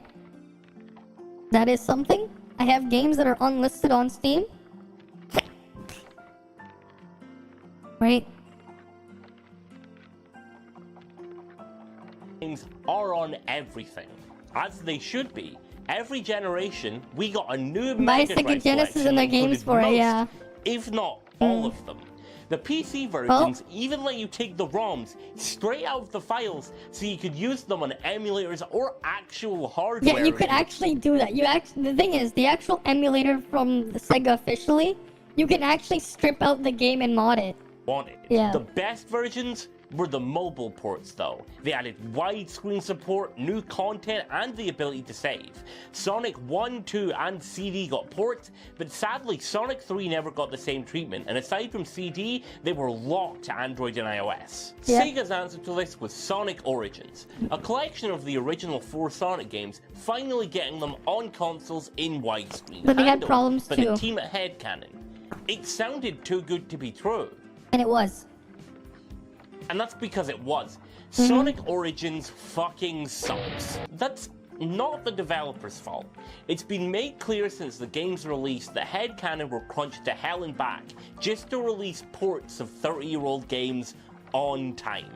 And that should tell you everything you need to know about how much Sega really cared about this. On top of its ludicrous price tag of 33 quid, issues include poor physics, menu typos, new glitches, and its inclusion of de novo DRM. Because Sega were absolutely terrified you'd steal this and not just download a 32 megabit ROM. It does have some cool 3D islands on the menu though. You can only zoom into if you buy separate DLC, which also includes character animations in the main menu and Hi, Chaos. Welcome. letterbox backgrounds. To help us brainless peons understand what the multiple editions even include, Sega released this helpful chart in the form of the Sephiroth from Hebrew and Evangelion fame. It'd be one thing if this version... that's the problem as well. You should not need a fucking chart to buy a game. No. Released alongside all the other versions, but Sega removed nearly every single version of these games except the Switch and mobile ports. This includes the PS3 version, where Sonic Origins isn't even available, because we can't have people buying that instead of the game that isn't even on PS3. You can't even get the ROMs on the PC version officially anymore, because they are nowhere to be found within the files. Yeah, even Sonic CDs delisted. These games that cost £4 each individually without one of those versions' most useful features. Without proper access to the games you legally bought, you'd be better off skipping Origins entirely and pirating the ROMs so you can access fan-made ports like Sonic 3 Air, which does everything Origins can and even more. It has everything you can imagine. An accurate recreation of the original game's physics, the ability to unlock new moves that weren't in the original like the drop dash, 50 billion audio and visual options, and full mod support on top of being open source. Air is a borderline perfect recreation of both Sonic 3 and Knuckles, and I don't think Sega could even hope to compare to the work done to make this port work. While I don't agree with it, Air even makes it mandatory to have an official ROM from the Steam release. But thanks to Sega's botched launch of Origins, you can't even access Air without piracy now. Piracy opens the door to not only let old games exist well beyond their years, but come back better than ever. Though, at the very least, Demon Souls and Sonic are still available. Yeah. What happens For when now. games aren't? Yeah. That's the problem when they're not available. When discussing any issue, it's quite easy to get tunnel vision. Despite what our entire histories would like you to think, the US and the UK are not the only places in the world. There's a whole world of piracy out there. We just leave these silly borders. But to do that, I'd have to catch a flight. All right.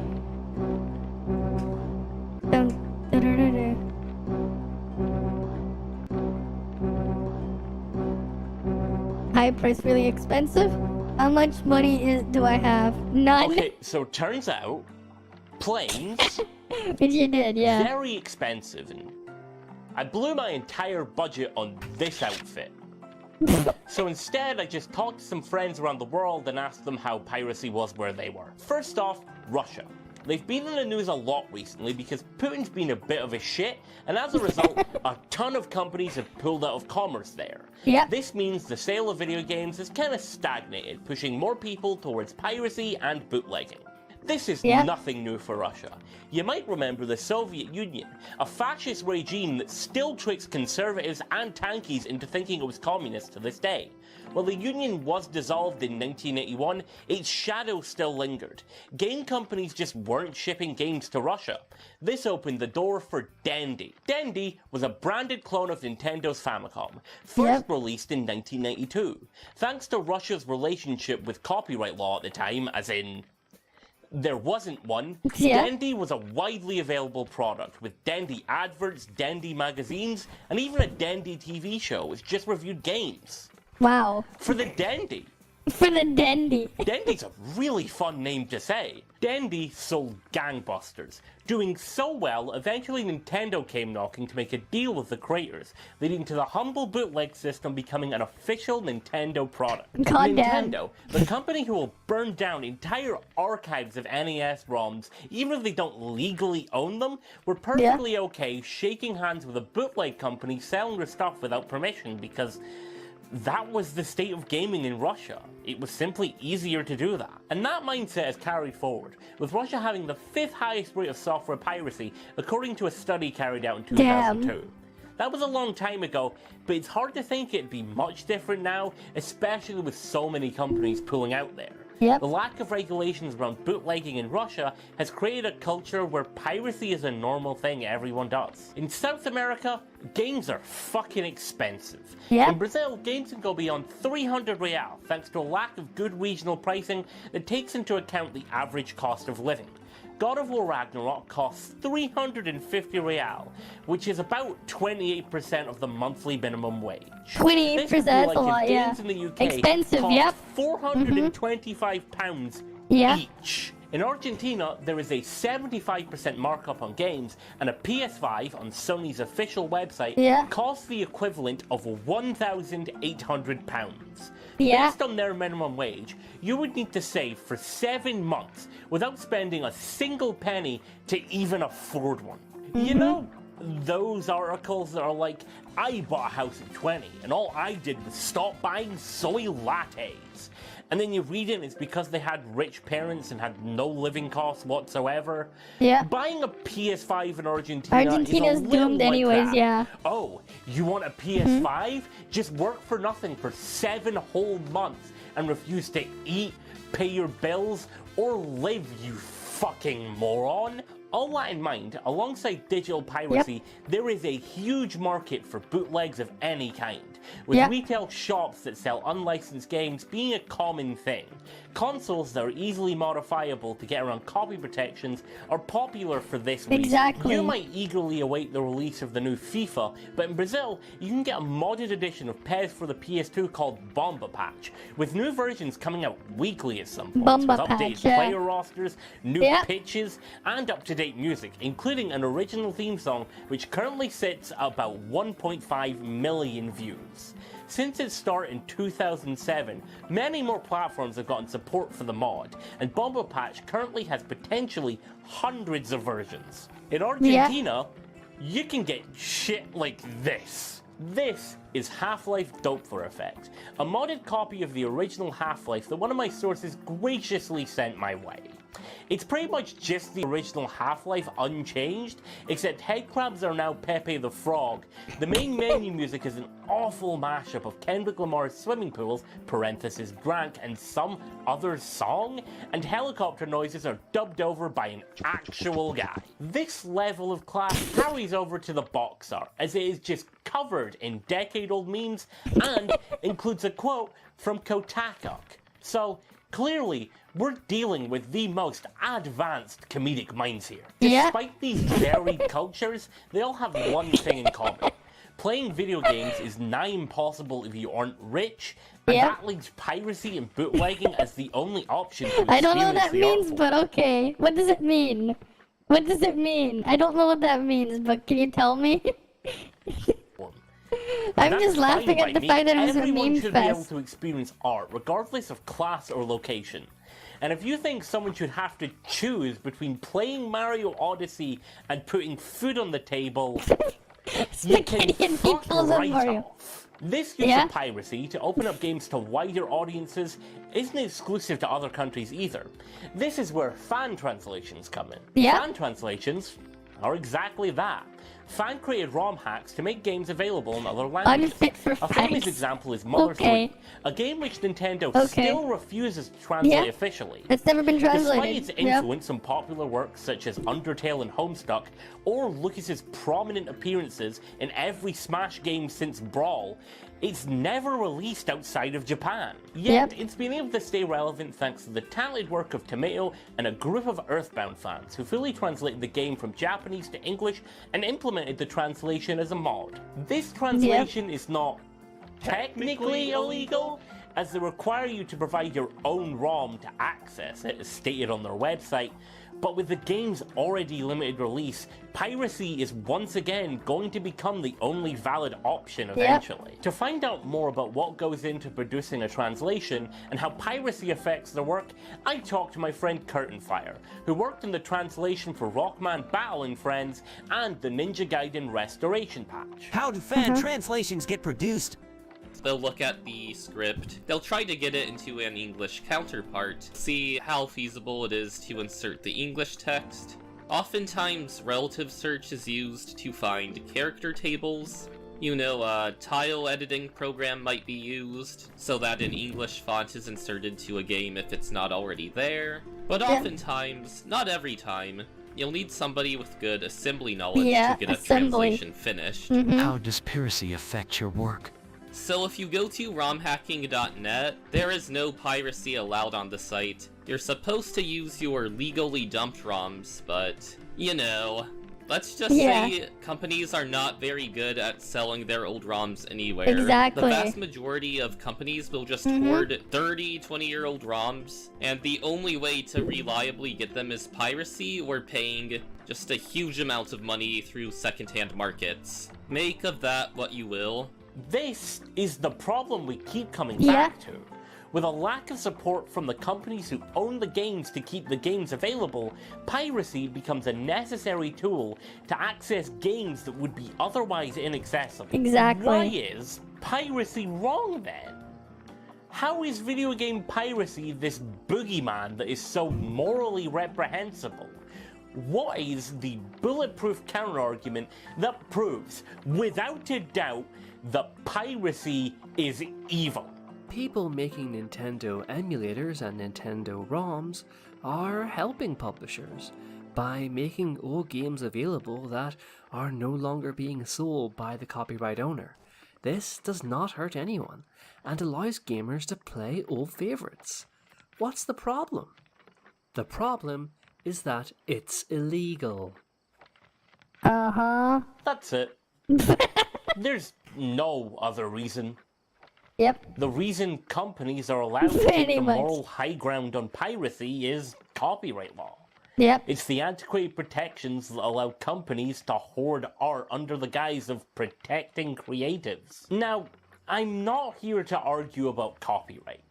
I do believe that copyright law and its draconian grip over art should be abolished for too many reasons to count. Yeah. Nor am I here to tell you Trademark that laws also piracy should is be done correct in abolished every too. single Patent instance. laws as well. Obviously.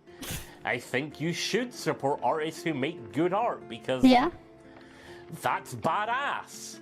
What I'm trying to say is, unless there is a sudden and substantial change at least to the 50. way companies handle Probably copyright and the accessibility of art, piracy isn't just I heard we'll abolish copyright laws soon, maybe. Piracy is the only option. That quote, by the way, that's directly from Nintendo. Yeah, that is on their website. I want to focus on Nintendo. That's on their website, yeah. Because if you're watching this video when it comes out, they're actually in the Oh yeah, that's right. They're also closing the eShop on the Wii U and 3DS.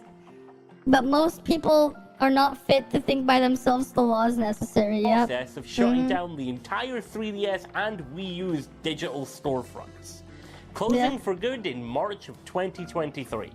The law says you can't sell a pirate game. Nothing about making one. Pretty much, yeah. You might want to hurry up and buy as many games as you can before it shuts down.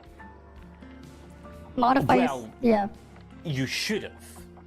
As of the 29th of August, you cannot add any money to your account. Yep. There are a lot of games on those shops, so what is Nintendo's solution for all those games going missing? There isn't one. Well, you can buy half-decade-old Wii U games for £50 on the Switch, and in place of the Virtual Console, a service that lets you buy old games individually, you can pay a monthly fee to be drip-fed NES games you literally cannot own.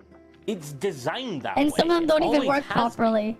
The promise of an all-digital future is one where there is no limit to how many things we can create or who can access. Stop to do something you want just because everyone can enjoy enjoy art. A lot of people have this idea of a future where emulation is fully supported by every company, where you can buy any ROM of any game on one unified storefront to use how you want. But that's fundamentally impossible. Yeah, ethics, they whatever. Don't want that. Why do you think in that quote Nintendo my face tracking broken emulation again? With piracy? Why would Nintendo have such a big issue with something that is technically legal? You might have already noticed it, because I've mentioned it a few times already. Because they don't want to compete. Technically legal. Which actually means fuck all. It's true that there is legal precedent that proves emulation is legal with the case of Sony versus Bleem, but not many people talk about what happened after that. Bleem were a company producing emulators for the PlayStation sold on store shelves. Sony I remember sued that. them 3 times, and every time Bleem won. But legal Bleem fees do not exist anymore. Because they got killed by business because of the legal fees from their court battles with Sony costing too much. Despite being in the legal right, you have one problem with emulation: they aren't always stream friendly. Fair. Sony were still able to run Bleem out of business. The exact same thing happened to another publicly available emulator, the Virtual Game Station for the Macintosh. Yeah, I remember Sony that one. sued them. Because this one actually, Steve Jobs actually, talked about this and advertised this thing in, an old Apple event a long time ago. He, actually, announced this thing. I think it was around the similar time he announced Halo was coming to the Mac. Although that was before Microsoft bought the thing, and that never happened, but this thing, Sony lost, and in response, they bought their parent company and shut down production themselves. Legality does not matter. Even if something is legal and you can prove it, do you feel confident in fighting for that when your opposition can literally run your business into the ground? Exactly. It was never about legality. It was always about control. Yep. Console manufacturers like Nintendo hate emulation because it takes control away from them of the things you own. Nintendo's digital shop shutting down is not an unfortunate casualty of the all-digital future.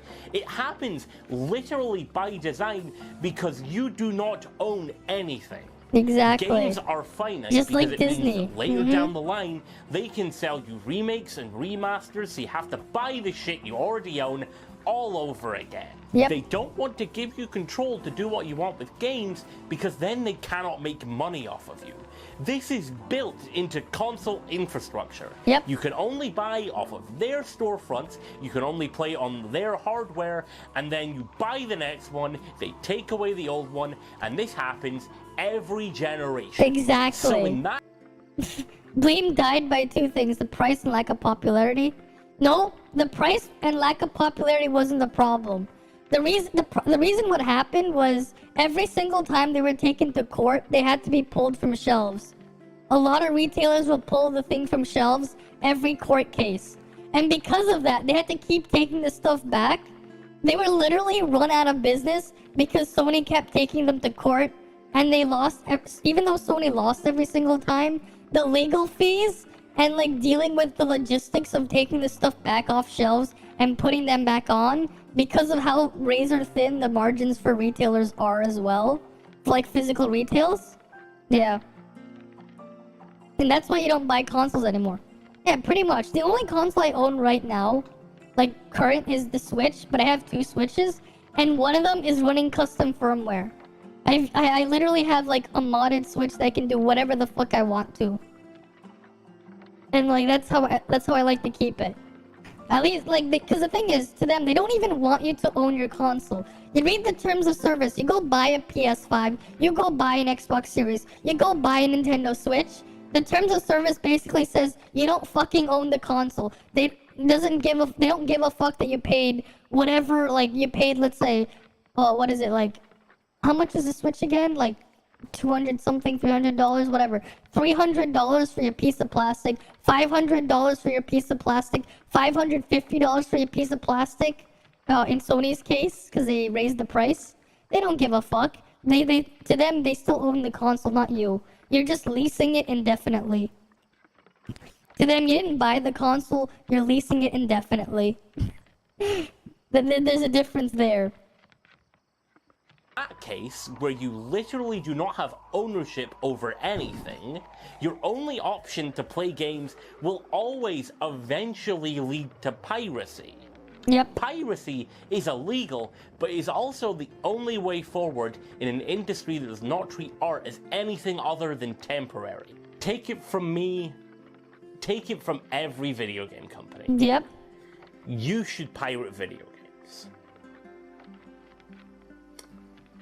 And to the authorities watching this video, I've been lying to you. I'm not actually a cop. I'm Duncan Buckin. And one of the games I've shown in this video was pirated. Yeah, the first edition Switch was the only one you could mod. Any Switch that you bought prior to July 2018, any Switch manufactured and sold before July 2018, can be modified, no problem. There is a couple that was released after that could still be modded, but it's a pain in the ass. And then like more of the recent ones, they all require mod chips. To you to figure out which one it is so you can stop me, because I'm a criminal. I'm a danger to society, and the only way you can catch me is if you figure out which one it is, so good luck, pigs. The clock is ticking. Yeah. He's right there. He got a point. Right, you should just... But it is just funny how like the whole time Tower of Fantasy was just in the background. Especially the music for the game. Oh yeah. And that's why, like, if you're looking for like early model Switches, they're worth a lot more in the used market. compared to the other stuff. Because of all of that, they're worth more. Because there's a very low supply, but the demand will only increase. The demand will only increase, but the supply is the same. Actually, the supply decreases as they break and fail. So there's that. I'm just happy I at least own one that I can do that with. And then, like, with some games as well, you could add, like, quality of life improvements there. You can even run mods for games. So it's just like, yeah. That was part of why I have that.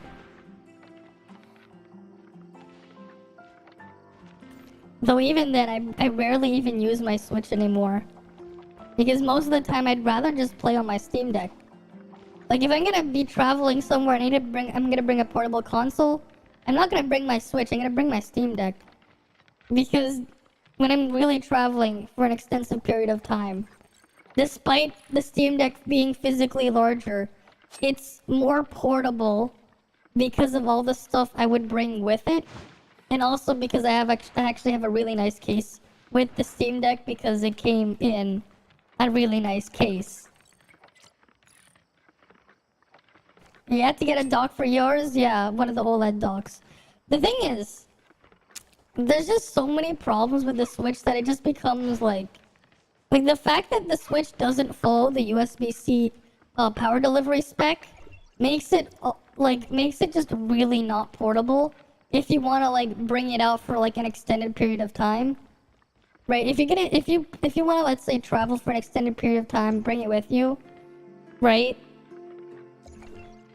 Well, let's say you need to charge it or something when you want to bring it with you. Well, you have to make sure you bring the official Switch charger because any other charger has the possibility of turning your Switch into a brick. You want to plug it in and dock it somewhere, you can't just use any third-party dock. You have to make sure you're using the Switch dock as well, because again, it doesn't follow the USB-C power delivery spec, so there's a problem there. Oh, how about this one? You wanna plug into a battery bank. Again, you might not be able to do that nicely because again of that problem with the Switch. It doesn't follow USB-C spec, and you do have the risk of actually bricking your Switch from doing that too.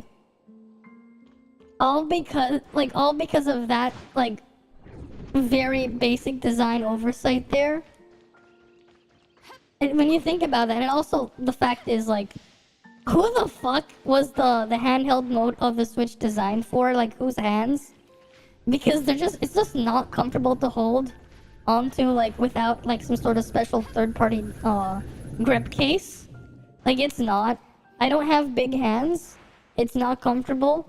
If I had child-sized hands as well, it still wouldn't be comfortable because, again, it's just the actual shape, the thinness to it.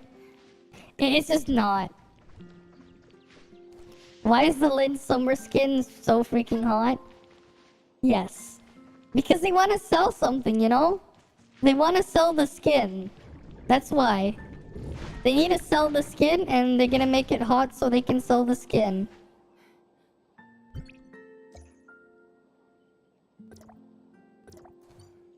Can I get anything from that exchange store?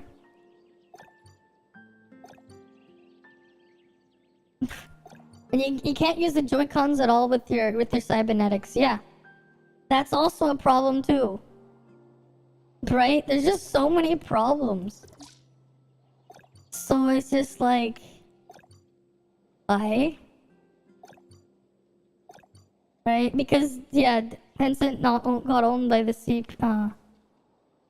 so they can design whatever the fuck they want. But, yeah.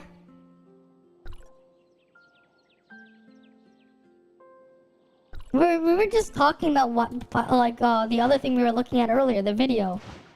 Right? Like, I basically said the Switch isn't really portable. It's also just not ergonomic. Like, holding the Switch in handheld mode, the Switch Lite is even worse.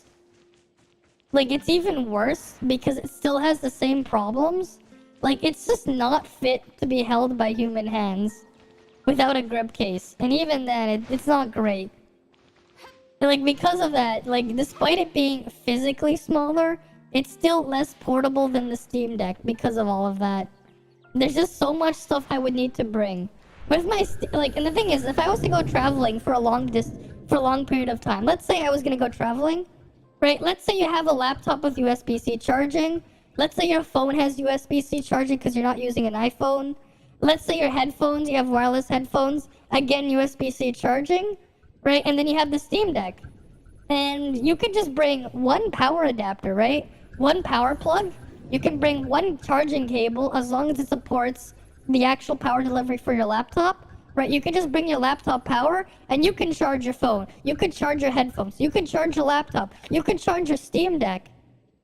And you can just take that with you if you were traveling. But with the Switch, you're going to need to carry the other thing in there. Let's say you're traveling to a hotel room as well. You want to dock it. Right? You can use literally any dock.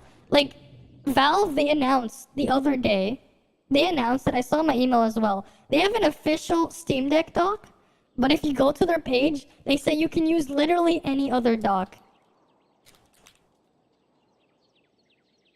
They announced, they like, deck dock, right?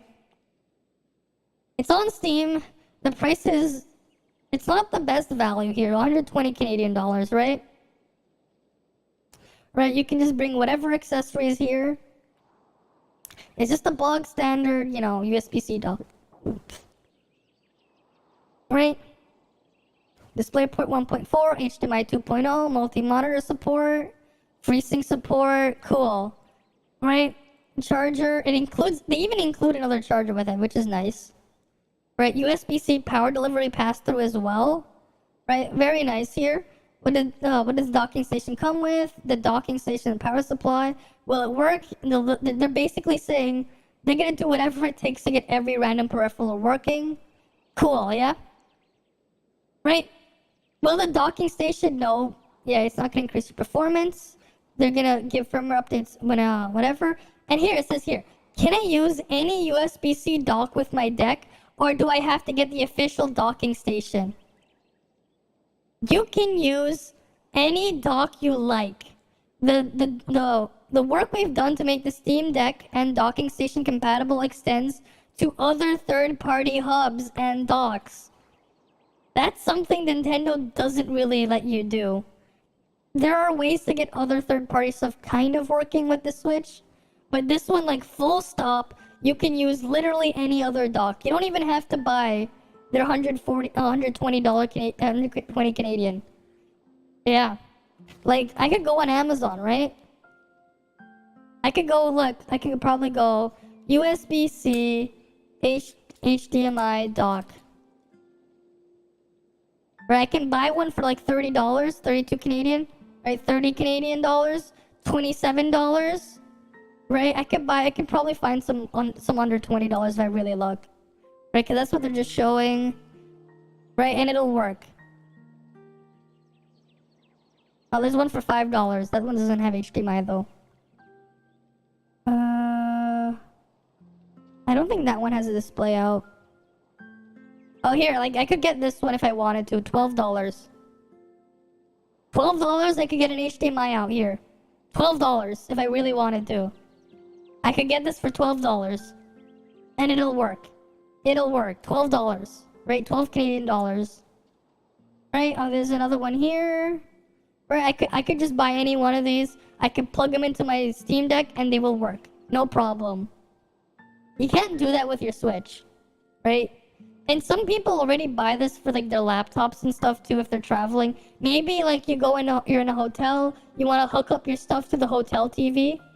Right? Because some people do that, right? They're traveling, maybe they just want to watch something on their hotel TV or whatever. Right? That is something that you can do with any dock. You can use the same dock for everything. No problem. Can't really do that with the Switch. So, like, for people who are really traveling, it's just less portable. Also, it's just like Steam Deck. If you just look at any unboxing, it literally comes in. It literally comes in a case. Wow. Right, let's go to the... Second though, first, let's... This is literally like... Doing a character Wait. experience in LT. Oh, here, we're actually gonna The go... time is now 6 days ago, and I am about to get my first hands-on. This is literally what it comes in. It comes in a gray box like this, a brown box like this. There's going to be an LTT video that we're going to be working on over the next week or so, where we get into... Some hotels' TVs are scuffed. They don't even have an HDMI output. Fair. Fair. But at least most of the ones that I've been to in the past 10 years have been fine. More detail. So I don't travel too often. Thermals. Anything else that we're allowed to tell you at this point? We can't get too deep into the software. But like it literally comes. So this video is going to be you focused get the charging on the brick here, experience, and then you get this, and then you get that. That's all that's in the box. Inside this case is the Steam Deck. They literally use like their packaging, instead of having a bunch of junk foam and a bunch of useless garbage like plastic and foam and everything. The Steam Deck literally comes inside the case. The case is really, really well built. Like, it's really sturdy as well. Like, you just get it in a case. It's really nice. First impressions of this potentially revolutionary gaming handheld. Like, you get a really nice traveling case. Languages telling you places that you can play with it, I think. Subway Fair. And the Subway Ferris wheel in a test chamber. In a test chamber, yeah. You probably ask, what the fuck you brought this for? You tell her, you'll find out soon, honey, yeah. Ferris wheel toilet. Toilet, yeah, they the know toilet. Their audience, don't they? Over there. No, the best part is the test chamber, yes. Right here. Wait, where's the test chamber? In a test chamber. A test chamber, yes. In a test chamber. In the patio and stuff, yeah, all over the place, you know. They know their audience, don't they? Over there at Valve. Right? Okay, so packaging. You've got a nice little like, quick start guide, yeah. So you press this button to bring up this menu, press this button to bring up this menu. Really impressed with the packaging so far. I was going to talk about this in a little bit more detail later, but we actually considered doing a carrying case for the Steam Deck as like an LTT store item. And then we found out that Valve was making their own, and I kind of went, well, hey, if it's not any good, then maybe that's still something we can explore. The case is really good. Unfortunately, it seems to be kind of awesome. So yeah, it's really awesome. Nice little elastic strap there if you want to strap it onto something. We've got this little pouch that you can kind of stash in there if you're into that sort of thing. Carrying handle. Man, it seems... Actually, I didn't get the pouch because mine's the 256 gigabyte model. Only the 512 gig models got the pouch. Ooh, it's in there, isn't it? Well, it's probably fine. It's pretty armored. Hold on. It's a very, very sturdy and armored protective case. Power adapter. Right. Might have preferred to see just a Type-C female jack on it so that this cable can be replaced with a longer one if I really want, but it's a reasonable length. My one concern is that the Steam Deck's only charging port is at the top. So if you have this plugged in, and the outlet's not right next to you, it could actually be a bit of a reach issue. Yeah, I just have a longer cable around the device. I don't have that mention problem. This, but the astute among you probably figured this out. I'm planning to do size comparisons. Right? Yeah, you Bob, like, you think you're going to school for something similar, looks like this, and get it fixed, yeah. And it's mainly with computers, I see. Here with all the other gaming handhelds but look, that we have on hand. That's it. It comes inside the carrying case. I opened it just comes inside the carrying case. I'm a professional. Right? That's like a really nice thing they did. They just put the Steam Deck inside the carrying case and just gave you a case with it. Why don't other things do this? Other manufacturers, it's like, you know, especially like Nintendo with their handheld stuff with the Switch. Like, if you want people to travel with it, like, you know, at least so you can help avoid some joystick drift. Right, from the Joy-Cons that are a piece of shit. Put it in include a carrying case instead of wasting a bunch of cardboard and a bunch of instead of wasting a bunch of cardboard and plastic and foam. How about like a nice sturdy case instead to protect it in the box, right? Like this is like the best way to use packaging for an electronic device because it's not wasteful. You're not gonna throw away the case, and if anything, you're gonna use the case. Yeah, but just back in the damn box. Yeah, like this is what's really nice, right? You get a really, really sturdy, high quality case, and that's your packaging. That's it, and that's all you really need, right? Because a lot of people, there is a market for buying a lot of these third-party cases for their devices. But like, what if you could just buy? What if they just, instead of having all that junk, plastic, cardboard, they just put it in a nice case, right? So, less waste. Yeah. Less waste. So that's fine. Especially if they want to like say, oh, but we're not gonna include a charging cable because of the environment. You know, what about all the wasteful packaging that people are just throwing out and ending up in landfills, right? This is what you do. Now there's no waste. You want to keep it. You want to keep the case. Heck, you're going to use it regularly because you're going to take the device with you when you travel. And hey, instead of going out to buy another case when you're traveling, you have the case to put it inside. Right? You're not going to throw away the packaging. Yeah. That's fine, but the outlet has to be pretty much right next to you. In fact, can you see that thing? Set it down on here. I'd say that they're designed for someone who's this thing is really much bigger than mine, but that doesn't prevent me from comfort. Honestly, the way they have it set up is actually just really comfortable, no matter the size of your hands. Wish older Nintendo games came in a clamshell case on their first release, yeah. That would have been nice. It is still funny though, like despite how big it looks and the weight, it is just super ergonomically designed. Like it's super ergonomic, right? Right, like, at first, I was skeptical when I first saw it, but, like, after I got one. Right, like, I was skeptical at first. Oh, wow, why are people scalping it for $980 Canadian? What the fuck? But, yeah, like, as it looks, right? At first, I was kind of skeptical just because of the placement.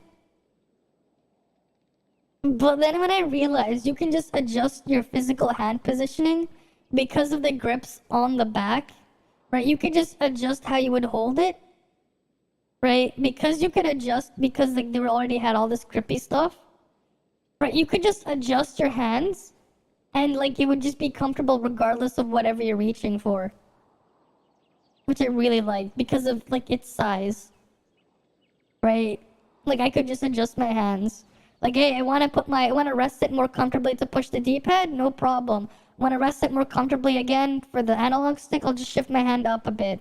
Shift my hand down a little bit. Right, it just works. You can just change how you're gripping it because it's big enough. And it won't feel painful or anything, it won't be like poking into you. Like I know the 3DS had a problem with the D-pad. 3DS.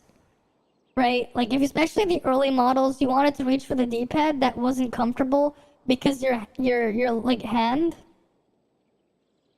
would be like touching this weird bump on the side here.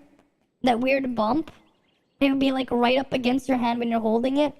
It's just so you can position for the D-pad, and it was a bit of a pain to reach for the LNR. I remember that because I had one of these, right?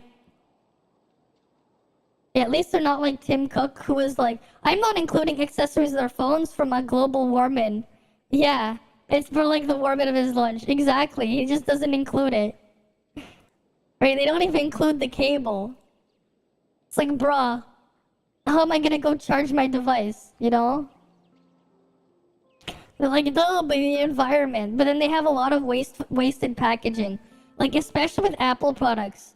Like, you buy an Apple product, you open it up, they have a lot of junk, wasted packaging in the box. It's just like, yeah, cool, but you could have cut down on the packaging too. You actually hate all the PlayStation controllers? The control sticks? Oh yeah, I hate them too. I hate the D-pads, and I hate having the control sticks be a bit too far down too. It's not the most comfortable when I'm like holding them. That's why I don't really like them. In terms of ergonomics, honestly, I actually want to see another company, like, I want to see another version of the Steam Deck controller, but, like, as, like, a regular gamepad. Because in terms of actually holding it, this is probably, like, the most comfortable controller I've held outside of the VR controllers. Like, because some of the VR controllers are just really amazing to hold with, like, how ergonomic they are. Because, like, they're meant for you to actually hold in your hands. Like, because they're designed to, like, fit naturally. But if you don't include some of those, this is probably my favorite controller shape. The D-pad needs some work, that's the only thing I would change. Right, if they just made one of these, they took out the screen, they took out the guts inside, and it was just a controller, maybe instead of this space, you just have like a big trackpad, or maybe like a mini like text, like little chiclet keyboards like you would have on like those old BlackBerry phones or whatever. Like if they had something like that, I would buy one and use that as a like on my computer, like the ultimate game controller. And that's what's worse. These people use private jets to travel. Exactly. It does even worse for the environment instead of traveling with other people. The GameCube controller is your favorite, despite the tiny control pad. Nobody used the control pad on the GameCube controller. That thing was terrible. But the analog stick, I kind of get it. I did like the analog triggers. Why did Nintendo get rid of them? I don't know. You know what, actually?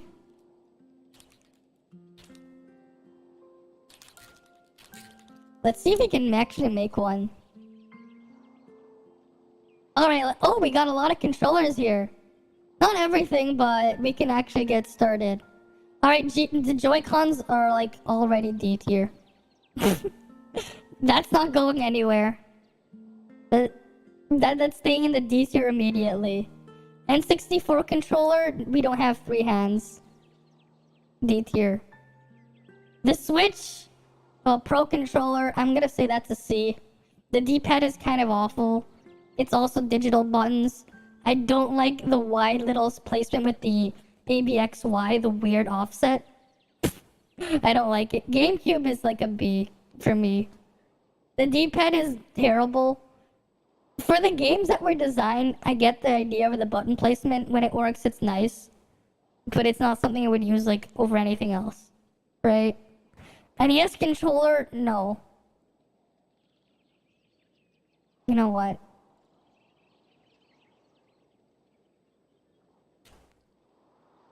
Actually, there. Right. The Wii Classic controller, that's actually gonna go in the D tier as well. It has a similar problem to the Switch Pro, but like that placement. This is the Wii U controller. I think that's the Wii U one. The Wii U one was actually kind of decent. But again, because of the digital, I can't put it in A. The Dreamcast controller, no. It was cool for what it was, but it's too big. The Wii U gamepad was interesting as well, but like, it ended up feeling more like a gimmick, C tier.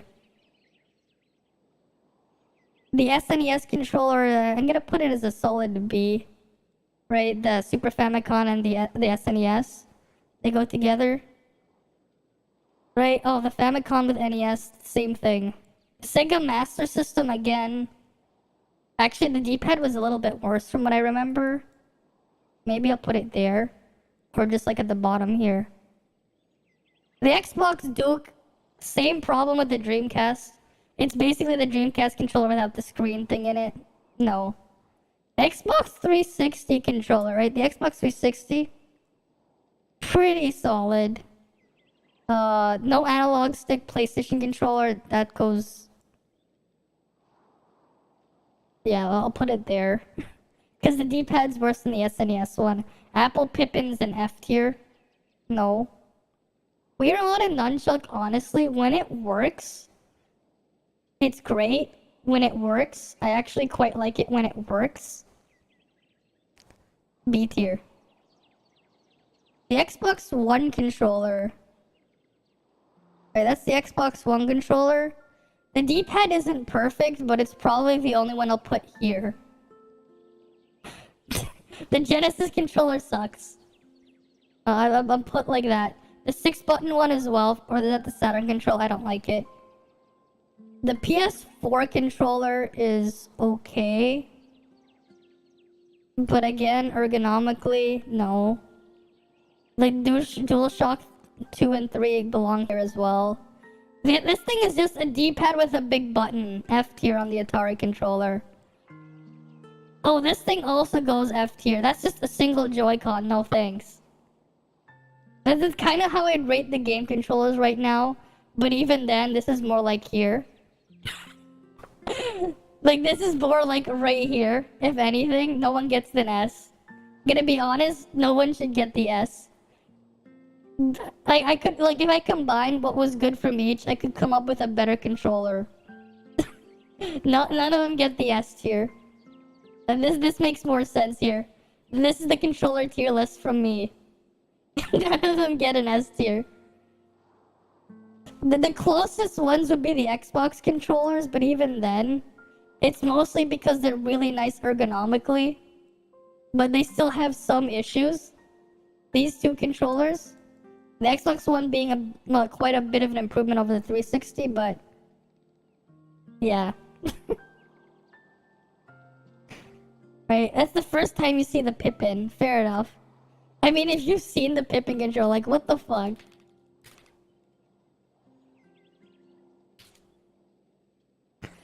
What the fuck is this? Like, actually, what the fuck? Nice boomerang. No. No. That's a no. Right? What do you guys think? Would you do something similar as well? Right, what would you guys do? This is what I would do. Right, this is what I would do. That's how I see the controllers. Like, this is just how I see them.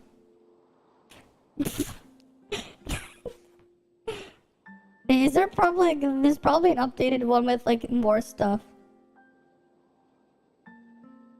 Oh, this is what someone else made. No, I would... No. What the fuck is this list? No. Fucking bongos and beats here? What the fuck? I forgot one. No, I wouldn't make that one there. Is there one with, like, more stuff? Worse than garbage. Where's the garbage? Keyboard is A tier. No. D. This is a better steering wheel, but no. It's super specific. This is literally just 2 buttons. But, like, you have to hit a big bongo. You know, there's no point in me doing the same thing again. Rock Candy Xbox 360 controller? Weren't those things just pure garbage? I was, like, only looking at the official controllers. But yeah, that's my list. The Steam Deck would probably be here. The DS would, like, actually be here. 3DS would probably be around the low B tier. The PS Vita would also be here at high B tier. Probably. The PS5 controller and the Xbox Series X controller. I'd actually put the Xbox Series X controller below the Xbox One controller. And then the DualSense is still just going to be down here again in B tier. Because they didn't fix my problem with the PS5 controller, so they just stay there. It's like, yeah, it's an upgrade over the PS4 controller. But it's still not there. They were, you had one because your laptop would crash. Yeah? But yeah, like, Joy-Cons, like, instant garbage in the pile. The freaking Switch Pro controller is pretty terrible too. I don't like it. I do not like it.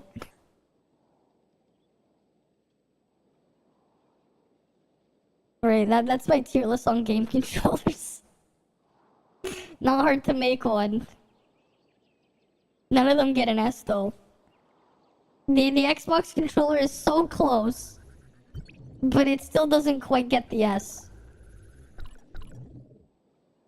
To be honest though, like, my dream controller would probably just be take the PS Vita D-pad, make it a little bit bigger, and put it on the Steam Deck. And then you're done. That's all they need. That's all they need to do. Take the PS Vita D-pad, make it a little bit bigger, and put it on the Steam Deck. You're done. That's all that needs to be done. Like, that's literally all that needs to be done. Like, they just take the PS Vita D-pad. Like, I don't get why, like, there aren't that many people, like, Like, I don't know why, like they don't use the Vita D-pad. Like, literally, like, all, like, the good Chinese handheld PCs, they're all using the PS Vita D-pad. Like, they're still manufacturing PS Vita D-pads. And, like, every freaking Chinese handheld that's, like, the good stuff, like, the good Chinese handheld ones, especially the higher-end handheld PC ones, they're all using, like, PS Vita D-pads. Or some sort of knockoff of the PS Vita D-pad. For some reason. But unlike Sony themselves, they won't even use the good D-pad on their PlayStation controllers. They made one good D-pad and they refused to use it. Like, why? They spent a bunch of money doing R&D to make a good D-pad, and they refused to use it. Like, that was one of my problems always with the PlayStation controllers. I hate the D-pad. They made one really, really good one, but they refused to use it. It's just why. It's like, just why? You made a good one and you refused to use it. Like, what the hell's the point then?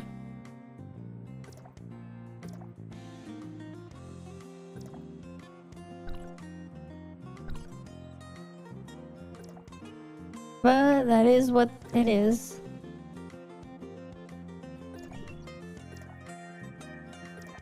Let's just get a little bit of support points before reset happens.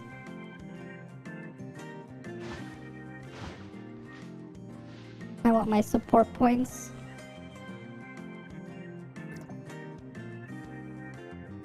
Look at that, we got two people here that are into one-handed gaming. We got two one-handed gamers there.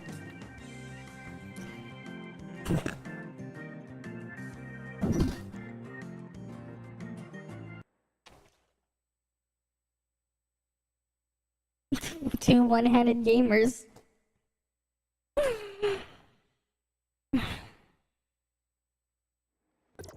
At least my internet hasn't crapped out at all today. That's nice. So far the whole stream, everything's been fine. For now.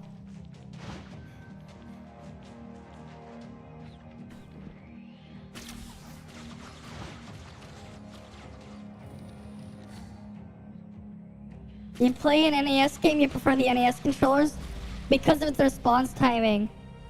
Sure, but if in terms of comfort, I don't like the NES controllers. If we're talking about response timing, yes, but if we're talking about comfort, no. Because I do find, like, I do put comfort in there. I do factor in comfort. To be honest, because of the size of my hands, the Xbox 360 controllers, they are a little bit better shaped than the Xbox One. But the Xbox One, it just feels more quality.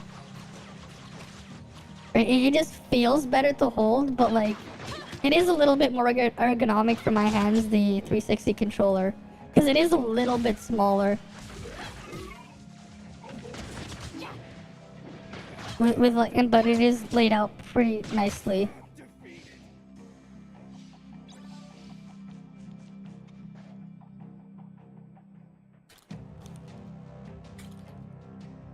But like,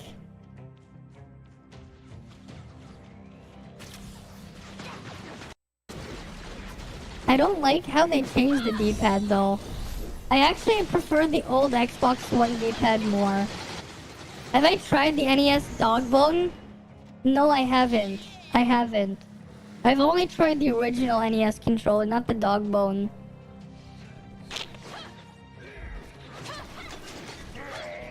Like, I've seen them and I've heard of them, but I've never actually tried them.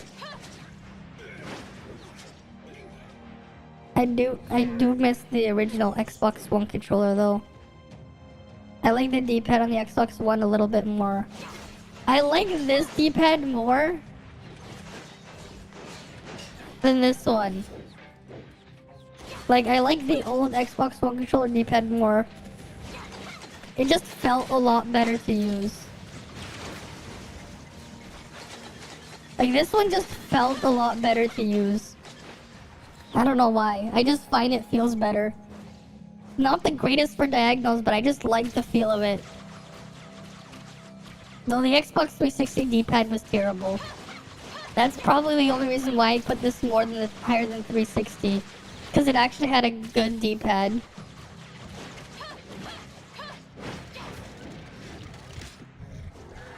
Most people don't like the A and B button placement. Ah. I see. Fair enough.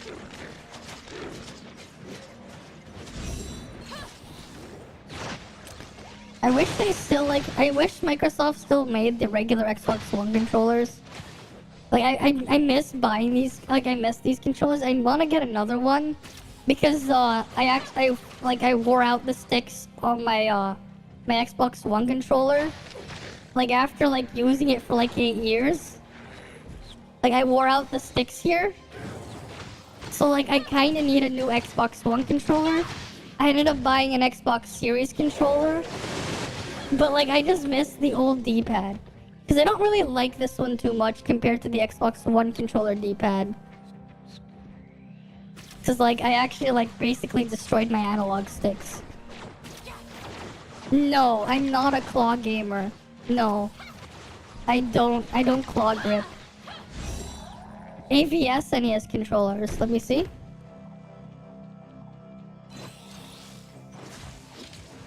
But no, I'm not a claw gamer.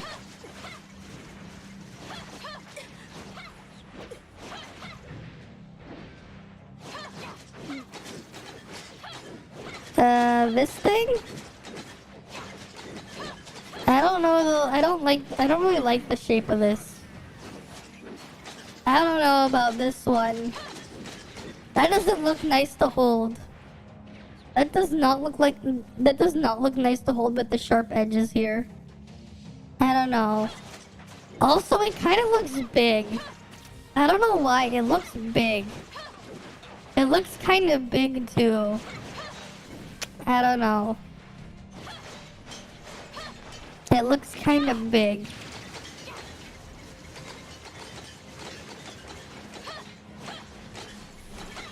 Yeah, I don't think I want to deal with those controllers.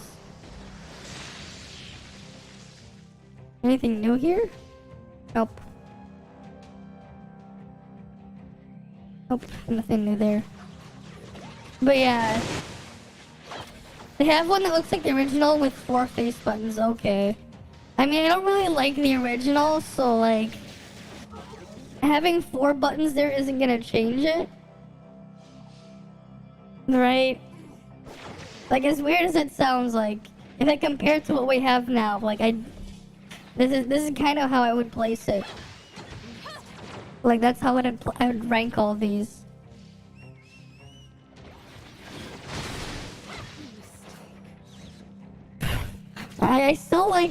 I still find it bizarre how someone came up with the design for the N64 controller. I mean, it'd probably be fine if humans had 3 hands. Right? If we had 3 hands, I'd kind of understand. But we don't. We only have 2. It's what were they thinking? You know, what were they thinking?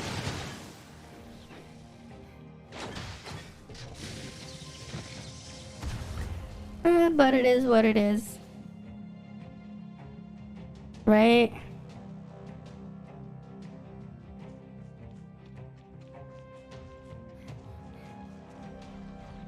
What the fuck? A YouTuber doesn't think Australia exists? What the fuck?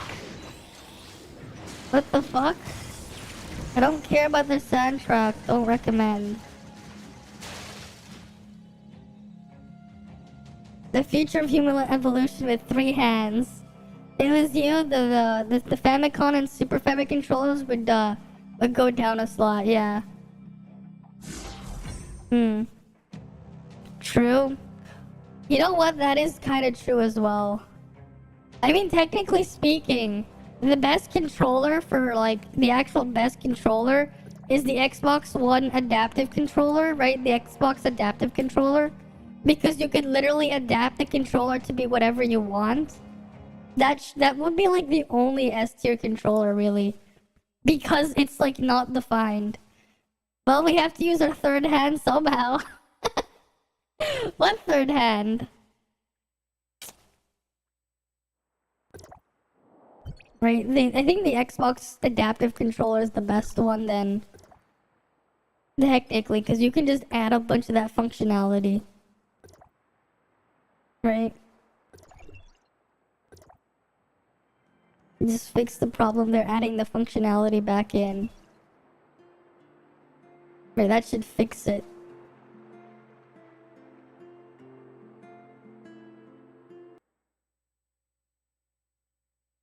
Mm-hmm.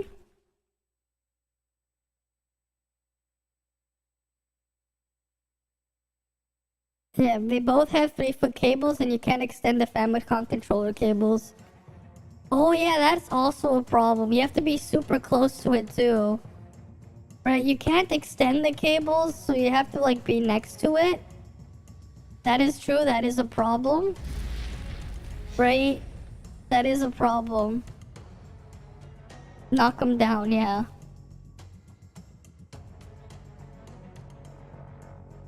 The hell, the Galaxy Flip Z, yeah. Why the hell would you need that kind of flip phone? Folding one.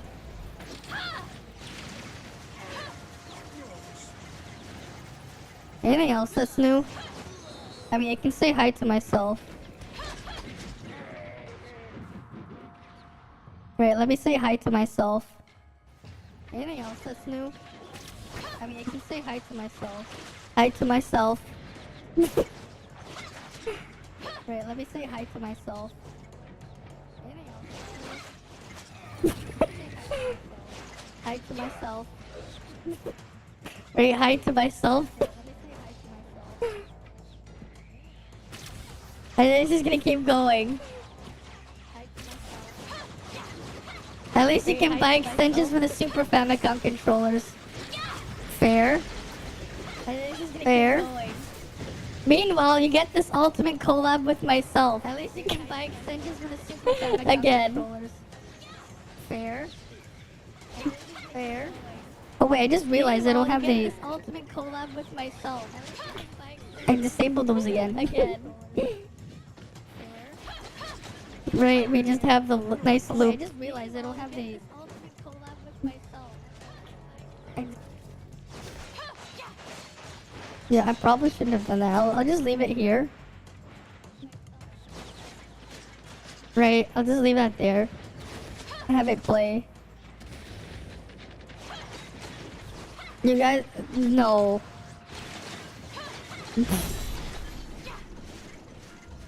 Oh, you don't need the history there.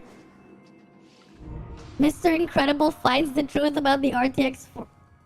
Oh yeah, I have to disable that one too. There's still more videos I have to update and hide on list. Select all, actions, edit, visibility, unlisted, update videos. A lot of my earlier videos I'm slowly delisting.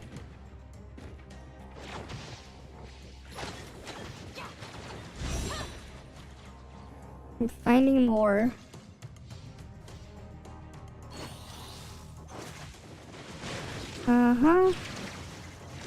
I guess I don't have that many. Okay, that video is going to be delisted still soon. This one here will eventually be delisted. I'm just gonna click on it. But like, yeah, it says it's unlisted now. Why the hell is YouTube recommending unlisted videos? The new chatbot AI? What do you mean new chatbot?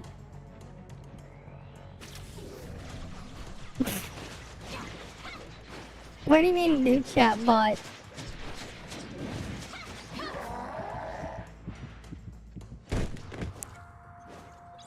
No. There's a new chatbot website. Okay. Okay. Oh yeah, that's right. Yeah, Nintendo's bad advice there, yeah. Where you can create your own chatbot. Oh. Okay.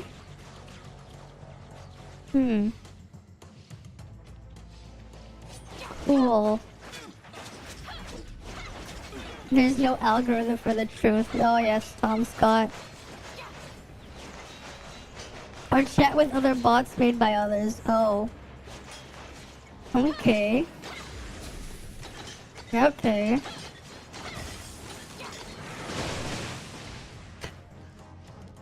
A whole bunch of Vtubers made one already. Really now? What's the website? What's the website? Maybe we'll check it out. What's it called? Character.ai.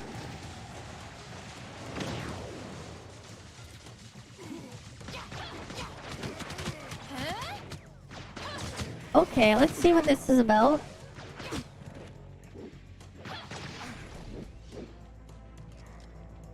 If it loads.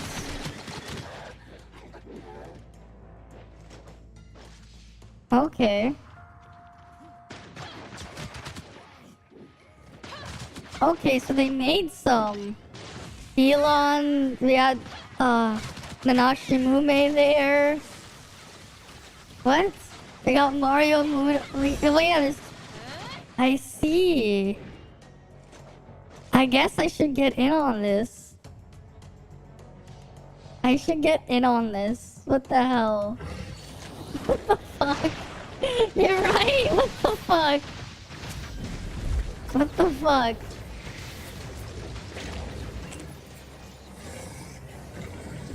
Create one.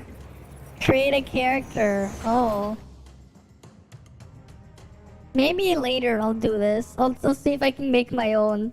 You can even train it to make conversations or plug to. Interesting. Maybe I should do that for myself. Get an AI into thing. Why not? That sounds like a fun little thing to do on the side, I guess. Just make your own little AI.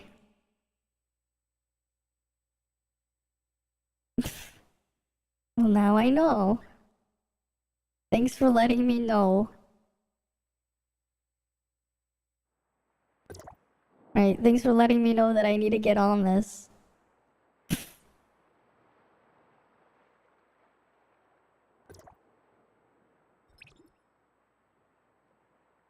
Let's do another one. I need my support points.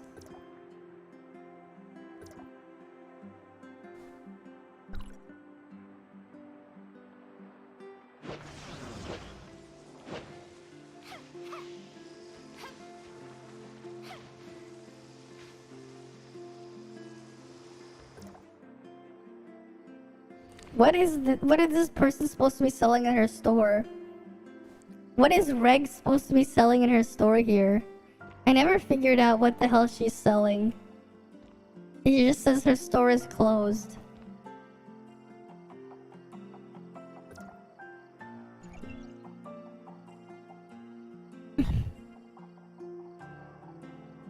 My own AI assistant. Why not, right? Why not have one? That sounds like it'd be fun. Selling copium. How much copium? Copious amounts of copium? She sells the wishing stuff.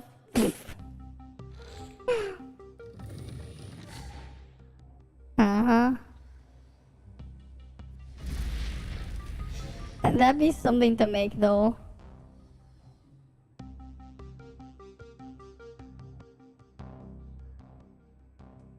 Did I set the auto thing there? Yes, I did. Okay.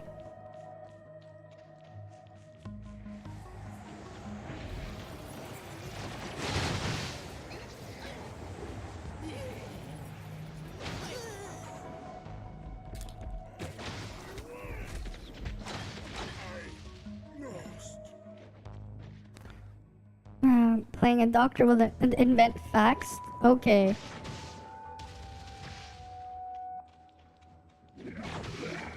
So if a chef tells you, don't trust them. Okay.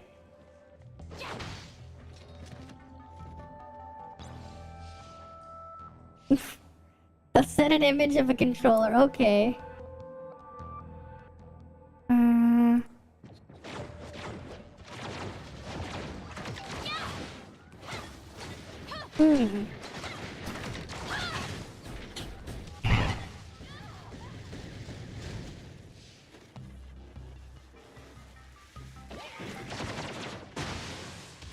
Dead red nucleus for the price of 20,000 copium. What a deal. Uh-huh. What a deal. What a deal. What a deal. The low price. A very amazing deal. 3 minutes till reset, yeah. Why is it using that weapon? Why isn't it switching? Whatever. What else can we look at?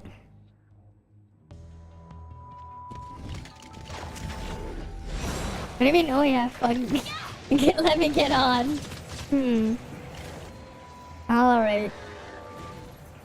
Well, that's cool. We can probably I could make my own little AI there. I definitely gotta get in on this. See what can happen. Right.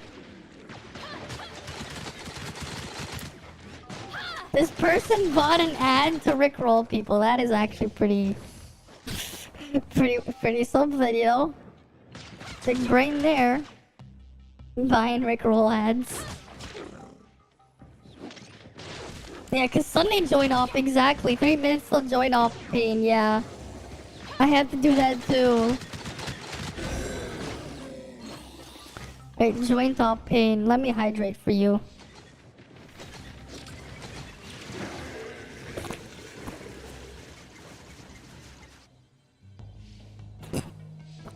Alright, I hydrated. But yeah, lots of joint off pain coming.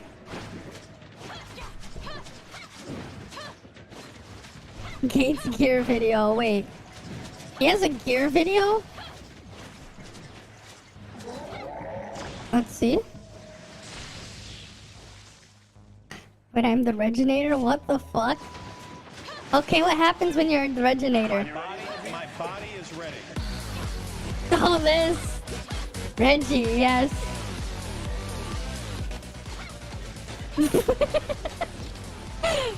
The gear video, but it's rickroll. Actually?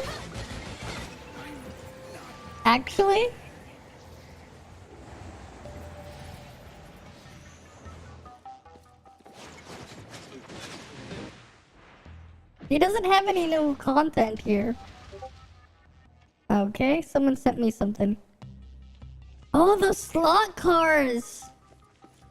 You're showing me slot cars. I know these things.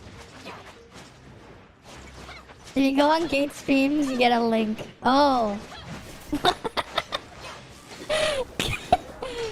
Oh yeah, these things. You just push the button. If you push it too fast, the cars will just go faster. Yeah, I know these things. And my brother had one of these when he was younger. We played around with it. And then he broke it and destroyed it. Yeah, I remember these things. I know, these things are terrible. It's just one button, if anything. They only do one thing. And that's just to send power along the rails so that the cars would move around. Yeah. Yeah, those slot cars were a thing.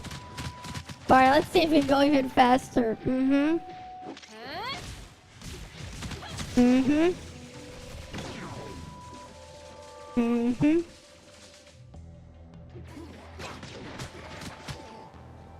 Anything else that's new? Eh? Why are companies debranding? Yeah, they're making like simpler logos. Like, what the fuck? Oh, you sent me another thing. Slot car championships is actually a championship? What the fuck? What the fuck?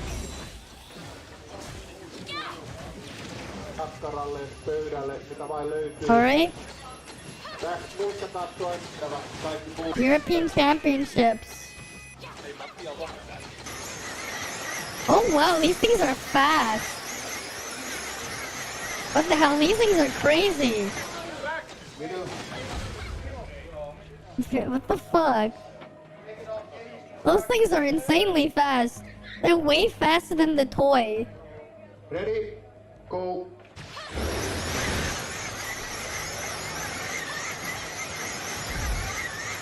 Like, how does this work? How the hell does this thing work? But you guys don't even see the video. I just realized you guys don't even see the video. Oh, wait, here, wait. I just realized I had the wrong thing up. Right, so let's... Alright, I'm guessing they're making some repairs. Right, and they start, right? Driver ready, master ready, and we start May final.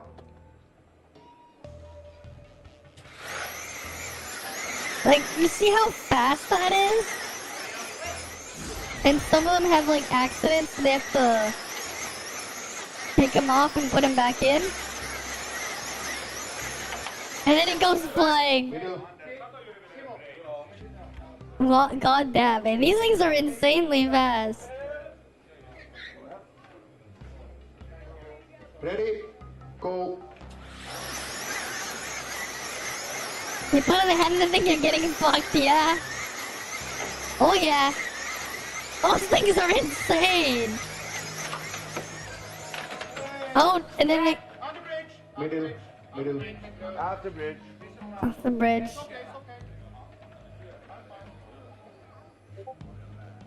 God damn. Slot car racing. Well, that's something.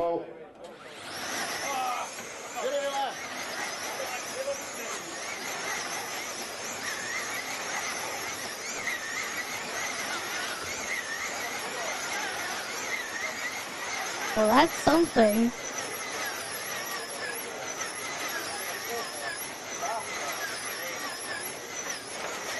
No new level cap? You don't think we'll get one for another 3 or 4 more days? Maybe we won't get one until, yeah. You lose your hand, yeah. Middle, car in the middle.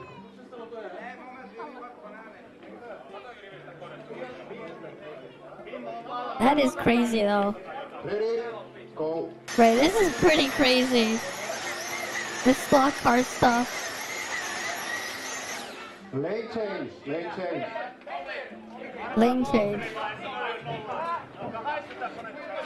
The Finnish slot racing. Crazy. They also have to like clean up the things there. And then they have to go in there. They're performing maintenance on their slot cars because of how fast they're moving. 3 minutes. 3 minutes to perform any maintenance they need to do. Right? Imagine. Wow. Oh, I guess that's what they're doing as well. It's counting the lap counts. God damn. And like 2-second lap completion times. 1.9-second lap completion times. Speedrun maintenance, the hard part, yeah. Right, they get like 3 minutes, and you can see the lap times. This is crazy. They're completing laps in seconds.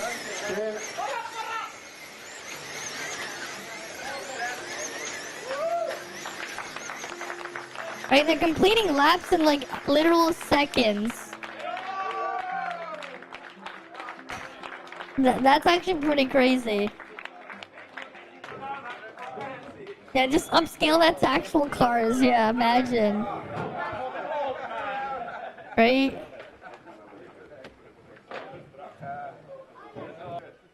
Goes the grand old man of slot racing from Czech Republic, Zenes Benek. At the great race, 1,119 laps.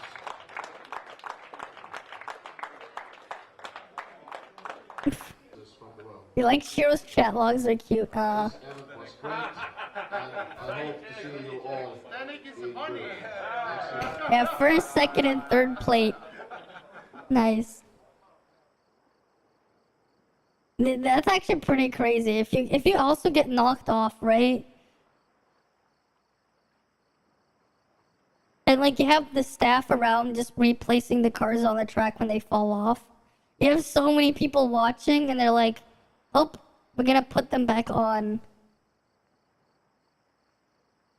Right, so you have to be careful you don't fly off. That is pretty crazy. Alright, see you, Ozin. I see ya. Largest slot car track, what? Oh, they have like bigger slot car racing tracks? What the fuck? Alright, well we're gonna... Yeah, it flinks into someone's eyes, yeah. Oh, how big is this? How big? Oh shit! I thought that other one was huge, but this one... This is a whole different level. This thing is massive. This thing is massive. Right, this thing is massive. Right, this thing is massive. Right, slot car racing, you know?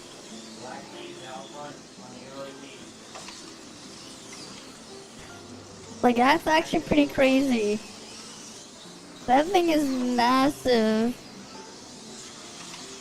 Ideas are coming into your head, yeah. Alright, I'll stretch.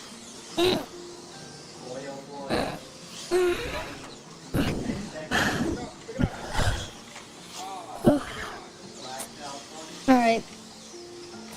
If I only had better way to do the range for tracking, so you could see it. Yeah, they're putting racing into the game. Yeah, they are. But they're not giving us slot car racing. But it's insane how fast these things move. Like, actually. That is a very big track. Just wow.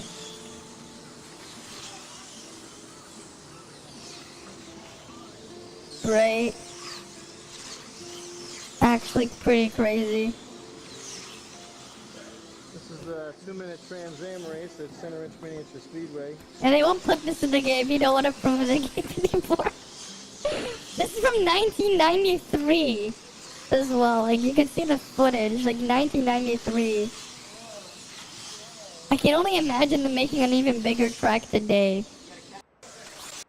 Right? You can see, like, from another perspective as well. Like, right? Like, their job is just to make sure, like, there's no accidents or whatever happened here. They have people just sitting, waiting, like, for the cars to go by. And then putting the things back on. Oh, we got a new leader. Albert. Right?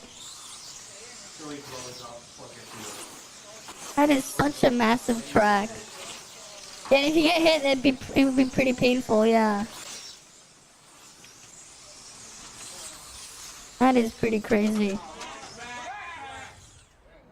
Holy cow, guys.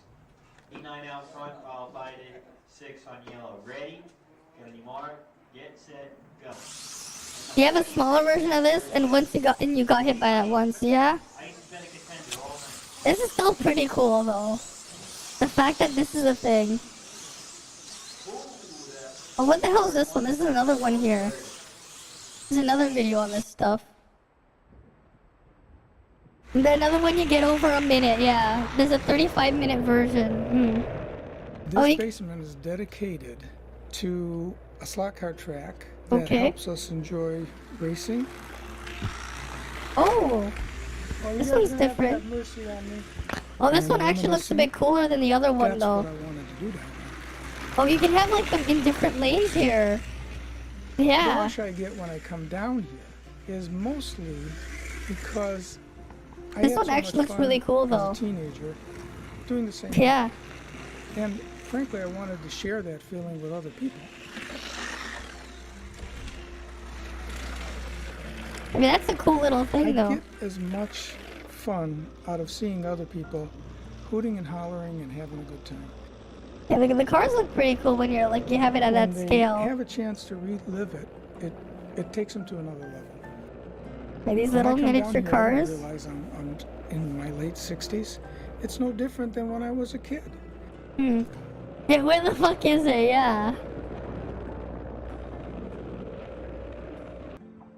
Apparently this is Dearborn. What? This worker spent 30 years building it. Where is it located? One of the largest slot car racing tracks. Wow. Oh, what? Look at the size of it. Look at the size of this thing. Yeah, look at the size of this track. Yeah. And look at the detail as well. That detail.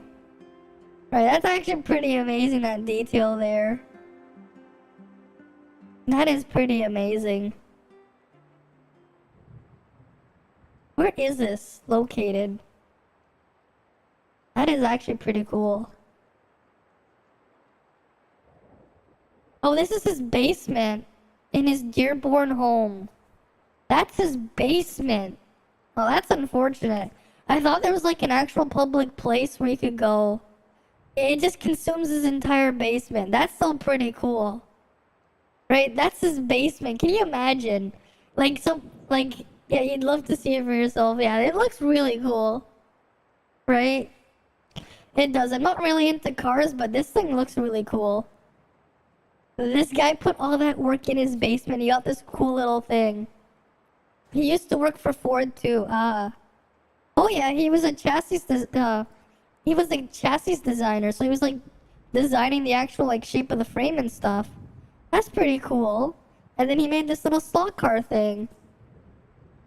Right, that's a cool little hobby to take when you're retired. That's cool. Right? That's a very big track. That detail as well. Right, that's some crazy detail there.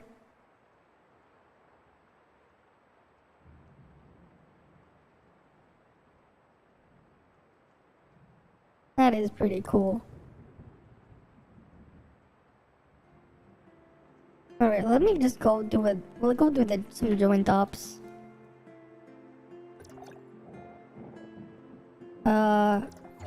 Thanks, I guess, for the wormhole reward. Imagine if father had a child, the kid would be in the basement every day. Probably. Yeah? They probably would.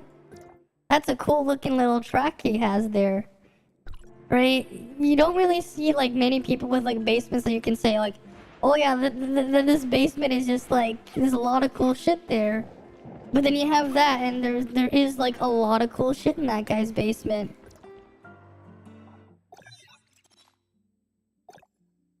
Right, that basement is pretty cool.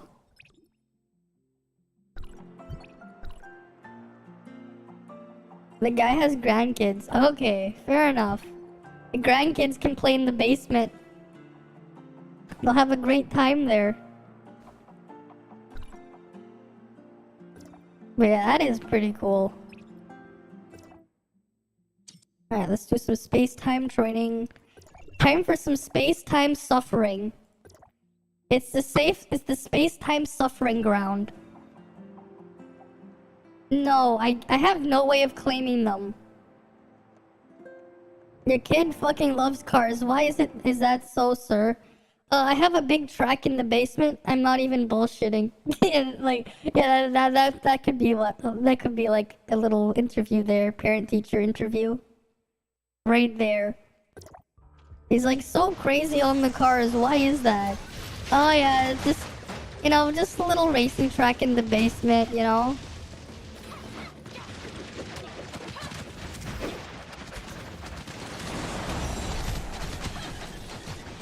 biggie.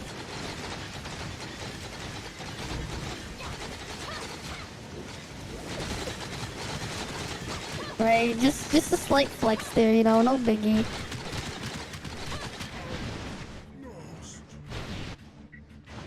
Right?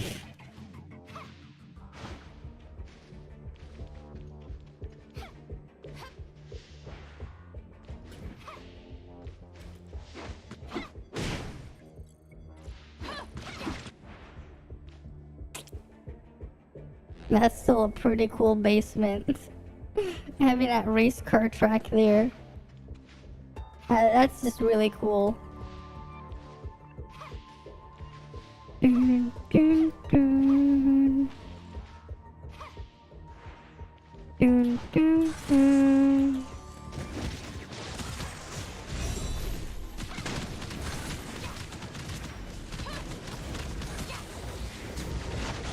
Did love being in that basement. Oh. Yeah, then the ones you hear about on TV, yeah. I mean, because that's something that's like super special and unique that you can only experience in that person's basement, right? It has something special and unique to it.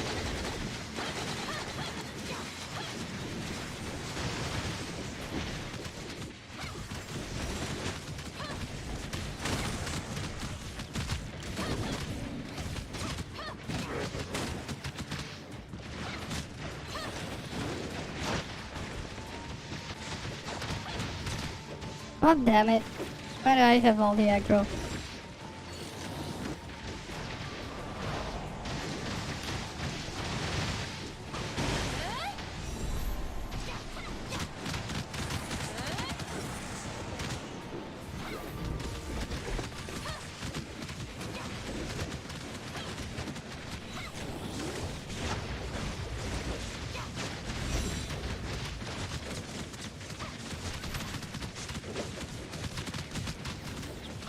At least this group is a lot better than like...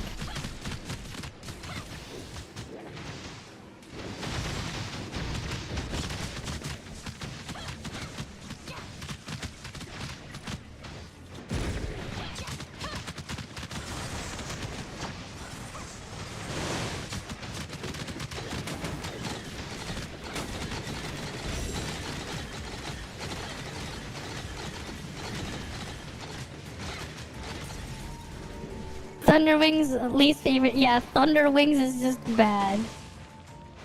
Who doesn't hate the Thunderwings? Everything else is just tanky and whatever. But the Thunderwings is like literally just like the big fuck you. I'ma go fly away. You can't do shit. Right? It is Thunderwings, yeah, by far.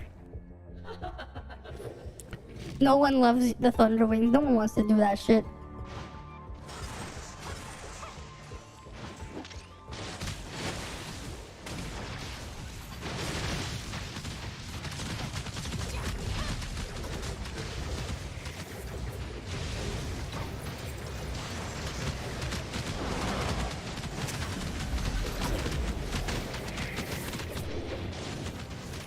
But it drops Severe and Pepper? No, it doesn't. Seraph drops Samir and Huma. Thunderwings drops Crow and King. Thunderwings drops Crow and King.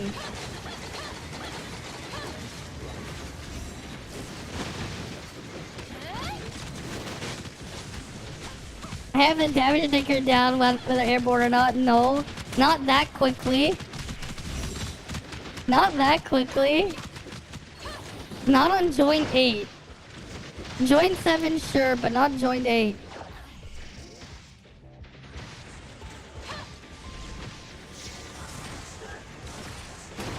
This is Seraph.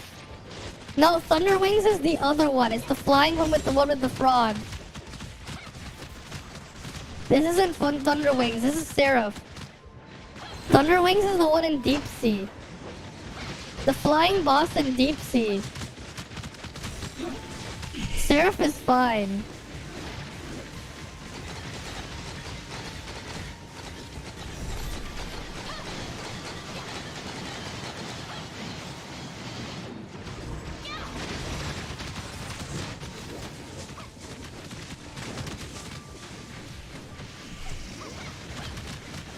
We swear you're the most unlucky person trying to get crit gloves and boots. You're starting to get mad. You should probably progress in Bygone, but you think you can't take it further.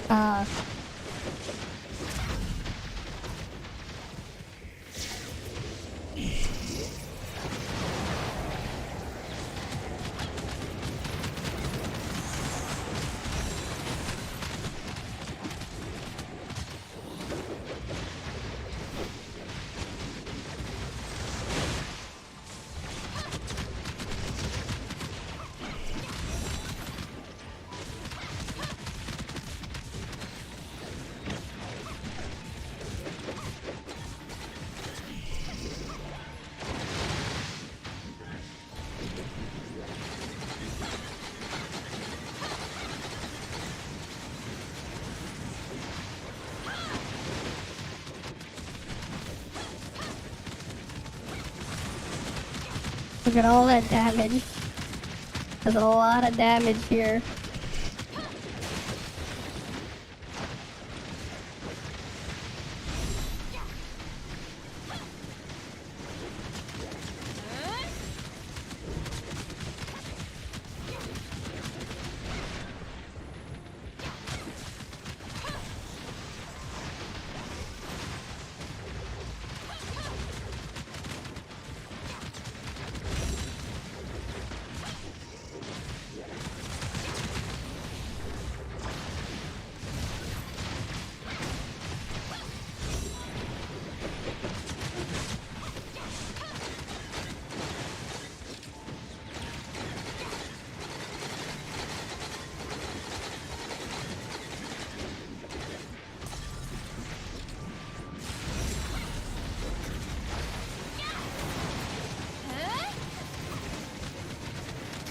Got all that damage. 69 gold now. Man, this still takes so long, even if people are actually doing some damage.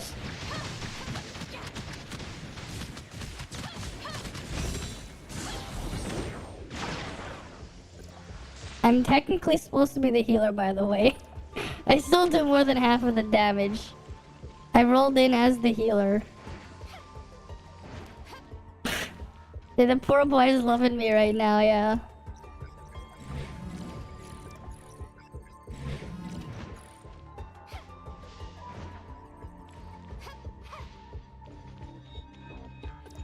And then I'll run again. Right? The team is like, sheesh. How many attempts you've done, yeah. You had the double digits, but at this point, The big dragon? The big dragon's whatever. You know, here's the thing, Varamagus. You know how you fight the big dragon? Here's the thing about the big dragon. The fight may drag on, but like, it's not that big a deal. You know why? Even if the fight may drag on, you know, let's actually see what happens. Let's see what happens if we can, interdimensional Frostfire Dragon World Boss solo right here. You know? Right, let's see what happens if you kite the If you haven't seen it, it's right there. You just aggro the dragon underneath it. I soloed the dragon boss. Literally just fight it underneath it. It takes like 20 minutes. But like you can just solo the dragon boss. Right? Like actually just full on soloing the boss. You can't do this with the Thunder Wings. As soon as I do this, I can officially say I've soloed the interdimensional Frostfire Dragon. Right? You just skip through. Like it's almost dead. Almost dead. Almost. There we go. And then it comes down. I did it. And then the corpse just falls down there. I did it. There we go. That's a soloed Frostfire Dragon. Right? History has been made. World's first global server Frostfire Dragon solo. Right there. World's first. Easy. And now we collect our spoils. Right? Easy. Collect the spoils. Easy. Right? But you asked your friend for some backup for your little friend. Exactly. I feel like content creators kind of persuaded people to not use Shiro, even though she's not bad. She's really good. I'm like in the opposite camp, where I've like said since the beginning, use Shiro. Shiro was actually really good. And then they said the characters are hard nerfed. Shiro got a buff. I'm like, I've been using Shiro like ever since I could like switch to her Shiro. Like ever since I got the 3-star hard Shiro, I basically just said like, I'm never using King again. And it wasn't on stream sniping because you couldn't literally like come to, yeah.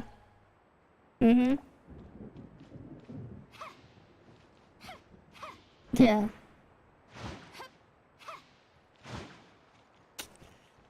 Like, it's funny, like, the way that people have said stuff like that, I'm like, you just use Shiro. Shiro's, like, really good.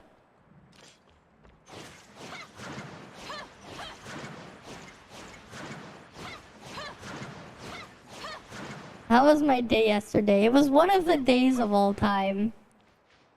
Let's just say, I mean, it was just a pretty normal day, all things considered. This is a fairly normal day. And you're an A6 Shiro Hammer, yeah.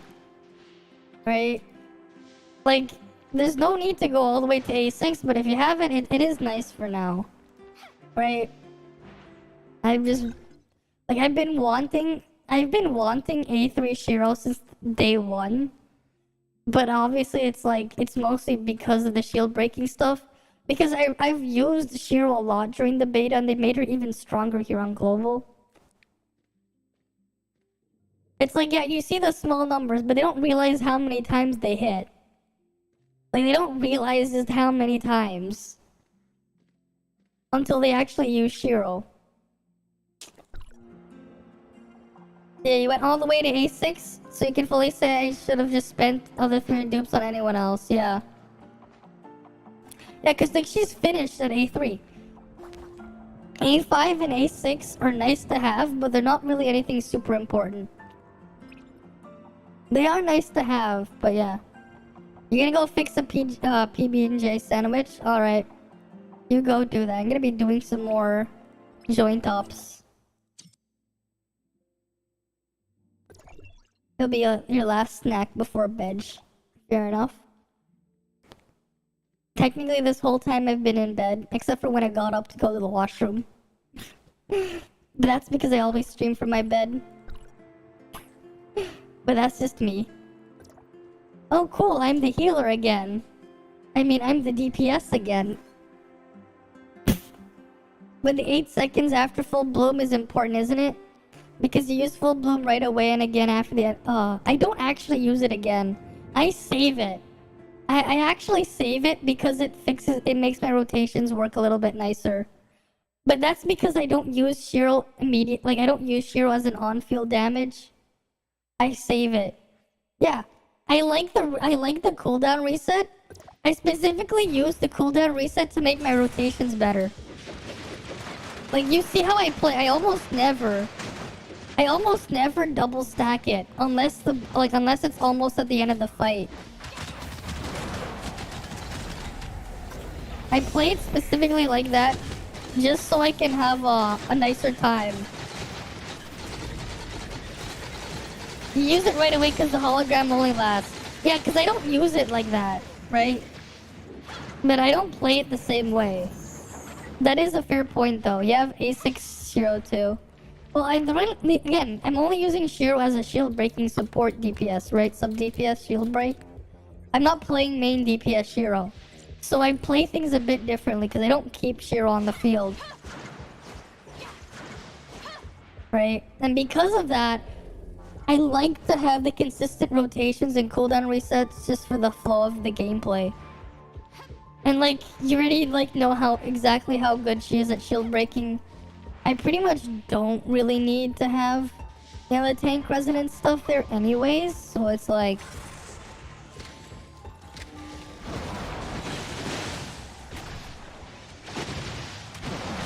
Like, I mostly use it, again, just because it lines up better with rotations.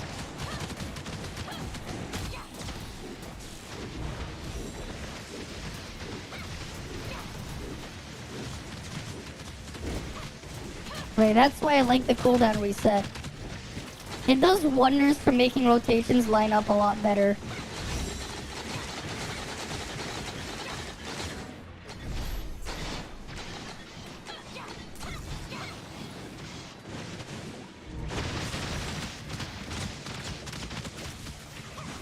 It does wonders for rotations. Again, I prefer a more smooth rotation. Rather than getting like weird spikes in damage that may fuck me over.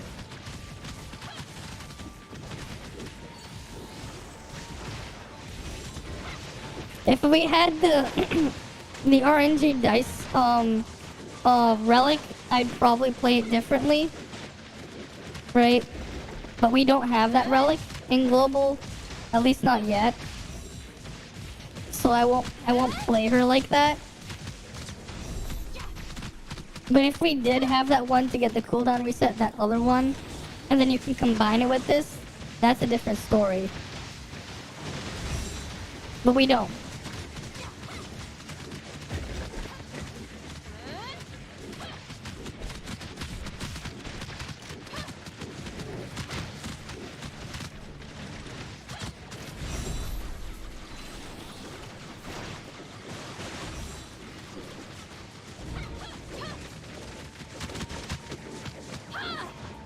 Right. It just makes sense to use it right at that point to kill stuff. Yeah. Oh, well, yeah, because you're playing differently, right? I'm using Shiro more for her shield breaking utility rather than the fact that she does damage, even though she does do a lot of damage, which she's doing what she's doing.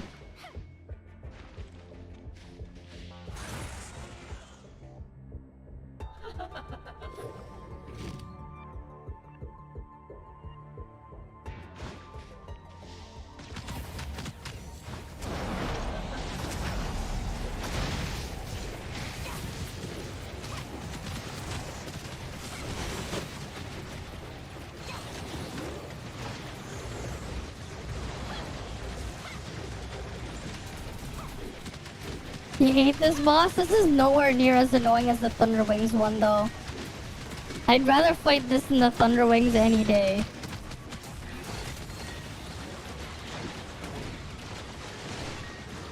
What the? Keep trying? What? What the fuck? Yeah, the Thunder Wings is disgusting, but why the hell did I disconnect? What the fuck? I disconnected there? What the hell? What the hell? What the fuck just happened?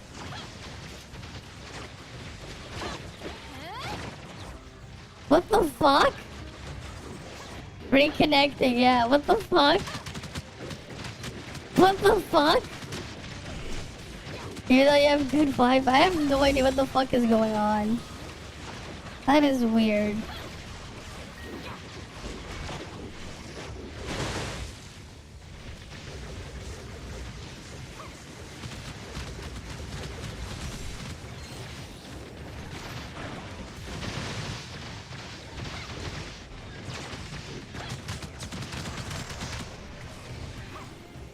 Nice job, game. Is this annoying? God damn it.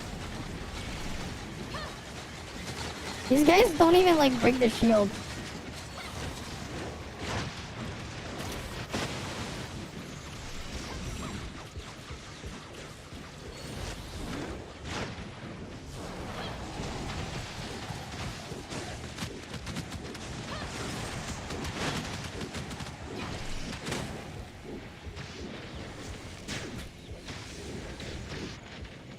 Yeah, thanks whoever's supposed to be the tank. I've always wanted to be the tank instead. Nice job for making me the tank. Also, you probably should be facing the other way, so we lure her away. I don't know why they want to fight the boss here, but you push her any further over here, and she's gonna reset.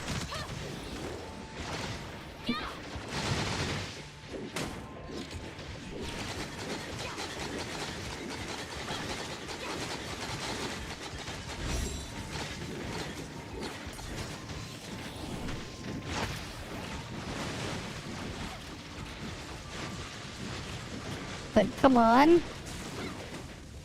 You want to face in the opposite direction you want her to move? The fuck are these guys doing? If you want to control her positioning. The tank is doing a really shitty job. The only time it's been moving back is when I've had aggro and had it move in the opposite direction.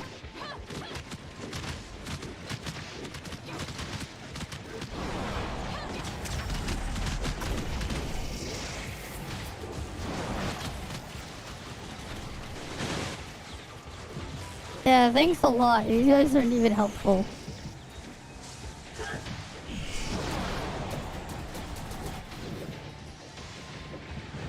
Are they really not gonna do anything?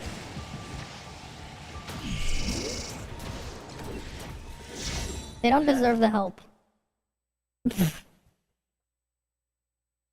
They don't deserve the help. I leave. They tank it in the worst possible spot. Like, they drag it into the worst possible spot. And then I have to, like, deal with all that. There's literally no space to dodge anything. Don't pull the boss there.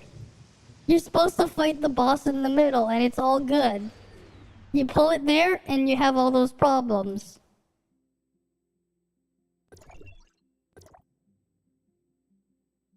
Yeah.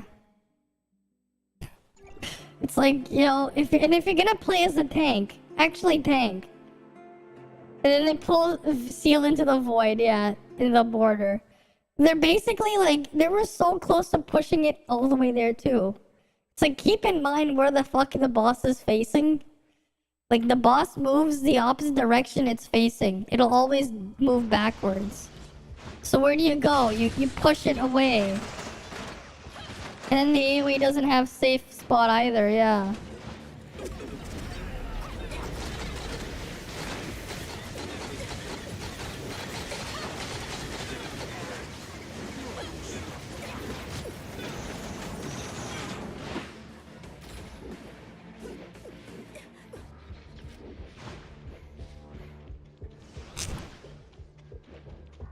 You'll never learn.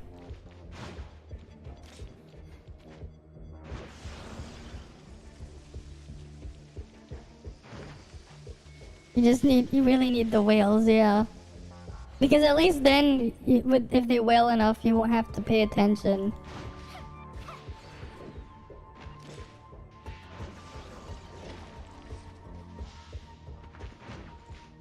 With the whales, you won't have to pay attention.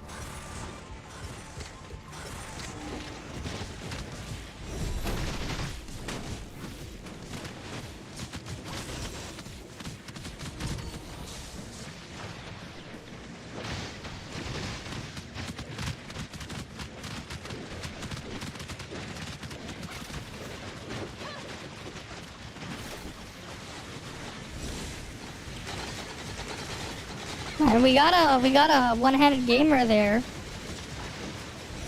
I saw a one-handed gamer there because I saw Cobalt V there. Like someone actually playing Cobalt V. Your crew right now is dead, so is mine. We need to get people in the crew. Since it's midnight plus and NA, yeah.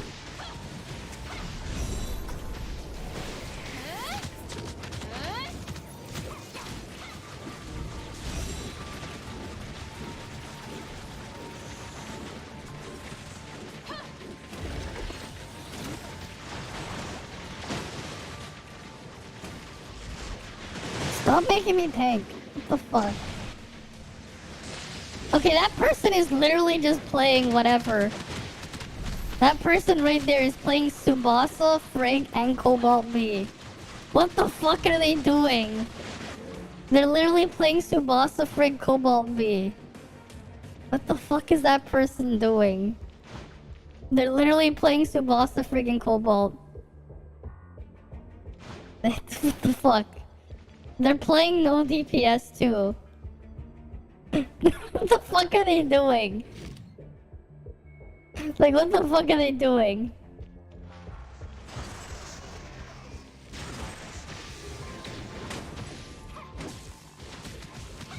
Cause like, I don't know if you guys saw it, right? The one-handed gamer was like literally doing... It was like literally doing the things there.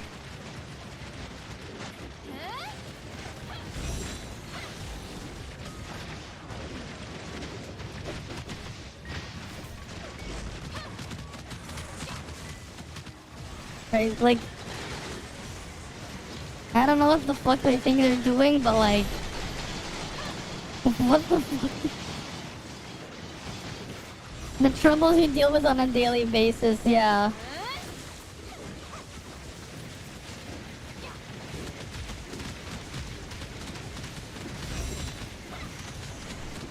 This is part of also why I don't do joint ops every day.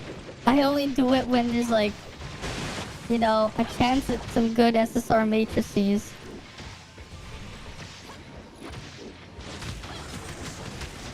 Tsubasa A5, not... They're not playing Tsubasa A5. What are you talking about? They're literally playing Cobalt Beyond Field and Frigg. They're not playing Tsubasa A5. They're literally just playing as fucking Cobalt B, doing the jump thing. It's like... They're doing the jump back attack thing. No. I don't know what they're thinking, but they're not doing it right. Like, Cobalt B is not a DPS. The amount of damage per atom... Zero fucking does more damage than that. Zero, like, probably does, like, almost double that damage on field. Especially on a single target if you actually play him right. And, like, we already meme Zero enough. But honestly, having that person playing a Zero would probably be more useful.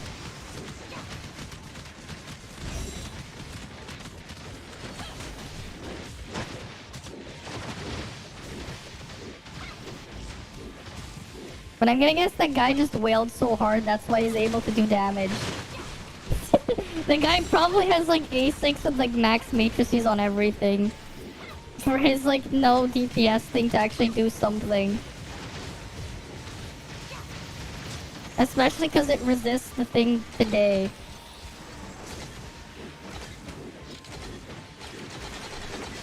You said you need whale teammates, but that's a brain-dead whale teammate that doesn't know what the fuck they're doing. They're at the bottom and they have the whale shit, but like they don't know what they're doing.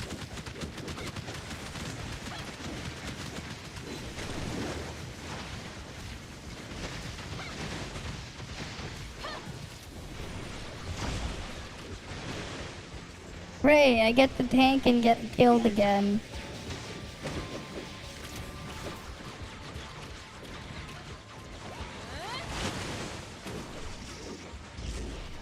Like, that guy is definitely, like, the guy with Cobalt B there. They just need 65k suppressor teammate. 6.5, yeah. Two of them. Great, I get the tank and get in there again and trapped.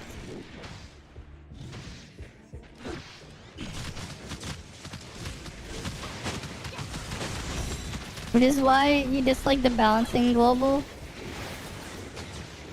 Because because even if they have whale teammates, they can be dumb whales who don't know what the fuck they're doing.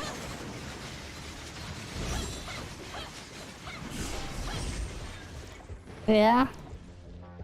That's true, because like those guys don't have functioning brains. The only way he's able to keep up is the guy probably... Like, the guy definitely has a whaled everything. Per whatever his name was. It's like you can see them actually play it. Can't wait for the server transfers. Yeah, people to lure out the boss and shadow weapon when needed, yeah. I know, that's me all the time. That's literally me all the time. But too much for most people. Yeah. I mean, most of the time it is me just doing all the work.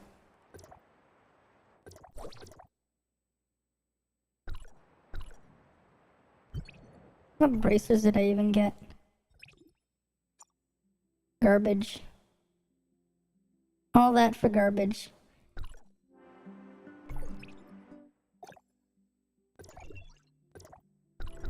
Alright, let's do it again.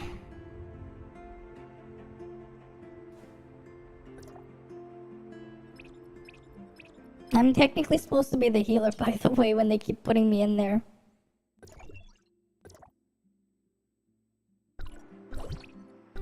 You have the dumbest teammates, yeah. Honestly, I should just switch this to Tsubasa just so I can get extra healing. The extra damage on Samir isn't really gonna help too much. The slightly extra damage when the people just keep dying because they're dumb. Or When I just need to like heal a bit more because I end up tanking and healing. The extra damage on Samir doesn't matter if I can't make use of it because I get hit.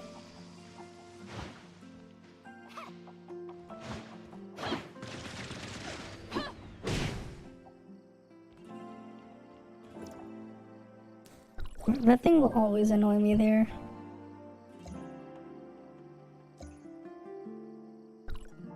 If you cross over to Radiant, you won't have to worry about doing much. You just sit back and relax and let a physical main show you how it's done. Uh-huh.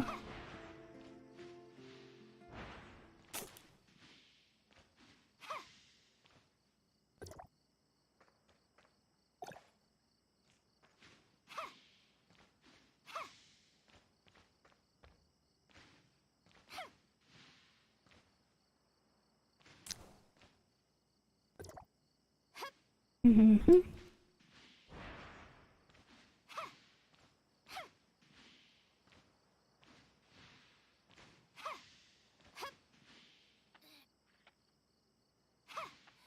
Come on, when is it gonna let me match up? Come on, match me up.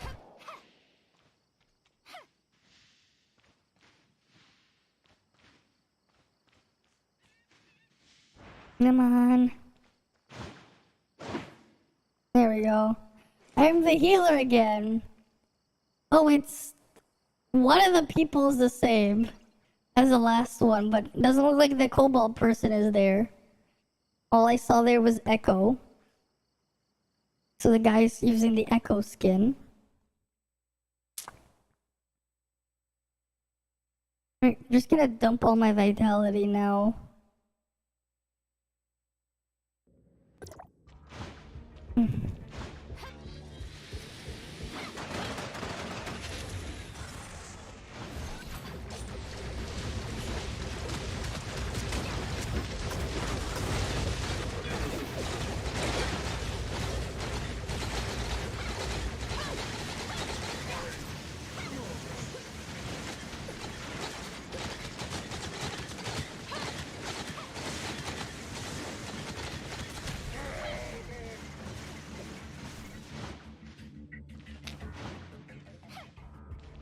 One healer, two in the center use the shadow weapons. Revive fallen allies. They don't do that. How many frames do I lose on average? I haven't lost any frames this stream. Most of the time, not really any. But so far, I haven't lost any frames. There's some frame skip due to encoding lag, sure. But any frames lost this stream due to network stuff, none so far this stream, luckily.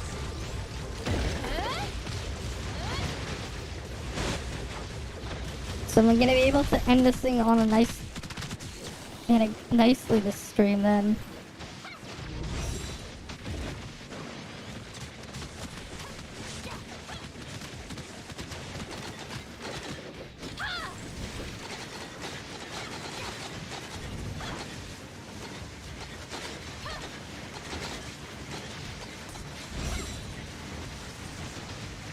I swear, if these guys are gonna play Shatter, actually Shatter. Please. If you're gonna play tank, actually play tank. Not have me take literally all the aggro.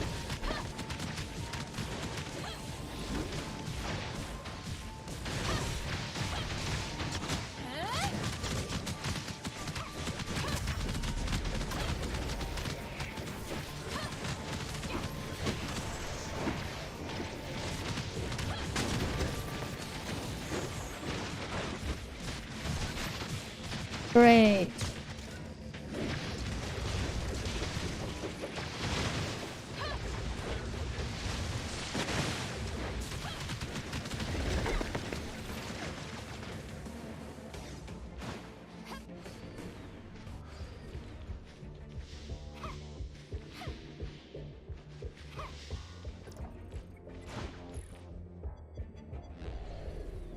Probably just get YouTube saying your bitrate is big. We recommend using bitrate of 4500, something like that.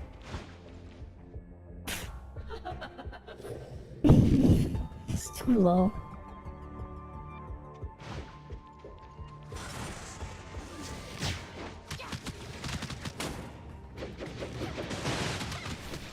Yeah, I've always wanted to be a tank. Not actually.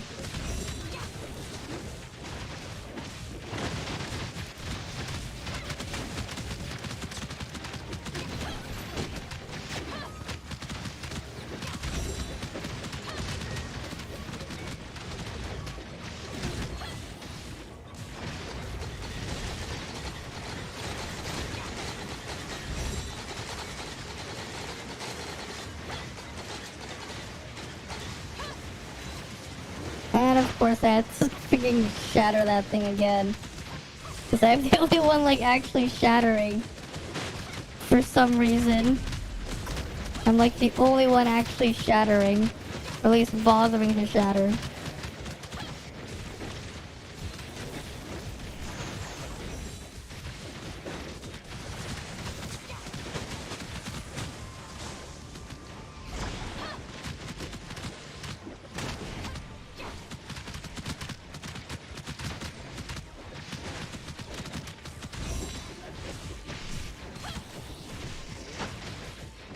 Imagine queuing to play as a tank, but no, the healer, the person who queued as a healer is doing the tanking and the healing.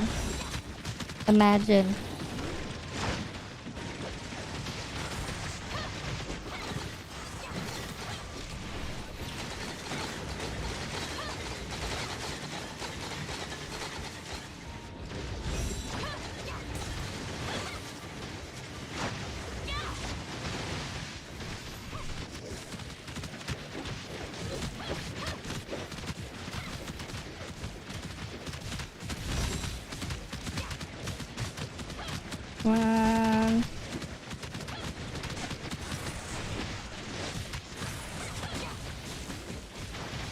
Yeah, no one is on, and it, yeah. You really will end up server transferring it to Radiant. You know the total damage is the same in CN and Global? Oh yeah, I know.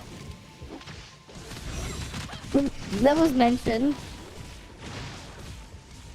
How the bosses are doing the same as they did in CN. We have the global balance.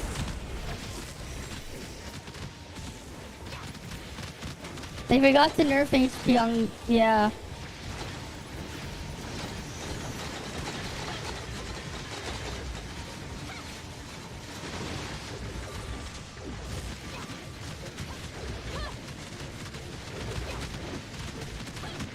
At least this one, the person in second place isn't too far behind.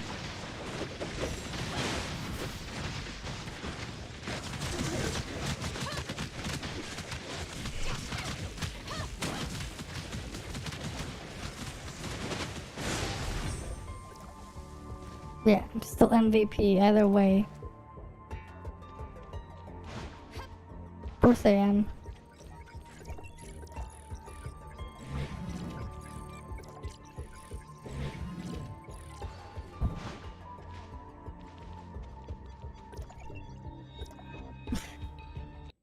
What you said might hurt my head. Try not to hurt myself when I read it. What? What did you say? Global just had balanced weapons to kill off whales and promote team play. Yeah. You can't just watch Blue Lock and will marathon Ashy after this. Okay. What if they forgot to try to cuck us? At least they kept it challenging, which is great. Fair. The problem is when you have teammates who are useless, and then it just ruins it a bit. Ideally, you wouldn't have useless teammates, but that's ideal. The really hard part about TOF is that it's not the content, yeah. Remember when he was streaming, you would get your bitrate of 7250 is lower than recommended. We recommend a bitrate of 4500. What the fuck, YouTube? What the fuck? It's finding a human with a brain. It's having a team, yeah. That's the problem. Finding a human with a brain. Very difficult. Very difficult. You did a lot of joint ops with Super, yeah. But they were not monkeys. But in this situation, they are monkeys. They're like actually monkeys. Alright, match me up.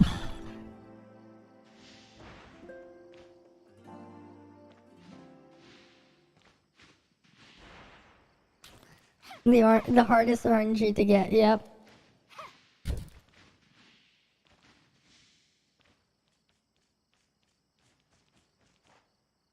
At least I'm strong enough to not have to worry too much about my own personal contribution.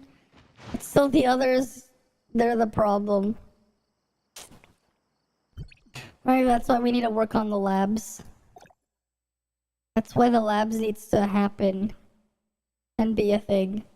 To educate the people who don't know what the fuck they're doing. Yeah, you're just spamming everywhere for joining, but none. I'm only doing that very specific one because that's all I want to do.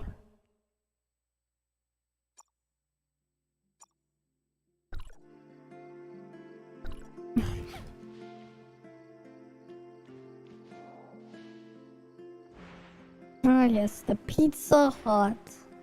Fast food. The very fast food at Pizza Hut. Mm-hmm.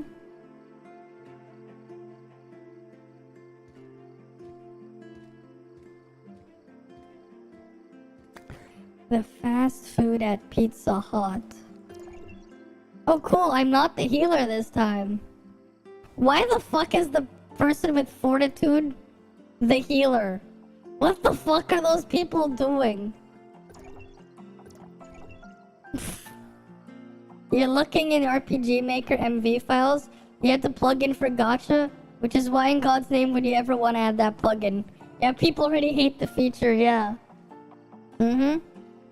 It's like, why would you want to add in something that people would hate? It's like, no. No, why would the fuck would anyone want it? It's like, hell no.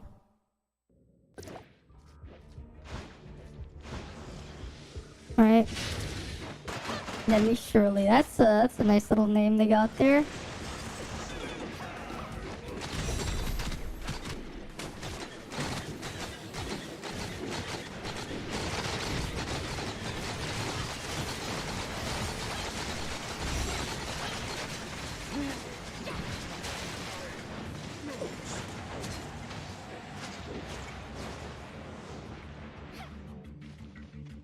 Thanks for the grouping, I guess.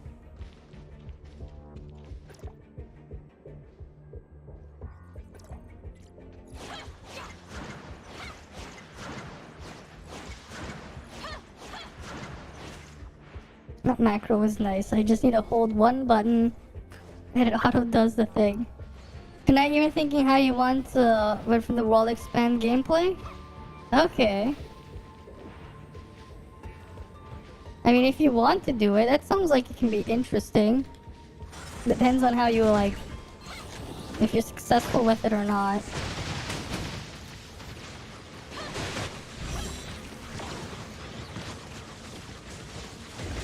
You're gonna spend 20 minutes to hope RNGs the humans are teammates, yeah.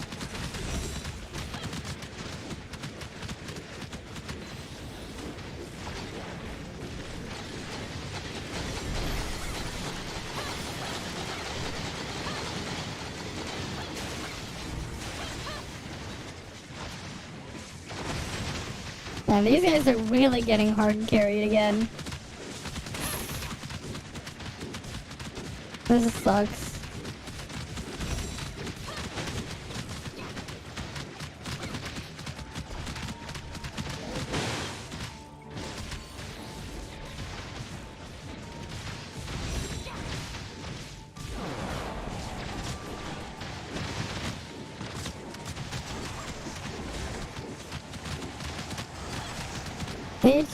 I'll read that after. So I actually have to pay a lot more attention here.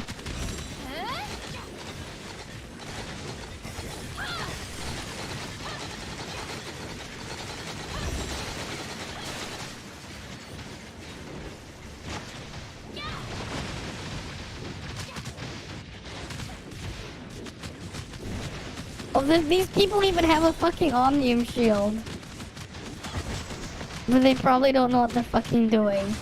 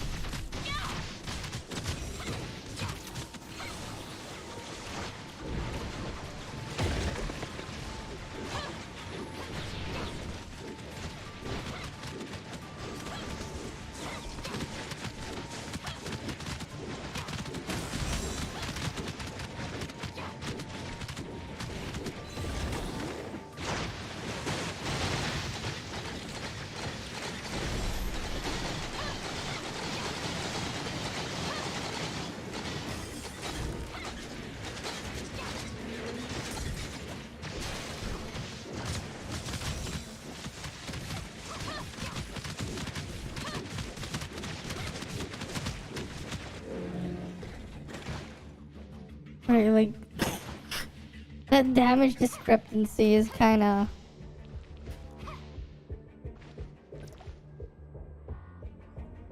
Tempest is dead server right now, huh? Pictures between Lucia and Subgek. Look, I'm doing more healing than the healer. And I'm not even playing healing residents, but the healer is. That's pretty funny. Yeah, the funny part is Nemesis doesn't really get extra healing when you start her up past 1 star as well. So like, I shouldn't really be doing more healing than they are. Especially if they have healing residents. Yet I'm still out healing them.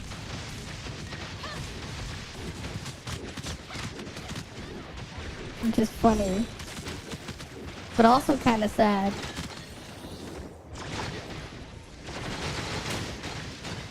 You joined the top crew and it's still dead. Ooh.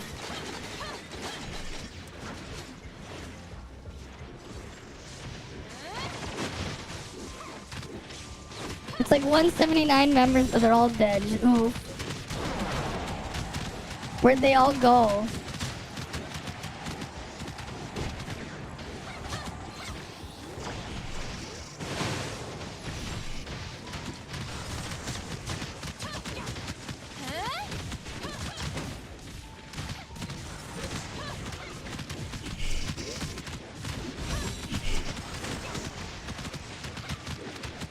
Like, look at the damage discrepancy here.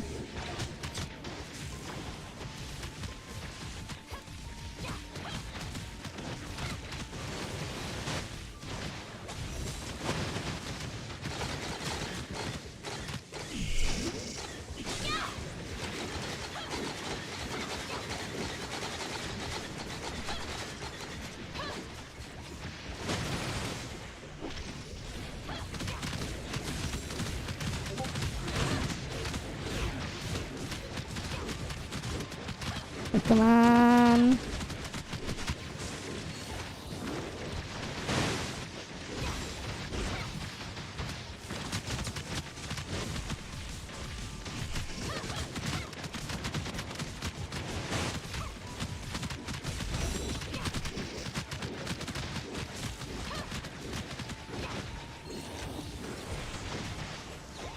Welcome back, kiddo.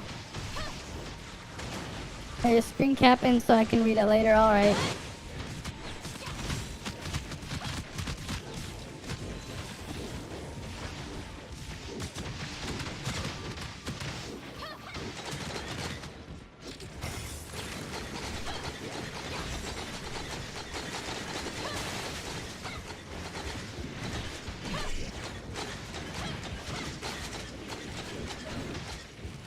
And of course, I had to do like all the shield breaking because the fucking shield breakers are useless. They don't know what the fuck they're doing. So I didn't get my nice cooldown reset. Thanks a lot.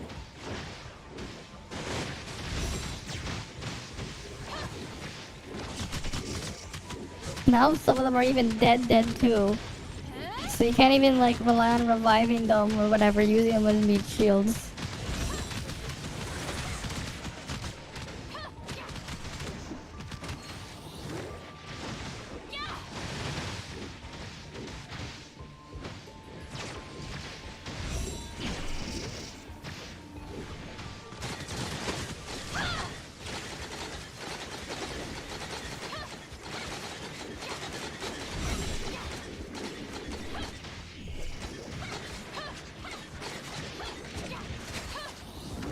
Of course.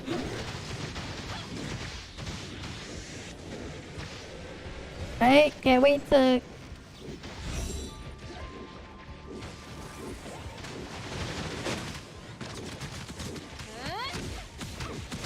Someone has 8-6 Claudia but still garbage because they don't know what the fuck they're doing.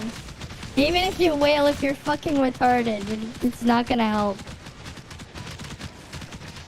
Right, even if you wail but you don't know what the fuck you're doing. You can only go so far.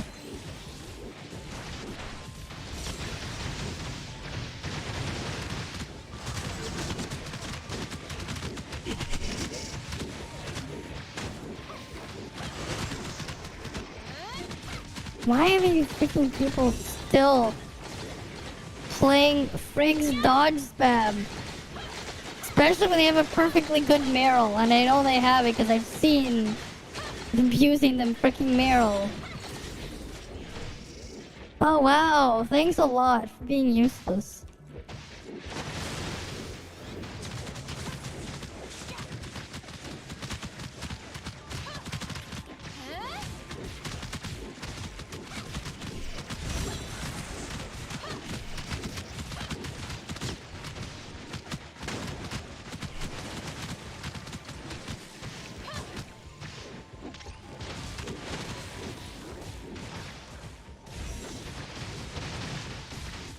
Ray, I get stuck there again.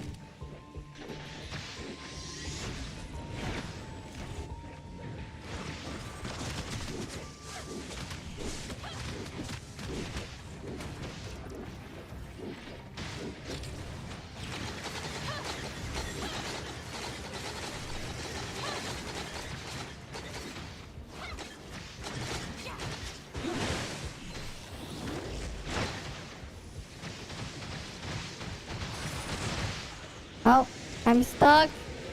Oh no. Oh, two of them, they both died.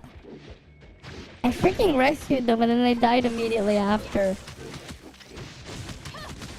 Ugh.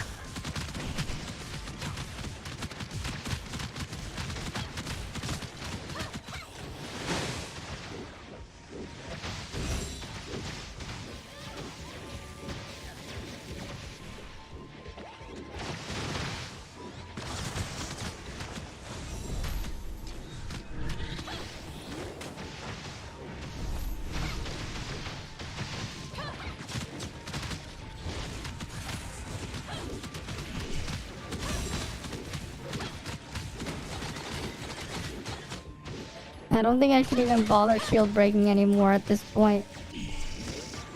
Why the fuck are they playing Frigg? What the fuck are they doing? Also, because this is joint op 8, they're actually gonna do more DPS playing Nemesis on field. Like, as weird as it sounds. Like, what the fuck?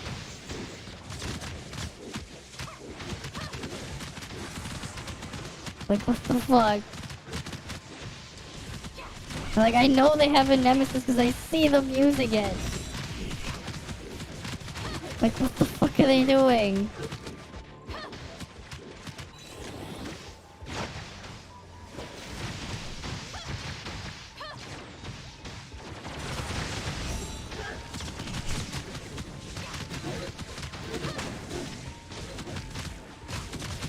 They all died in the... yeah. They have to put all the work in here as well. Oh, now they actually use Meryl! Wow! The only time they actually use fucking Meryl, and I knew they had it.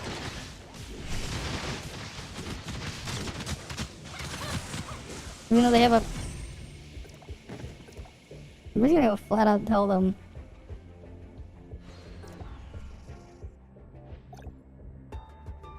You guys are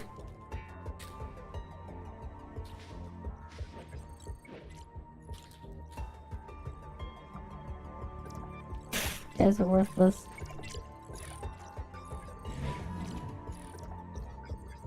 I don't even know what they're playing.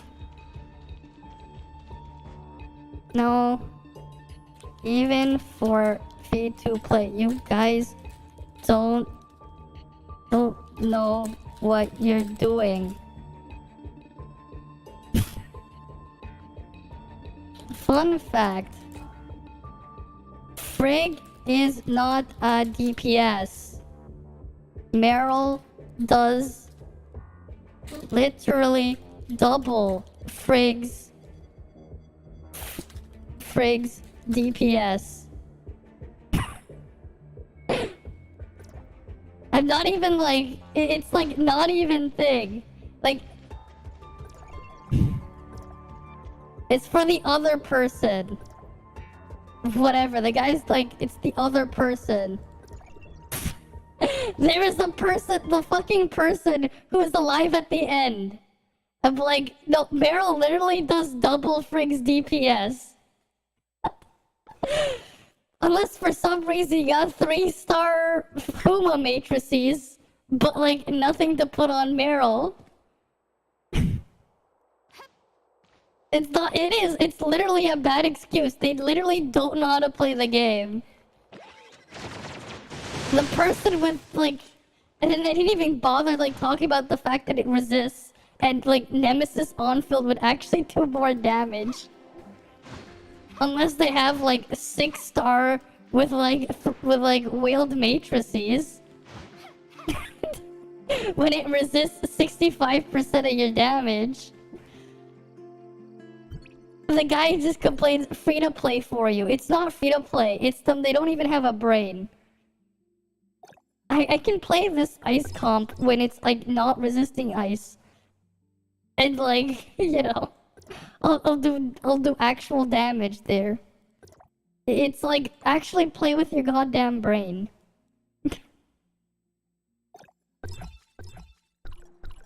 It's funny because like you even see there, he's making free-to-plays look bad. Yeah, I know what free-to-plays are capable of, but like he's making them look bad. They're making them look bad. He says free-to-play, but like it's not free-to-play. If a free-to-play knows what they're doing, they're gonna be doing a lot better than that. Like, the power gap between my level and a free-to-play, if they actually know what they're doing, they should be at least, like, half of what I'm doing. They didn't even combine for a quarter. Like, the 3 of them didn't even combine for, like, a quarter. Actually, I don't even think they combined for, like, a 1/5 of what I was doing. Right? How much damage do you need there? Like someone said, like, 140 mil or something? I was already doing like 120 mil, like not 120, like, but more than 100 mil alone? Like, come on.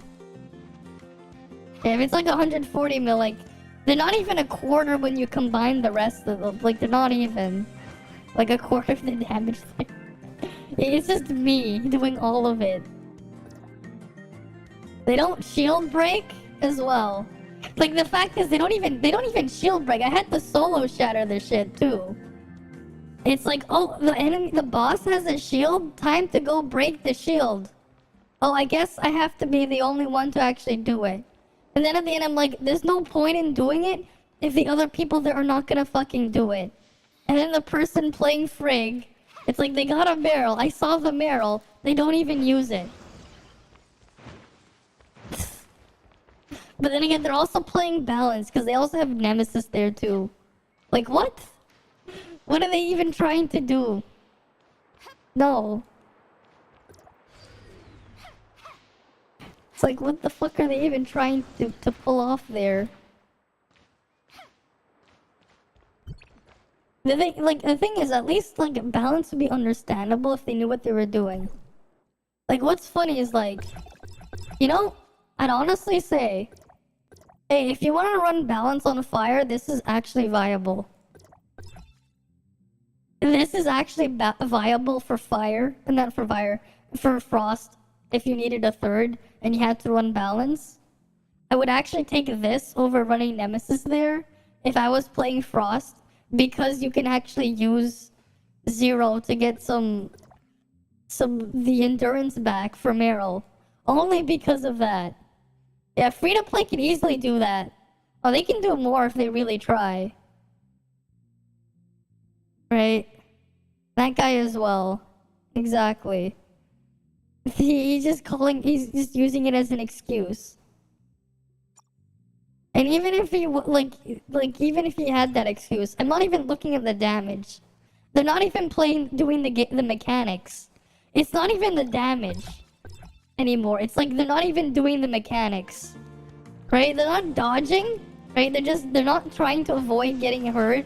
They're not trying to, you know, shatter the shield when it gets dangerous, you know? That's something you should be doing, but they're not doing it. So, like, I can't, like, it's not even just their damage. It's like they're not even playing it right. Right, and they're just, like, expecting to get mega carried there. I'm like, no. You guys aren't even contributing anything. Like, it almost feels like if I keep going, it's like, I might as well have done it solo. Right. Because, like, they're really not contributing anything.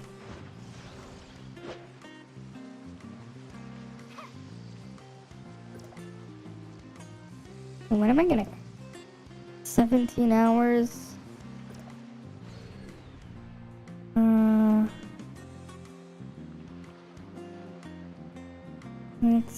And then... That's another 5... You know what, I'll just do it tonight. I'll do it tonight, I won't cap. Yeah, I'll just do it tonight. Cause I'll have time. I'll just cancel that. I'm gonna just go get some sleep. Right, like, he's just saying he's free to play even though they're not actually doing anything. They might as well have just stayed dead the whole time and done nothing.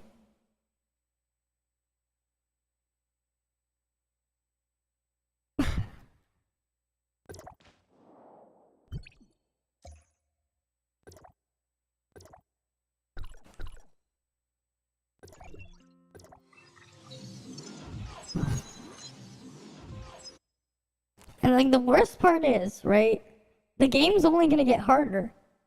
So, like, they're struggling here on something that is just for farming. It's only gonna get harder. It's only gonna get harder. Right? It's only gonna get harder. Like, that's them struggling on this. Right?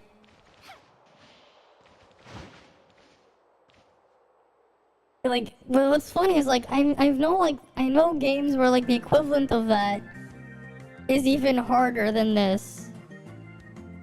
Right? Like, I've played games. Heck, if you played a little bit of World of Warcraft during Cataclysm, the actual dungeons in Cataclysm were harder, they took longer than freaking Joint Op 8.